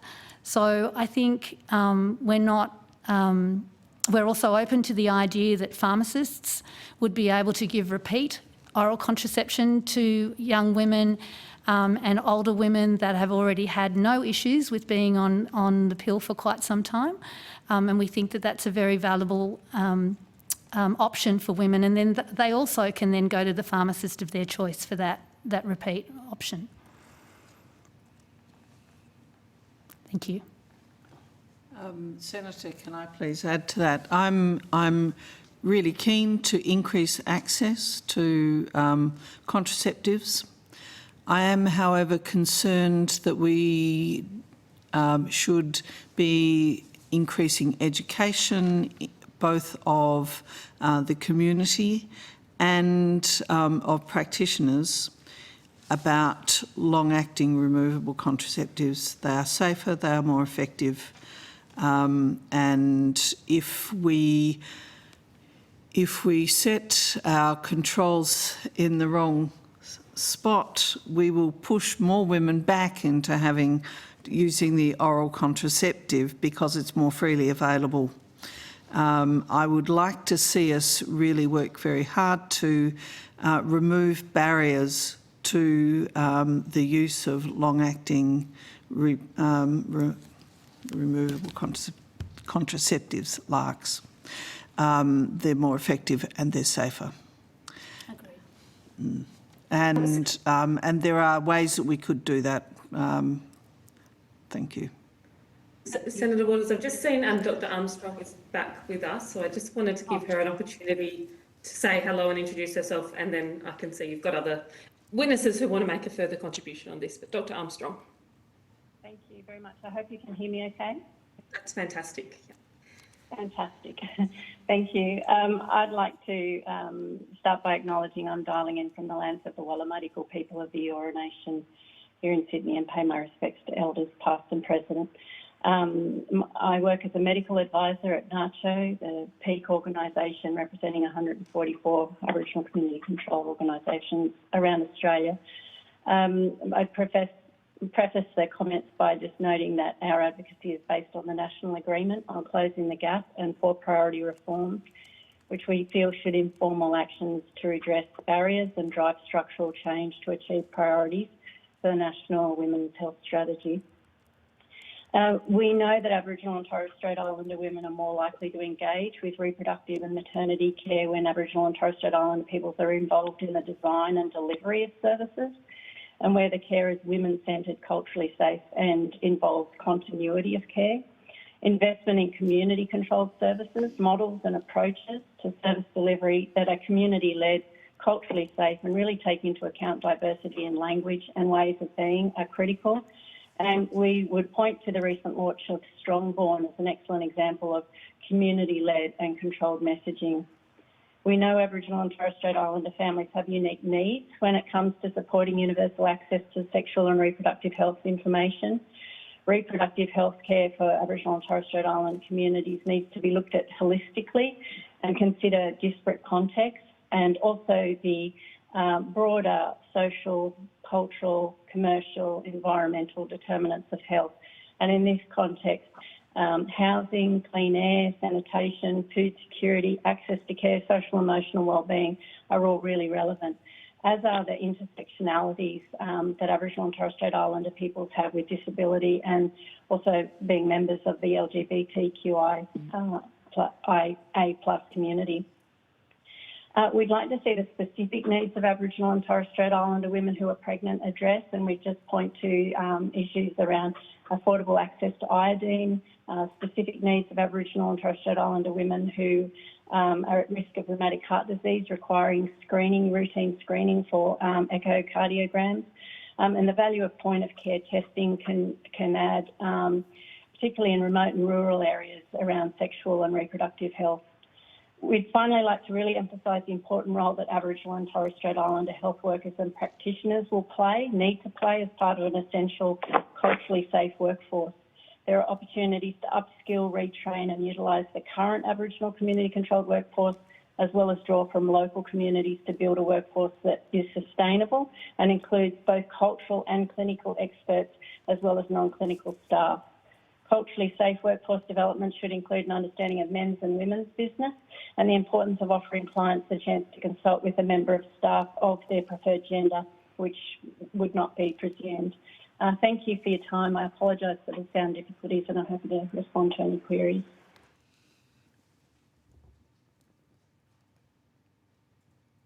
Thank you, Senator Waters, if you want to resume on your line of questioning.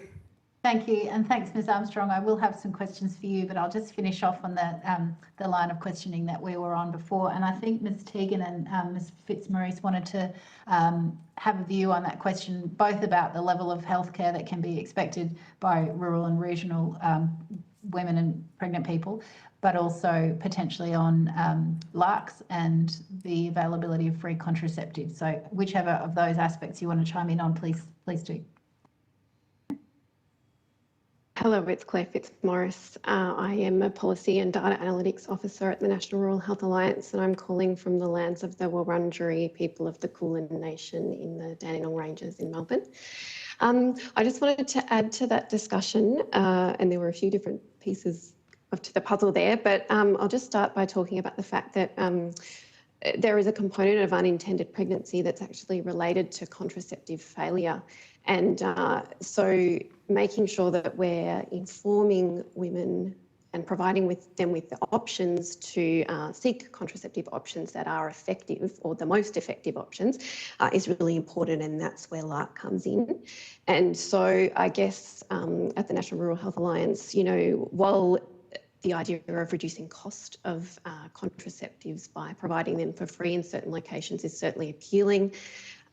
Taking up on what the Rural Health Commissioner was saying about being careful about, you know, what it is that we're offering is really important, because we will want to be advocating for the provision of long-acting reversible contraceptives.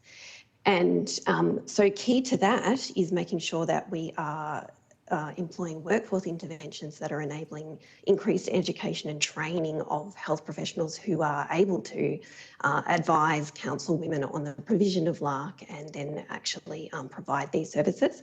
And closely linked with that is the ability for women in rural, regional and remote Australia to access primary health care close to home in a timely fashion and in an affordable way. And key to that is the model that the National Rural Health Alliance has presented of multidisciplinary primary healthcare for rural Australia, termed the PRIM-HS, which we're happy to talk further about. I also wanted to add that yes, the provision of free contraceptives would be fabulous. There may or may not be sexual health clinics available in many areas. And so considering the most appropriate place for that is important. I would suggest, and Kate Armstrong might like to add, that Aboriginal community-controlled health organisations would be an important inclusion there, as would other forms of primary healthcare, such as general practices, remote nurse clinics, etc. And that, you know, the importance of barrier methods being available must be reiterated for the prevention of STIs.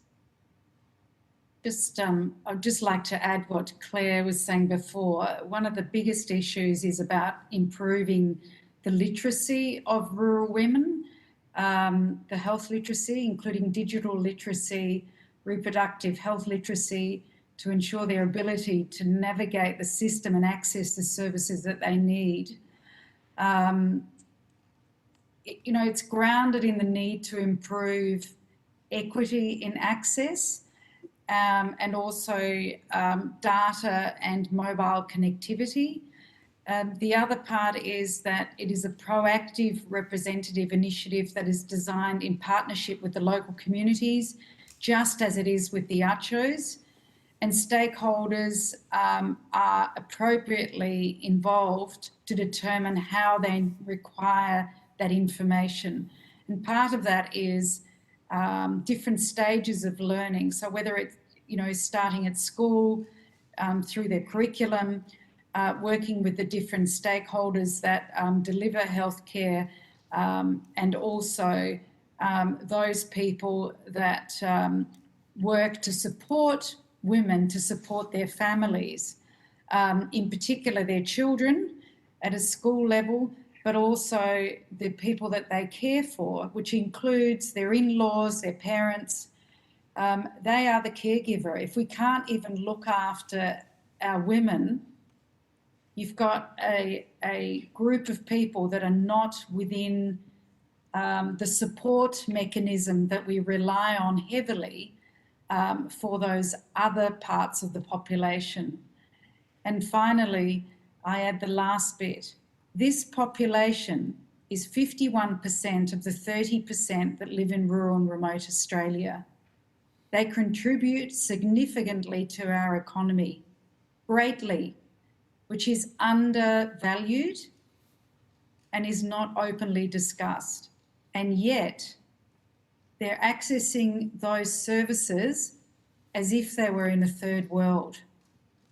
This is happening in the Australian Western society context. And we can no longer hide or blame different governments or state and federal for not delivering it. They are taxpayers and they're contributors, and we need to address this particular issue. Thank you. Thank you. Ms Armstrong, just before we come to you, because I do have some specific questions for you, can I harken back to the Alliance's submission, which also in that sense mirrors the Rural Women Coalition's submission in calling for rural maternity units to be reopened and to ensure that all hospitals have the capacity and the requirement to provide the full gamut of reproductive healthcare services, which is certainly something that I strongly support as well. I'm interested in what you view as the Commonwealth's role in getting to that. What are the levers that we could pull and should pull in order to achieve that? The first thing is that the Commonwealth needs to work with state governments. You can't do this separately. When taxpayers pay their money, they do not think about visiting a health service because it's state or federal or whatever. They just want to access a service. And the time has come, finally, that you cannot do anything but work together, because in the end, people just need to be able to access these services. So that's the first thing. The second thing is that we have lost a generation of doctors that have been working as independent or partly employed by state health entities as obstetrics trained rural generalists.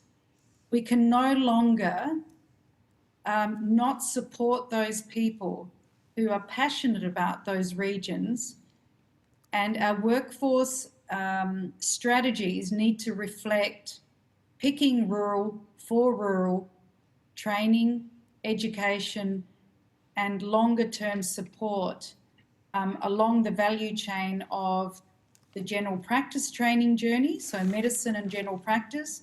And we also need to support those other clinicians that work in those communities for end-to-end support, from school to health career to specialisation in some area of allied or nurse or reproductive worker or midwifery training and education and support until they retire. The last thing is that we need to make sure that there is a local, just like an ACCHO, there is a local remit where you look at the population health data, you look at the services that are already in those regions, and you look for the gap. It's not rocket science, but it requires local communities to work with each other to look at the solution, because rural and remote is not like urban centres. It is totally different. And those communities are tired, and they're starting from a base where they're already getting worse healthcare than they should be per capita.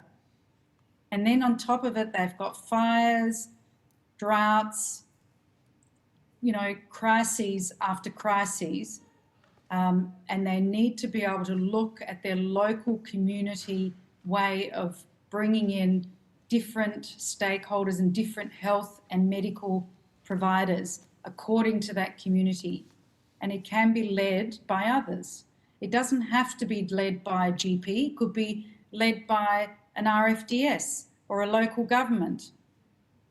But the things that are the same are the governance and the fact that they need to work with all the stakeholders that are already funded.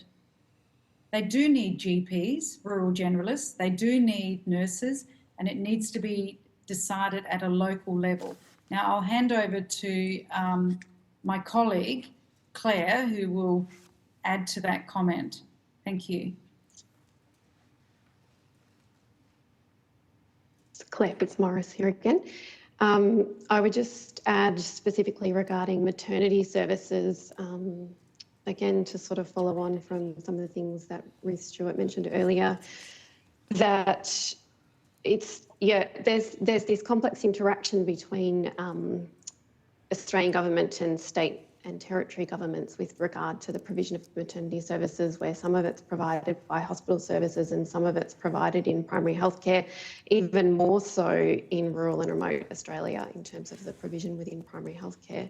And so, it's really time that there is a coordinated a piece of work between governments, between stakeholders, including women and their families within communities, and using decision tools and, regional and local planning to come up with, a better way of making sure that the services that women need are able to be provided as close to home as is possible.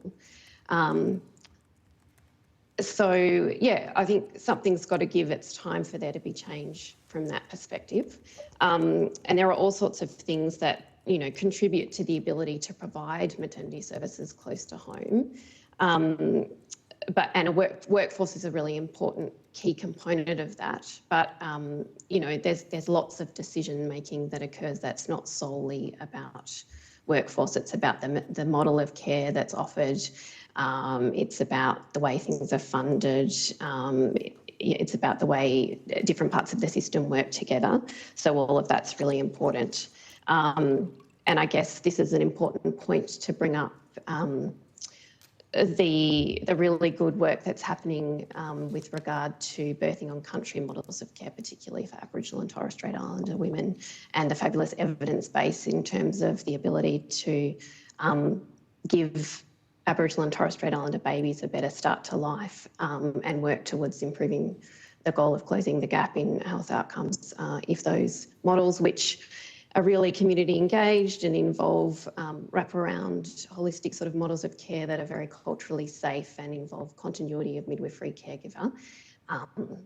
They're some of the key components of those types of models of care. And so we really advocate for enhanced funding of research on those models, and enhanced funding for the rollout of models that fall into that category. Block funded models, because they're generally in areas that market has failed. And by having 5 years of funding, you're able to give that security to the communities, and you're able to give the security to the individuals that have made a commitment to working there at the same level of pay that the state government pays, because the discrepancy is a perverse way of not ensuring that those people stay in those roles. And sometimes they can't even get loans at banks because they only have 1 year contracts. And it's really important to from a cultural perspective, to have those people that understand rural and remote and their communities the best, because otherwise it's just a revolving door. It's a fly in, fly out, and it doesn't actually add value to that community. Senator Waters. Thank you. Senator Waters, it's Kelly McDonald. Can I weigh into this? Yes, thank you. I'll be brief, sorry. So first of all, we're delighted that there's a review of the Medicare system. We think that the Medicare system is a real impediment to what's happening in terms of GPs in rural, remote and regional Australia. Some clinics that have got to get locums in are paying up to $3,000 a day to have a GP in their clinic. And on top of that, they have to provide them with accommodation and transport to get to the town. And I think our towns are being incredibly innovative to try and get those GPs into towns, providing houses and all sorts of things to try and get them and hold them. But $3,000 a day for a locum is going to kill any GP practice. So the review of what Medicare is able to offer, and particularly looking around what a nurse practitioner is able to charge, is going to be a long way into probably opening up that space and hopefully attracting more general practitioners to rural, remote and regional Australia. The other thing I wanted to talk about is around that education piece. In Victoria, there's a fantastic model called My Options. It would be great if something like that was national, and definitely the federal government could help with that, so that there was a one-stop shop of information and places to go that women could go to and knew that even existed, so that when they wanted to find out information about their reproductive health, that there was this one-shop spot to go to. And I'm just going to hand over to my colleague to talk about another issue. Thank you, Senator Waters, and thank you also for championing the issues around abortion access, particularly for rural, remote and regional people, of which I include myself. I've come today from beautiful Wiradjuri country in central west New South Wales. Your question was about what is the role of the Commonwealth at this point in time, and I think that now, happily, in 2021, we saw that at least partial decriminalisation of abortion in all states and territories across the country, which I think sends a strong signal to the Commonwealth that those politico-legal barriers are easing, but we know that that is not enough to change the service provision environment. We know from talking to providers in rural and remote parts of New South Wales, and surely other researchers have spoken to others elsewhere, as well as to rural women and people who can experience pregnancy, that the service provision is not adequate enough to meet demand. And in fact, without a national data collection of abortion services or unintended pregnancy, we really have no idea whether the current models are meeting need, where they're meeting need, where they're not meeting need, and what kinds of services we need and where. And I think that's a really important message to carry through this process, because what is at stake is something that's pretty profound. That in speaking to participants in our research study that's cited in our submission, we're hearing that people are carrying pregnancies that these people don't feel that they can manage and care for to term, simply because they cannot get access to abortion services where they need them. And that is quite extraordinarily unacceptable. So that's where we need strong messaging from the Commonwealth, and perhaps mandating that public hospitals need to be able to provide these services, and they do. They provide services for non-viable pregnancies of a similar vein. So we need to listen to the rural communities, both the providers and the people experiencing pregnancy, that the model of service provision is just not cutting the mustard. Thank you. I find myself in fierce agreement with much of what's been said. I was hoping to ask Dr. Armstrong some questions, but Chair, you wanted to intercede. I did just have one question I wanted to put to the panel, and I think Senator Askew had a couple, but then we can loop back to you, Senator Waters. I don't think we'll be too long. I'm happy with whoever wants to answer this. I have had a conversation with the Commissioner about it before, but I'm a Senator for South Australia, and our regions are not like many other states in that we don't have the same big regional centres that states like Queensland and New South Wales and Victoria have, which means for us the issue around access to midwifery and obstetric services in our regional remote areas is a really serious one. Often it's many hours of travel before you can find a regional hospital with services, and those services invariably are losing obstetricians. So, you know, it's happened in Ceduna a number of times, but also other parts of my state. I'm just interested in your perspectives. What do we do in a place like South Australia, where women in my state are just as deserving of being able to birth on country, have their babies close to home, close to their families, close to their support networks, to have their partners with them without having to take significant periods of time off work? How do we solve that challenge in a state like mine? And what would we need to do at a Commonwealth and state level to provide that equity to women? So I'll take. So, Senator, South Australia already has a very interesting model based in Port Pirie, but networked in that region. There's a strong, successful midwifery group practice that's well integrated with local rural generalist obstetrician and anaesthetists working. It's a network of small communities, all of them, you know, I think the largest may be 5,000, but that might be exaggerating. I think it's an excellent model that could well be replicated around South Australia. I like the concept that wherever there's a hospital, you know, we should be providing some level of maternity service. I am very much aware of the cost of reintroducing birth to have the infrastructure that is needed. I was on the board of the Torres and Cape Hospital and Health Service and present for a lot of the discussions that led to the reopening of and re-establishment of birthing in both Cooktown and Weipa. It costs several $1 million per annum to run those services, and depending what you have already, you know, you need to, in many cases, build up to date birthing service and quite usually an operating theatre as well. That doesn't mean that every birthing service needs to have that level of facility, but it certainly is something that you need to consider.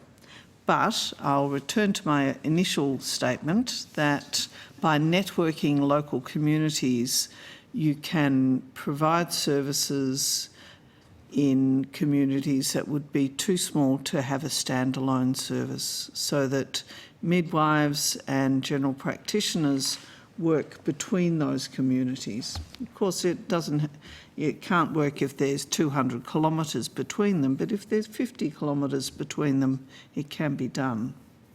I guess that's the challenge in South Australia, where, you know, there's hundreds of kilometres between Ceduna and Port Lincoln. So both far west coast, but, you know, the ability to share practitioners and services means is pretty difficult for a family, right? And when you have birthing complications, even if you can go to Port Lincoln to have your baby, often that means your partner taking many weeks off work if he's there to support you, not to mention what you do with older children, other caring responsibilities, your own arrangements. So I'm really, really interested in how we solve it. So, does anyone else have a contribution as well? Well, I'll just come in with one more thing. I was careful to talk about maternity services, because not all maternity services have birthing services. And if you have a level of maternity service in a community, a woman who has had a baby in a larger service can return to her home community, where there are midwives who can provide postpartum care very quickly. And, you know, there's also increased support for antenatal care as well. So it's providing different levels of care. Now, you know, this isn't the time to have the big long conversation and negotiations about where and when actual birthing services are provided, but I will reiterate that I believe that it's really important to enable as many rural and remote Australian women to have birthing as close to home as possible. Thank you. Yes, Ms. Tegan. Susie Tegan again. First of all, I'm from rural South Australia, and Ruth raised some really good issues, and I was going to mention Port Pirie as well. I think there are some really fantastic models around Australia that are often so good at the grassroots, and then they're not given the opportunity to expand into another region, despite the fact that the original was, oh, let's do a trial or let's do a pilot. And I think, and I'm not trying to wax lyrical here, but, you know, I think that's one of the issues that the government can address. There are already some solutions at the grassroots, and people just need to be asked and have long-term funding rather than setting something up for 3 years and then it'll disappear again because people won't keep putting their hand up. These are some of the short-term solutions, but I think it would be overwhelmingly supportive if the government were willing to, and the Senate inquiry were willing to look at longer term models where you actually support the people that are out there, and eventually you will end up getting more people in those regions to deliver those services. So, so the answer is, one, is that there are some good models out there that can be utilised in South Australia and can be expanded in South Australia. There are some longer term models and strategies like the PRIMS model that we've worked with many stakeholders on around Australia.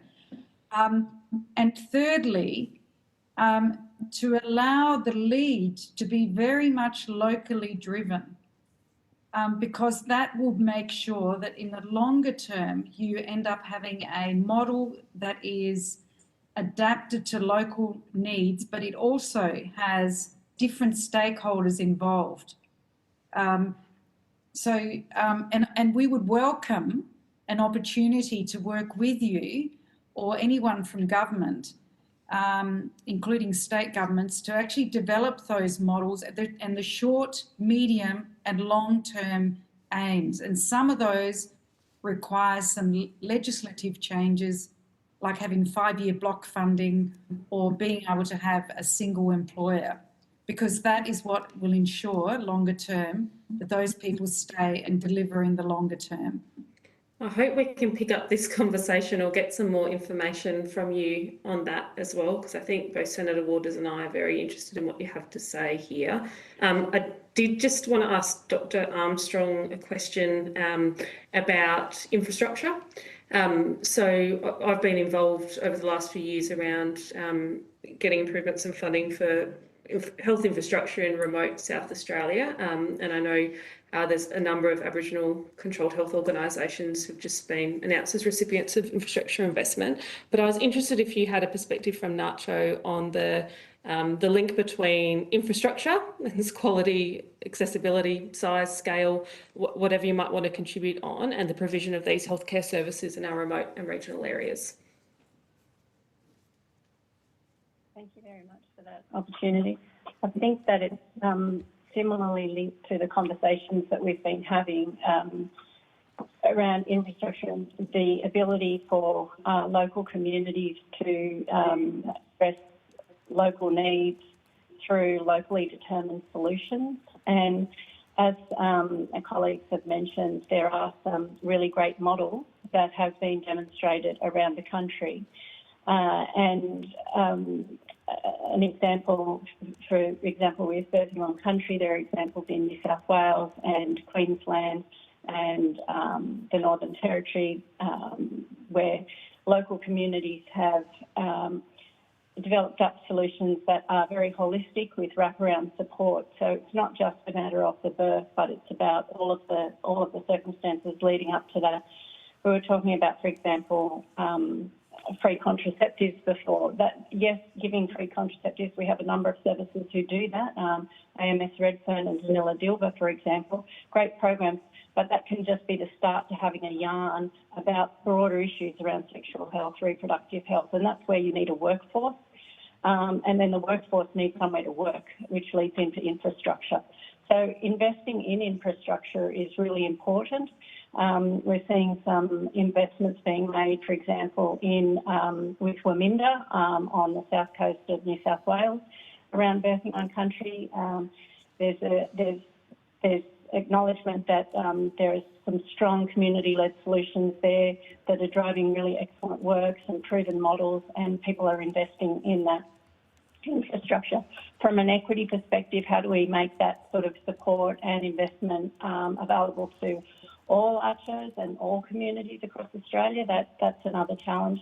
But I think that having those conversations with communities and understanding the models of care that they'd like to develop and the way they'd like to do that and the best ways that they see that happening. For example, I was in Perth just last week and communities are very, very clear on what they need and how they need to do it, but it's different in every single local community. But I would say alongside infrastructure, that investing in workforce and long-term investments of workforce, they really need to go hand in hand, along with the model of care that makes it all work together and brings everything together. So investing in infrastructure in and of itself, is not a solution. Workforce is not a solution. It does really need to be comprehensive and a whole of life course approach, and that's really a key priority in the women's health strategy as well. So, but I think that I hope that answers your question around infrastructure. Thank you, Dr. Armstrong. Senator Askew, did you have some questions, or have we covered off on yours? Two of them being covered off. Can I just ask one question to the Commissioner, or possibly two? Of course. Yep. Sorry.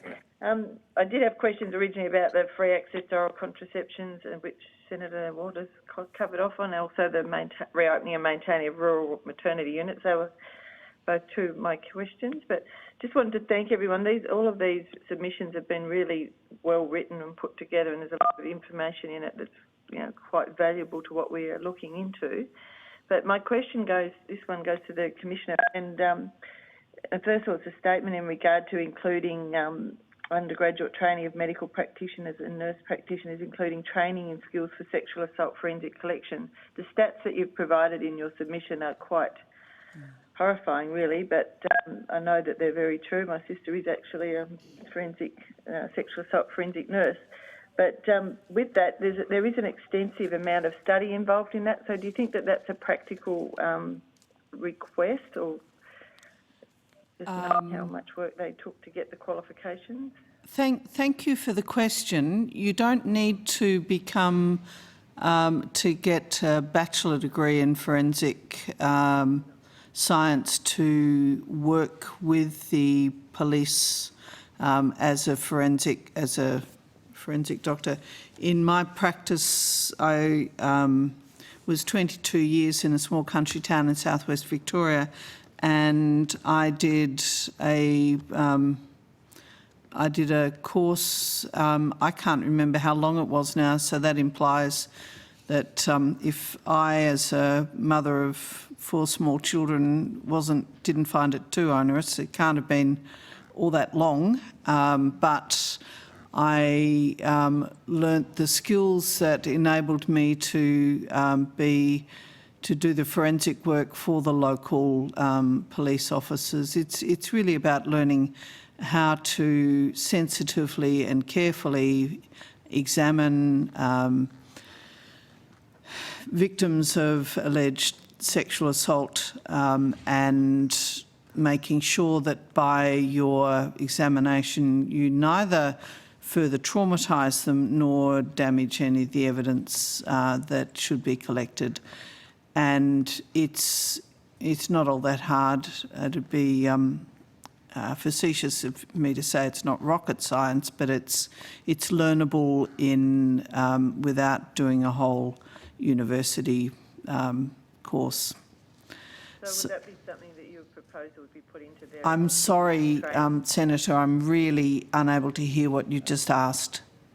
So my question was whether or not that would be something you would propose would be built into their actual initial qualifications during their medical degree or medical practitioners, or at a later stage?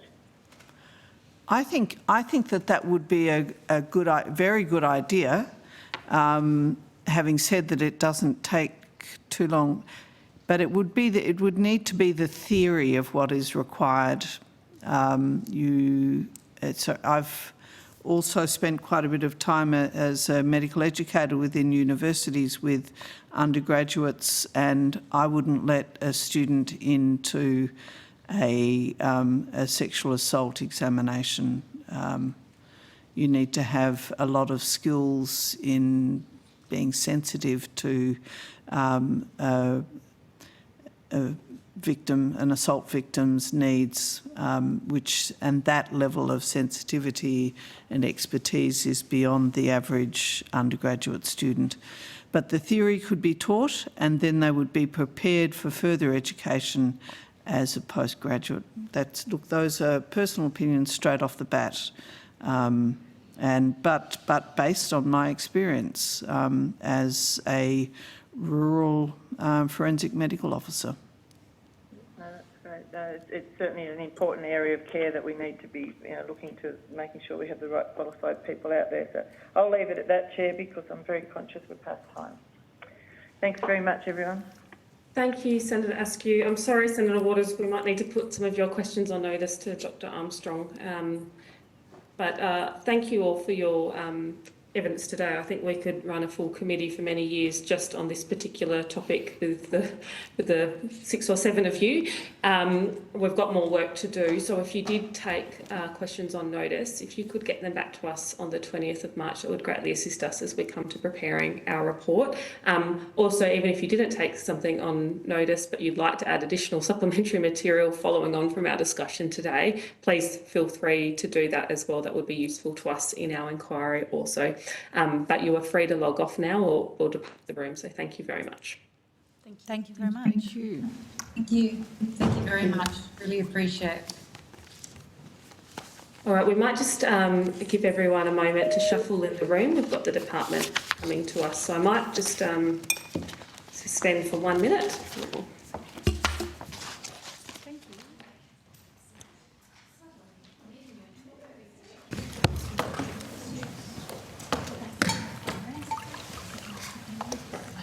Broadcasting's ready to go. We will resume.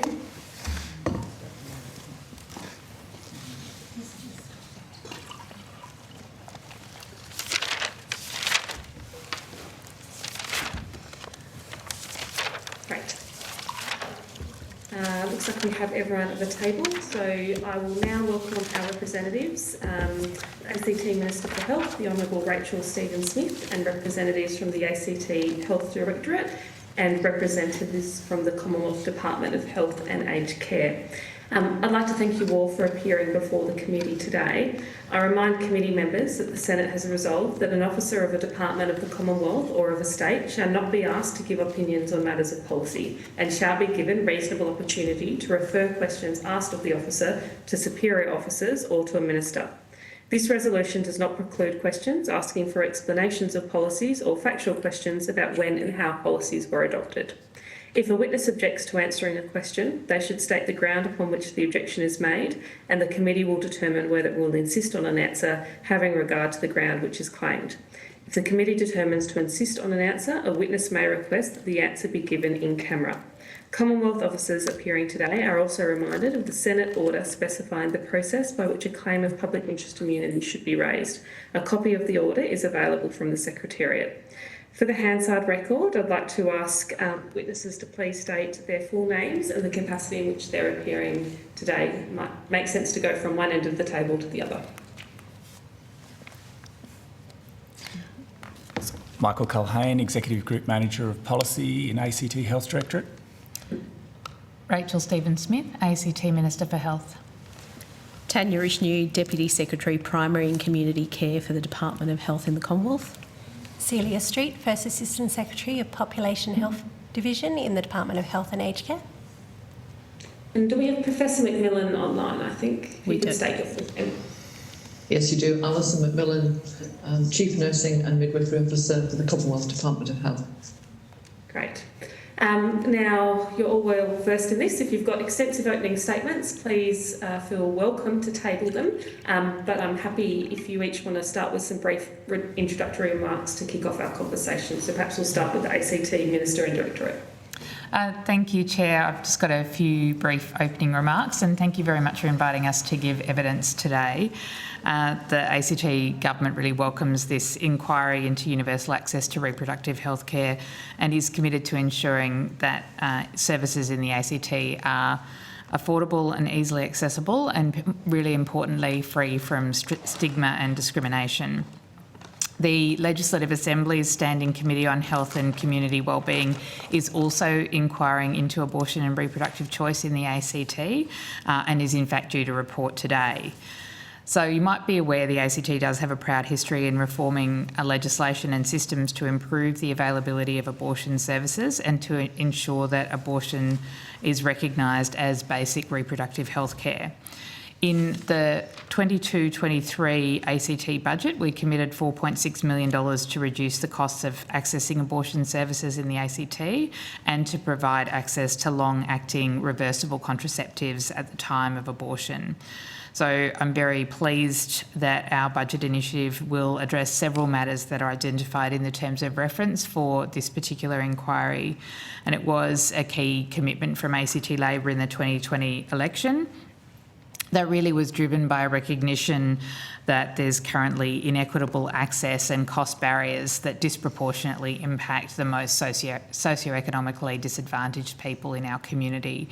So the initiative that we have committed to includes funding to support improved navigation and communication for consumers and practitioners as well, because we know from our engagement that these also present challenges in our community in addition to the cost barriers.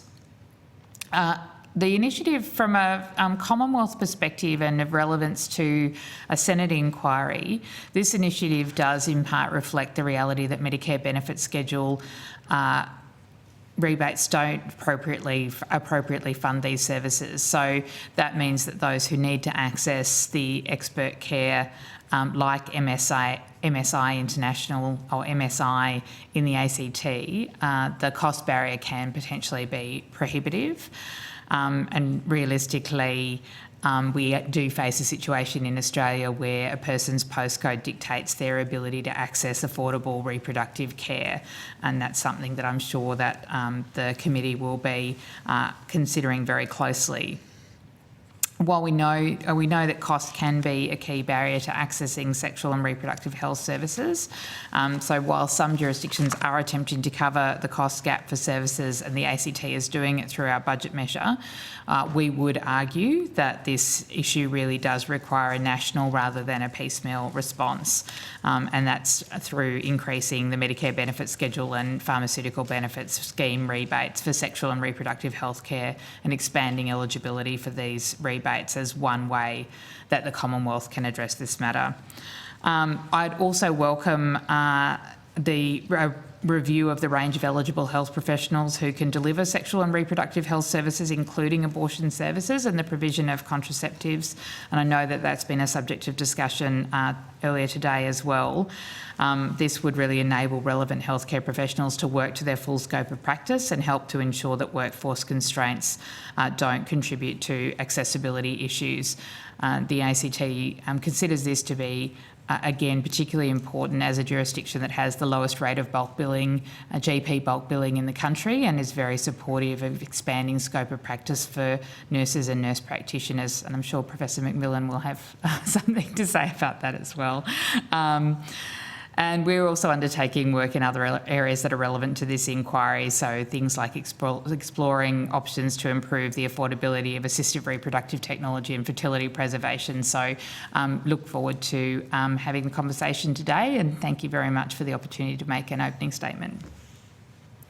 Thank you, Minister. Do any of the Commonwealth officials wish to make opening remarks? No, thanks, Chair. Just to acknowledge that we meet today on Ngunnawal and Ngambri country and pay my respects to elders past and present.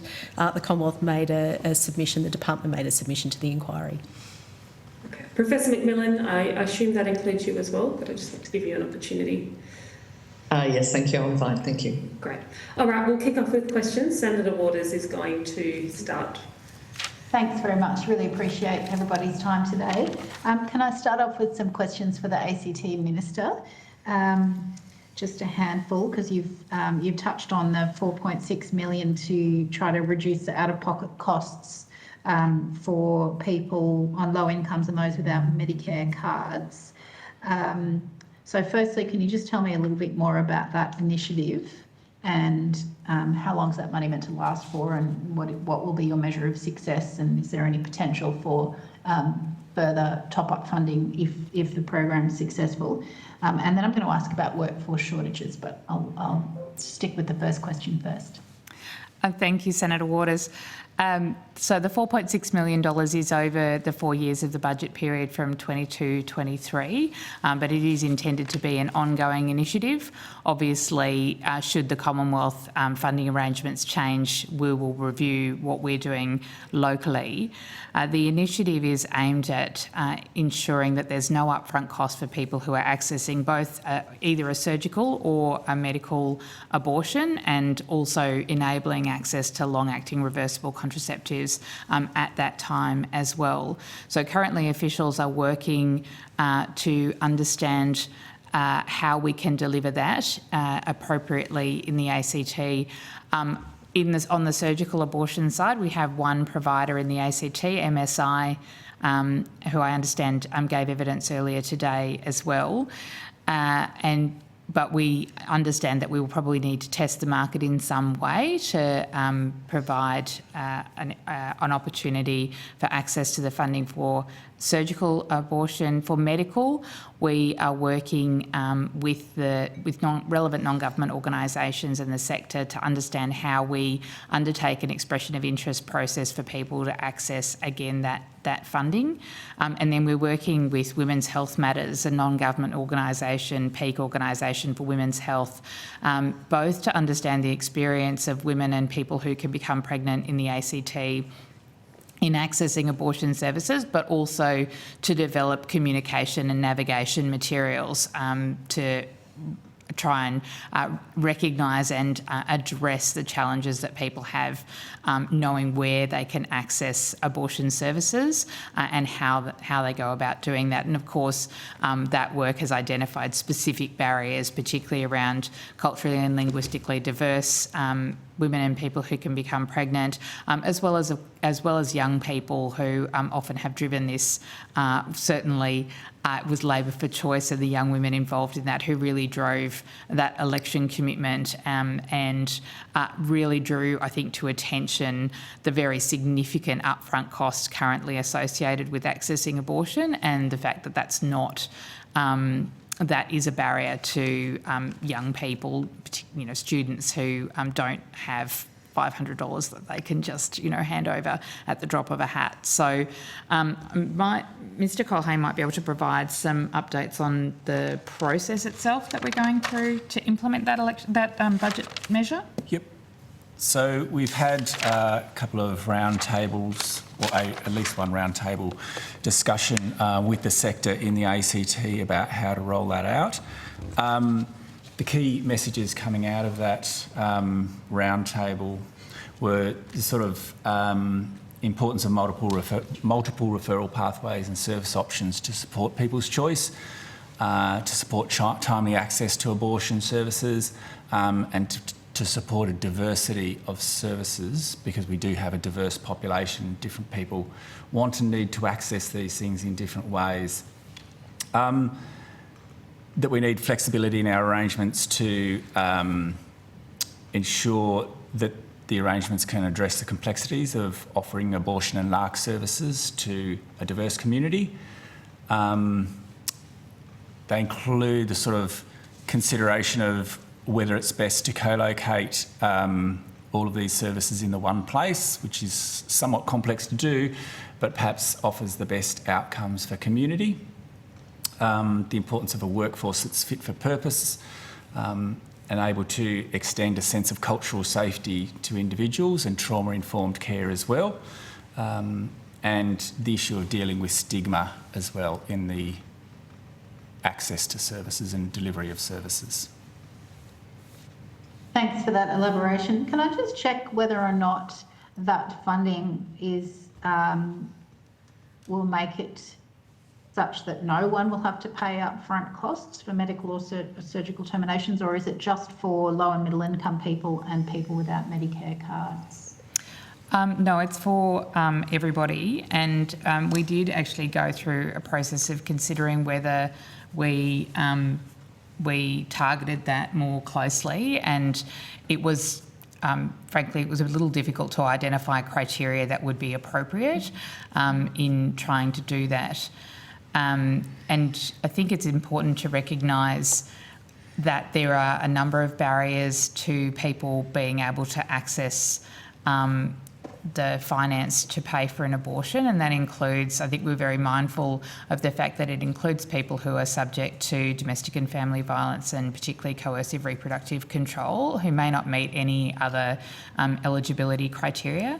So we know that MSI already has a small program where they are able to provide access to people at low or no cost if necessary, but ultimately we determined that we consider this to be important healthcare services, and free universal access was appropriate.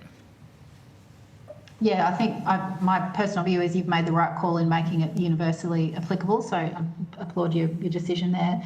Just given the time constraints, could you please take on notice for me, and perhaps this is a little premature, maybe your consultations at the minute are working out the answers to these questions, but I'm interested in the model of delivery for that funds and whether you will, will it be a grant?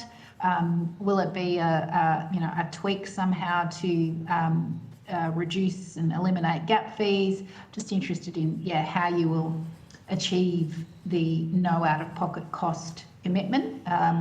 So if that hasn't yet been decided, if you could perhaps just take on notice to let us know what the process is, or otherwise to answer that for us. Thank you, that'd be really helpful. And just lastly, before I go to the department, we heard this morning from Sexual Health and Family Planning ACT that their view was that there was significant workforce issues which was impacting on the ability to deliver reproductive and sexual health care in the ACT. Is that on your radar, and what's being done to redress that? Yeah, absolutely, Senator, and we're happy to take on notice. I think we do still have some work to do to finalise the model of implementation, so we'll come back to the committee as soon as we can once we have that information. As I mentioned in my opening statement, we do have the lowest rate of bulk billing in Australia, and we also have the lowest proportion of GPs per head of population, certainly for a city and equivalent to some relatively regional areas. So we certainly agree with ShiftPAC's evidence around the availability of workforce, and also recognise that there are some challenges around people advertising that they provide abortion services. So it's not necessarily just about the number of GPs who are available. There are issues around the navigation for consumers in accessing the GPs who do currently provide this service. There are issues we certainly understand, and I think again you've heard evidence around this about the fact that the rebates don't really justify undertaking, and the frequency with which the service would be provided don't necessarily justify for GPs undertaking the training that's required to be a provider of medical abortion services. So we certainly very strongly support expanding nurse practitioners' prescribing rights, including MS two-step, as well as including access to MBS and PBS for diagnostic imaging and medication that would support additional access to medical abortions and have that flow on for affordability of services. So those, I think as Mr. Culhane indicated, the challenges around the model in terms of single provider, multiple providers, relate to the challenges around navigation, but also do relate to challenges around availability of workforce and being sure that we can sort of channel our funding into a viable, sustainable solution. Thank you. Just on that question of navigation, we heard from some witnesses earlier today and last week as well, talking about Victoria's 1800 My Choice, I think was the name. Essentially the hotline that you call, and it lets you know where you can go to get further advice or services if you're pregnant and you don't want to be. And likewise in Queensland, there's a wonderful not-for-profit organisation, Children by Choice, who do a map for consumers that lets them know where are the GPs and where are the pharmacists that they can access in their locale. Has the ACT thought about doing either of those things, a hotline and or a map? So part of the funding in the budget measure is to develop a communication package, including a public-facing web page to include accessibility and navigation for abortion services. So we're working with Women's Health Matters on that. I'm not sure if they've discussed in the consultations a hotline phone number. Sounds like a good idea to me, but we'll work with Women's Health Matters that understands the local circumstances around what's the most appropriate way to provide that information for Canberrans, and being really clear that about the need to be accessible to LGBTIQ plus people, to culturally and linguistically diverse communities, to Aboriginal and Torres Strait Islander people, and to people who could be experiencing domestic and family violence, among, I'm sure, others as well. Great, that's good news. Thanks very much, Minister, for your time, and congrats on that commitment and the rolling out of it. Can I move now to the department? And thanks again for your time.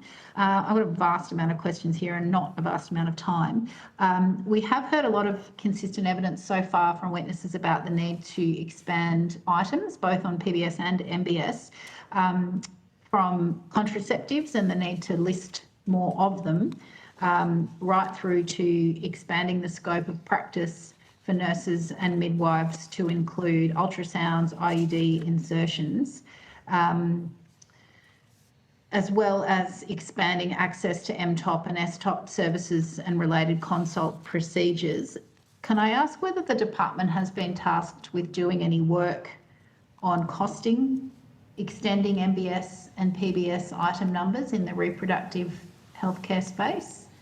So, Senator Tanya Rishnu, Deputy Secretary, as you would appreciate, listing on PBS, if I deal with PBS in the first instance, requires advice through the Pharmaceutical Benefits Advisory Committee, so PBAC, and it requires a submission from a pharmaceutical company, process going through PBAC, and then a determination based on their advice as to whether a drug should be listed on the PBS. So currently there's 19 contraceptives that are listed on the PBS, and then another 2 emergency contraceptives, so the morning after pill for kind of colloquial use, listed on the PBS. There is some of the LARCs, so there's Impranon that's listed on the PBS. There's a couple of hormonal IUDs as well listed.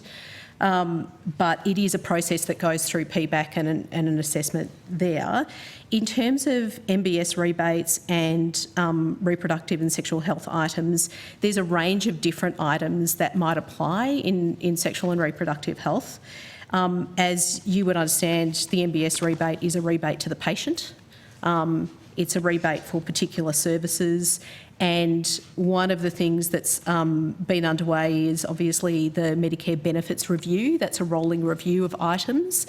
Those committees have actually looked at some of the sexual and reproductive health items in particular.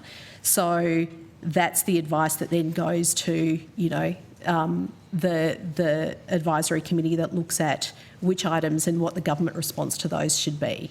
So in terms of specific costings, it really goes through that MBS review process. Okay. Can you just update, sorry to butt in, but before I lose that train of thought, can you just let me know where is that at in terms of the review of those reproductive health relevant MBS items? So it's gone through that MBS review process. Where is it now, and what's the next step in the process to make those things both more affordable for doctors to provide, but also more affordable for patients to access? So there's a continuous MBS review process, but we'll go to specific details and recommendations of the MBS review panel so far on those items. If I can take those on notice, Senator, just given the time, and might refer your questions around scope of practice for nursing and midwifery to the Chief Nursing and Midwifery Officer in the first instance. Thank you. Can I actually come back to you, Dr. McMillan, because I've just got a few follow-up questions, but I'm looking forward to your input, if that's okay. Just sit tight for a sec. Sorry, Senator. Yeah, no, thank you. My apologies. I'm darting around the place trying to squeeze in as much as I can. Just coming to the PBAC process and the fact that the pharmaceutical companies have to apply, so I understand that the ball's in their court. When was the last time a new contraceptive was listed on the PBS? That I'd have to take on notice, sorry, Senator. Okay, we had a witness earlier today speculate that in her 25 years of practice, a new one had not been added. So I'll be interested in your response when you can check on that. Yeah, certainly. I'd find it hard to believe that it's been 25 years, particularly given things like Impranon would have been listed fairly recently. But I'll come back to you on notice with dates. And secondly, why do you think pharmaceutical, and I know I can't ask your opinion, but what is the barrier to pharmaceutical companies applying for their product to be listed on the PBS? Is it some astronomical amount of money that they need to spend? I'm trying to understand why there is some of the more modern contraceptives that are more suitable for some people, why they're not on the PBS. What's stopping those pharmaceutical companies from applying for that? So, Senator, without speculating the reasons why any individual company would choose to go through the PBS process or not, I mean, the costs are not prohibitive. You'll notice, the PBS listings of drugs, is far and wide, and often, in some cases, companies choose not to list on the PBS because PBAC, so the advisory committee, actually suggests an efficient price. So it actually sets a price that the Australian government is prepared to pay and subsidise for those drugs. So in some cases, pharmaceutical companies choose not to go through a PBS listing because they want to charge, a different amount. They want to be able to set their own prices. In some cases, it may be that they don't think the market is big enough, but the reasons will vary. And PBAC does do a rigorous process, but I can get you the estimates around costings for the PBAC process, but they are in no way prohibitive for pharmaceutical companies. Thank you. Look, I would appreciate that just as a reference point, but I see a point now if the companies just want to be able to charge far more than the government is prepared to pay. I can sadly see the corporate profit motive operating there. Maybe, Ms McMillan, we might go to you on that question of whether work has been done by government to enable the expansion of practice areas for midwives, nurses and nurse practitioners to be able to do more reproductive and sexual health care work and be appropriately recompensed for that. Thanks, Senator Waters. Professor Alison McMillan, Chief Nursing and Midwifery Officer. Senator, the scope of practice for all nurses and midwives, including nurse practitioners and eligible midwives, is governed by the Nursing and Midwifery Board of Australia under the national law. It's a combination of and also that governs the behaviours of nurses and midwives, and also those codes of conduct and ethics and standards of practice, and of course quality and safety guidelines, for instance, in the area of midwifery. So the scope of practice is governed by the NMBA.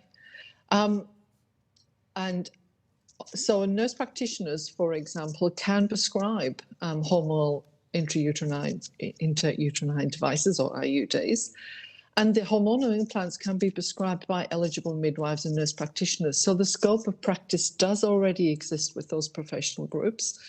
However, it is only nurse practitioners and eligible midwives who currently meet the requisite standards prescribed partly by the NMB that allows them to access MBS and PBS. So nurses and midwives, of course, across the country do work in sexual and reproductive health in a whole range of roles in clinics and such, but they're the only nurse practitioners and eligible midwives can actually either prescribe or access MBS, and that's currently the rules. And of course, in order also to do that, they need to have a signed collaborative arrangement with a medical practitioner. So I understand that they've got the skills and capability and are able to do it, but it's a question of whether their time can be billed or whether they can get access to the MBS rebate. Is that being looked at by government at the minute? So we've got a massive workforce shortage, as everyone's telling us. That seems an elegant solution to at least some of the problems. So their access to either PBS or MBS is exactly the same as was just described by Ms. Rishnell, that the decisions around how and what nurse practitioners and eligible midwives can prescribe is also governed by the PBS and the MBS system. And so any changes to that would be through that process. Okay, so my question is that being considered by government? So, Senator, I might step in here. It's Sorry if I'm Tanya. something there, but... It's Tanya Rishnell here again. It's obviously one of the things that's come up in the context of the Strengthening Medicare Task Force, and it's got recommendations particularly around multidisciplinary care and making sure that each professional in the health system is working to full scope of practice. You might know there was a recent announcement of a joint collaborative arrangement with the Western Australian Government and the Commonwealth in funding some models around nurse practitioner-led clinics that looks at funding for that. And so one of the things that the Strengthening Medicare Task Force looked at is not just where you might look at block funding or different funding arrangements, not just rely on an MBS rebate. So, for example, in employing nurses in practices, so practice nurses, one of the options there is looking at how do you use things like the Workforce Incentive Program through general practices to employ them to provide services without necessarily having to have an MBS item. Okay, thank you. Yes, and that's been raised a few times in this inquiry and previously as well, that block funding would be advantageous. So, and pardon my ignorance, when are we going to get to a decision point? I understand there's a constant ongoing review, fine, but when will a decision be taken to enact some of these reforms to help address the workforce shortages and the affordability of healthcare for people? So, Senator, I referred to the Western Australian project that was announced just the other week, which is actually looking at nurse practitioners in different practice models. There's already a workforce incentive program in place. The Strengthening Medicare Task Force made its recommendations, and the government is likely to come back in the budget context on those recommendations and looking at what's happening there. There's different innovative models of employment models that we're looking at as well. So in New South Wales and Tasmania, for example, we're looking at single employer models with the state government, so that you've got GPs but also broader workforce in areas where you might have market failures or market shortages. We're looking at things like urgent care clinics. So the work is underway, but in terms of the response to the Strengthening Medicare Task Force, we would expect that to come in the budget.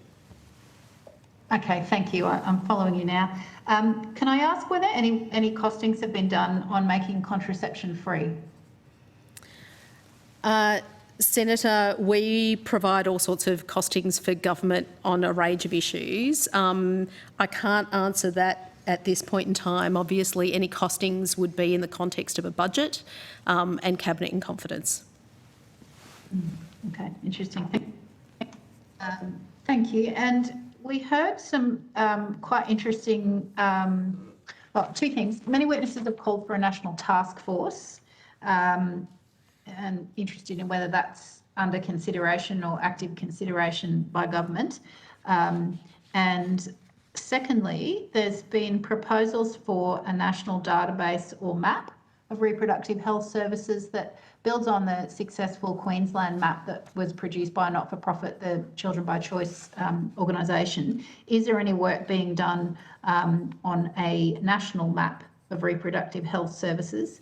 And thirdly, is there any work being done to consider a national hotline, much like the Victorian hotline, where consumers, patients can phone and try to help navigate the complex healthcare arrangements to be able to get particularly advice on termination services?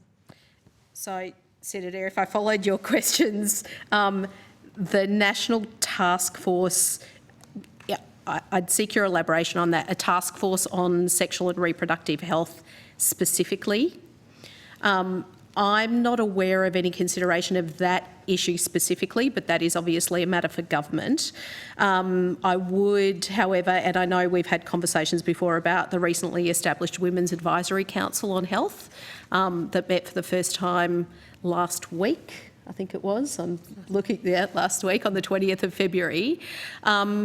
Obviously, one of the things that I would expect that advisory council to consider is, particularly around looking at gender bias in the system, looking at access to reproductive and sexual health. So the question of a specific task force, as I said, that would be a matter for government, but there are conversations ongoing, particularly around women's health more generally. Your second question was in relation to a data set and mapping exercise. So as part of our submission, we provided some maps of the information that we can collect at the Commonwealth level, which really does relate to MBS and PBS prescriptions. And I think we've also had this conversation with you in the context of Senate estimates around the difficulty of disaggregating that data with a level of specificity, because some of those MBS services, for example, don't just deal with termination, but they might also deal with addressing stillbirth or the loss of a child or D&Cs and a range of issues. So the availability and granularity of that data is you know, it's limited in terms of how comprehensive it can be. I do know that the AIHW is actually looking at producing some data, and that's coming up. I'm just turning to my colleague, that actually looks at data around terminations and premature birth or kind of preterm arrangements. So I'll just get the detail on that timing for you. So AIHW is doing some work around that. But as you would appreciate, these data sets actually in mapping relies on information from the Commonwealth and the state and territory jurisdictions because of the comprehensive nature and the blended models of providing either medical services or surgical services and where people access care. So that hopefully addresses the mapping question and the data question. And then to the hotline. So we at the Commonwealth, with the states and territories, fund Health Direct as a national service to provide clinical information and health information. If you ring the Health Direct number, they will often refer you to state-based lines, so like the Victorian line, like the Queensland line, or provide you with access to GPs or other clinical information.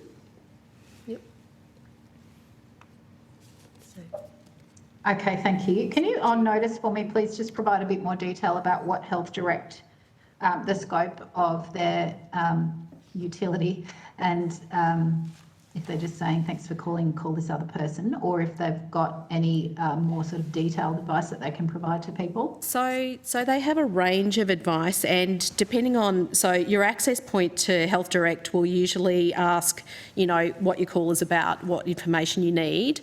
At that point in time, they can refer you to particular information or websites or general information, or they can refer you to a clinical line that has nurses on call. So if you actually require more detailed clinical understanding and information or advice that is of an urgent nature, they will refer you to a nurse on call. So it really is trying to be a fundamental part of the health infrastructure to be able to give people access to information and refer them to services. Okay, thank you. Does the department maintain a database of the different access rules in each jurisdiction, and have you been asked to do any work on harmonising access determination services?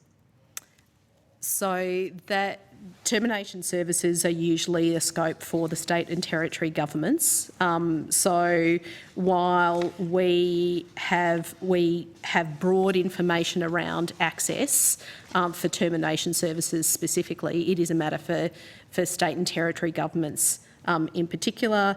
I think our submission actually refers to the fact that access determination is now legal in every state and territory across Australia, but it is a matter for state and territory governments predominantly. Yes, but they've all got different rules. Hence my question, is the Commonwealth doing any work, is your department doing any work to consider harmonising those rules? Which would need to be done in consult with the states and territories, I understand that, but is that on your list of things to do?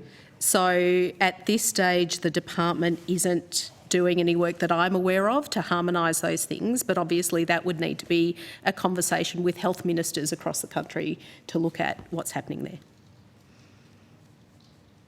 I'm sure there's other senators with questions. If I can squeeze perhaps one more question in, Chair. Thank you. It's very, I appreciate your indulgence today. The government oversees the National Medical Workforce Strategy, which is a 10-year plan, I think, from 21 to 31 to support medical workforce to meet current and emerging healthcare needs. What responsibility does the department have for the current maternity health workforce shortages in rural Australia? So, Senator, once again, I'll probably give you a broad answer to that question. In terms of the medical workforce strategy, that is a strategy that has been developed with the Commonwealth and the states together, and is a topic of conversation at health ministers' meetings. In terms of the maternity workforce, predominantly the maternity workforce in public hospitals is obviously a matter for state and territory governments. As Ms McMillan has described, and I think Professor Stewart also described, maternity services versus birthing services, and the role of nurses and midwives in particular is a shared responsibility. So, like I say, we are working together around those things. We fund things like Waminda Birthing on Country Centre of Excellence, but specific hospital and public hospital maternity services and staff is a responsibility of states and territories. And I did have an answer while we were discussing that from the team around the last contraceptive to be listed on the PBS was Kylena in 2020. Thank you. I think my question was actually about oral contraceptives, but if you could take that bit on notice. We will. Thank you. And thank you all, and thanks, Chair. I'll see the call now. Senator Waters, did you get to ask your questions of Professor McMillan? I just wanted to check. I think in the time available a little bit, but if Professor McMillan wants to add anything, I'm always keen to hear about. That's all right. I just want to check if we might need to come back, but I've got a question for Professor McMillan, so I might kick off with that one. It's just around the continuity of midwifery care models. We've got a model in South Australia, but it's not accessible to all women giving birth in the public system. I think it's a similar situation in Victoria. I'm not sure about other states. I was just interested in your perspective on those models. Anecdotal feedback I get from women in South Australia is they really value that continuity of care in the public system with their midwife, but it's just such a gamble as to whether they'll get placed in the program or not, and they have very little influence on whether they'll be selected or not. Senator, you're absolutely correct that there is a range of access to midwifery continuity care models across the country. It was a strong focus of the work on women-centred care. The strategy developed and commenced in 2018. Workforce shortages, certainly, as we all know, are compounding the challenges of being able to provide these models of care, but it remains, I would suggest, very much still a commitment of the senior officials group who oversight the women-centred care strategy. And I am well aware that many women speak very, very positively about access to a continuity of care model and what it can mean for them and their families. And what role, can you explain for me, does the Commonwealth have in promoting or furthering these models at the state level? Senator, ultimately the provision of the services in the public system are that of the jurisdictions, and so it is where the jurisdictions put the systems and processes in place that allow these to happen, as we know has happened in South Australia and some of the other jurisdictions. I can refer back to to Tanya Rishnau for any additions to that, but essentially it is the jurisdiction, the state and territories, to whom they need to put those processes in place. And Ms Rishnau, I'm just interested if the Commonwealth wanted to promote or further encourage the provision of these services, what could they do? What are the levers available? Like, I'm not sure if we have any kind of direct funding relationship with these models at the moment, or how those funding relationships work. If there's anything you can share on that. So, Senator, in part it depends on the model. So, and there's a number of levers that I think we can look to.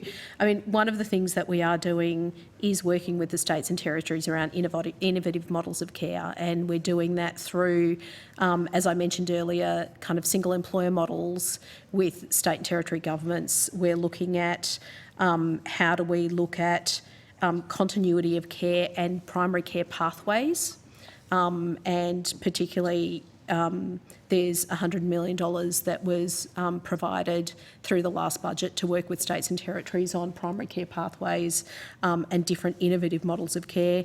There's also the work that we do with the primary health networks that actually looks at where do you get better practice and how do you look at access to primary care and innovative models of care, particularly in areas of market failure or broader. So I think there are a number of levers that we've got, and we're working to look at how do you elevate better practice and how do you work so that you've got an ability to innovate but actually provide better access where you might not otherwise.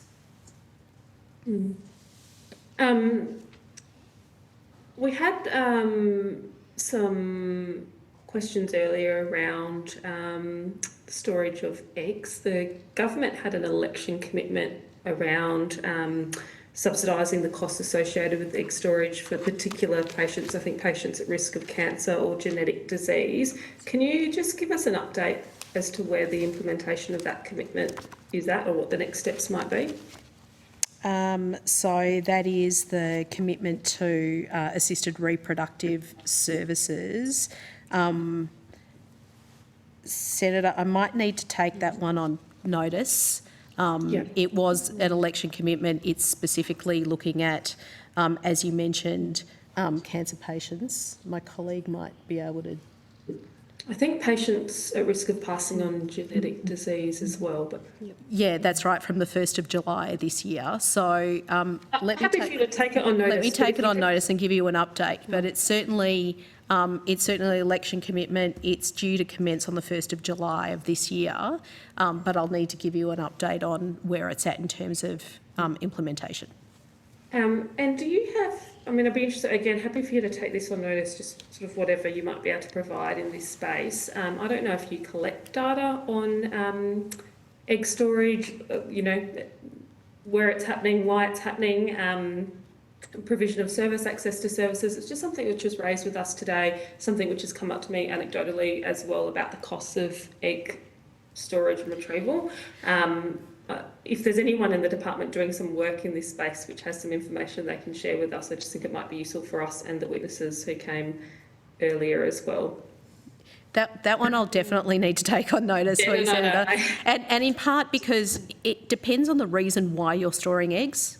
And whether it's a particular reproductive choice you're making or whether it's as a result of treatment or infertility, whether it's privately stored, you know, all of those factors. But we'll come back to you on that.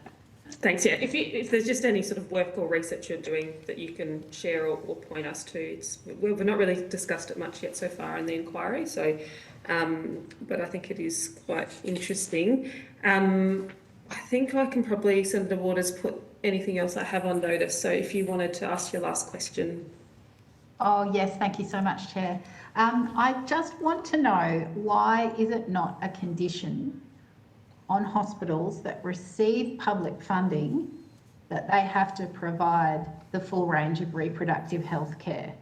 What is the policy reason for that not being a requirement of receiving public funding, that you have to provide termination services in that hospital? So, Senator, I take it that's a question for me as opposed to the Minister for the ACT. Look,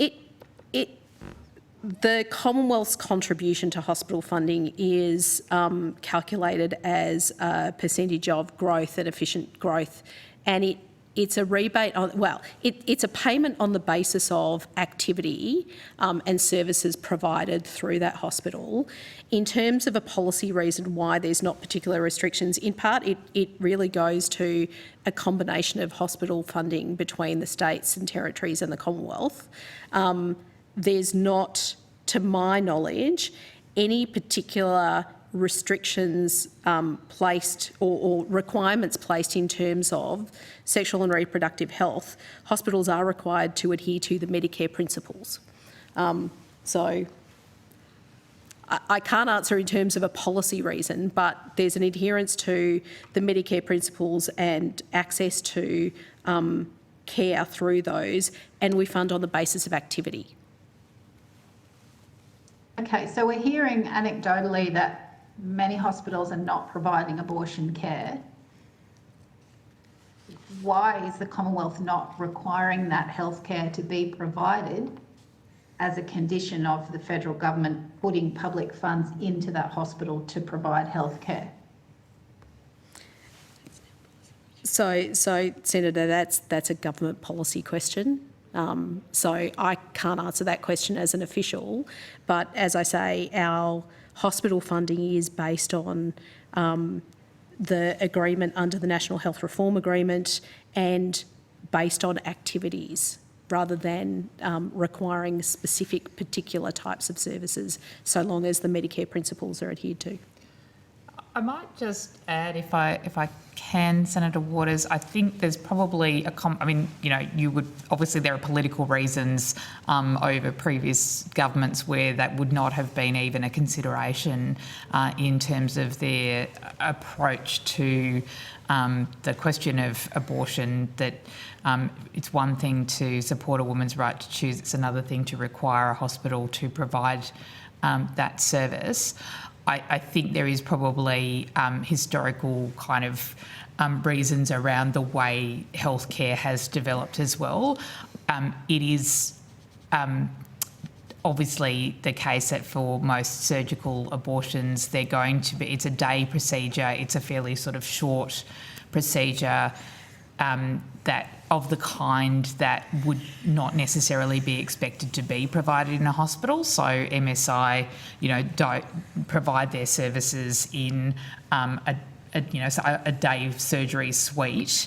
And so there, I think, are questions about the most appropriate distribution of healthcare activity across different types of facilities within the health system. So I think you ask a fair question about why public hospitals don't generally provide abortion services, but I'm not sure that the answer is shifting abortion services into certainly in our case, busy public hospitals. Obviously, one of our public hospitals is a Catholic-run hospital, so that would create its own challenges, but even leaving that to one side, it's not entirely clear to me that that is the most appropriate place for a woman or a person who can become pregnant to access abortion services. It may be more appropriate that that is accessed through a service provider in the community through a day surgery type arrangement rather than on a busy public hospital campus. Okay, well, I guess the reason I'm asking is that in Queensland, a lot of those MSI facilities were closed. So people actually don't have any other option locally to get a surgical abortion, and it kind of, to the average punter, makes sense that if you need healthcare, that you should be able to get that at the hospital.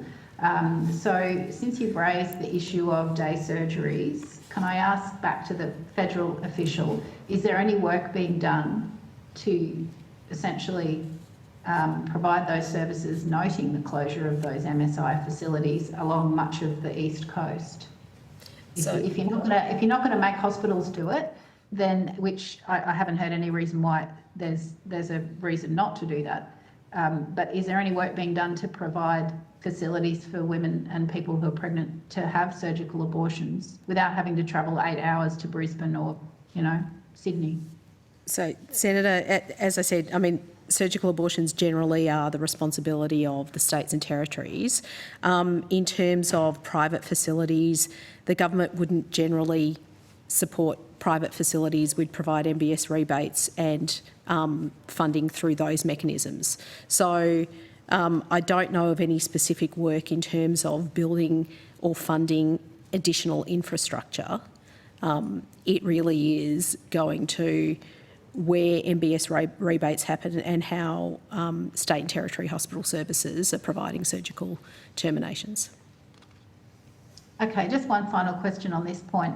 Is there anything stopping the Commonwealth making it a condition of federal hospital funding that reproductive health services be provided? Is there any barrier to that? Senator, I need to take that on notice because it would depend on the hospital funding agreement requirements and a range of kind of questions around constitutionality and what we can put in terms of agreements for specific funding to states and territories and requirements under federal financial relations. So can I take that on notice because it isn't my area of expertise and come back to you on notice? Yes, thanks very much. Senator Waters, we do have to wrap it up there.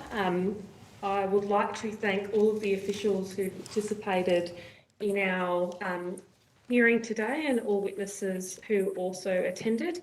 I believe you did take some questions on notice and we are asking for responses to those questions to be provided to the committee by close of business on the 20th of March 2023. That concludes today's hearing. I'd just also like to thank Broadcasting and Hansard and the committee secretariat for their support in facilitating our work today. The committee stands adjourned. Thank you.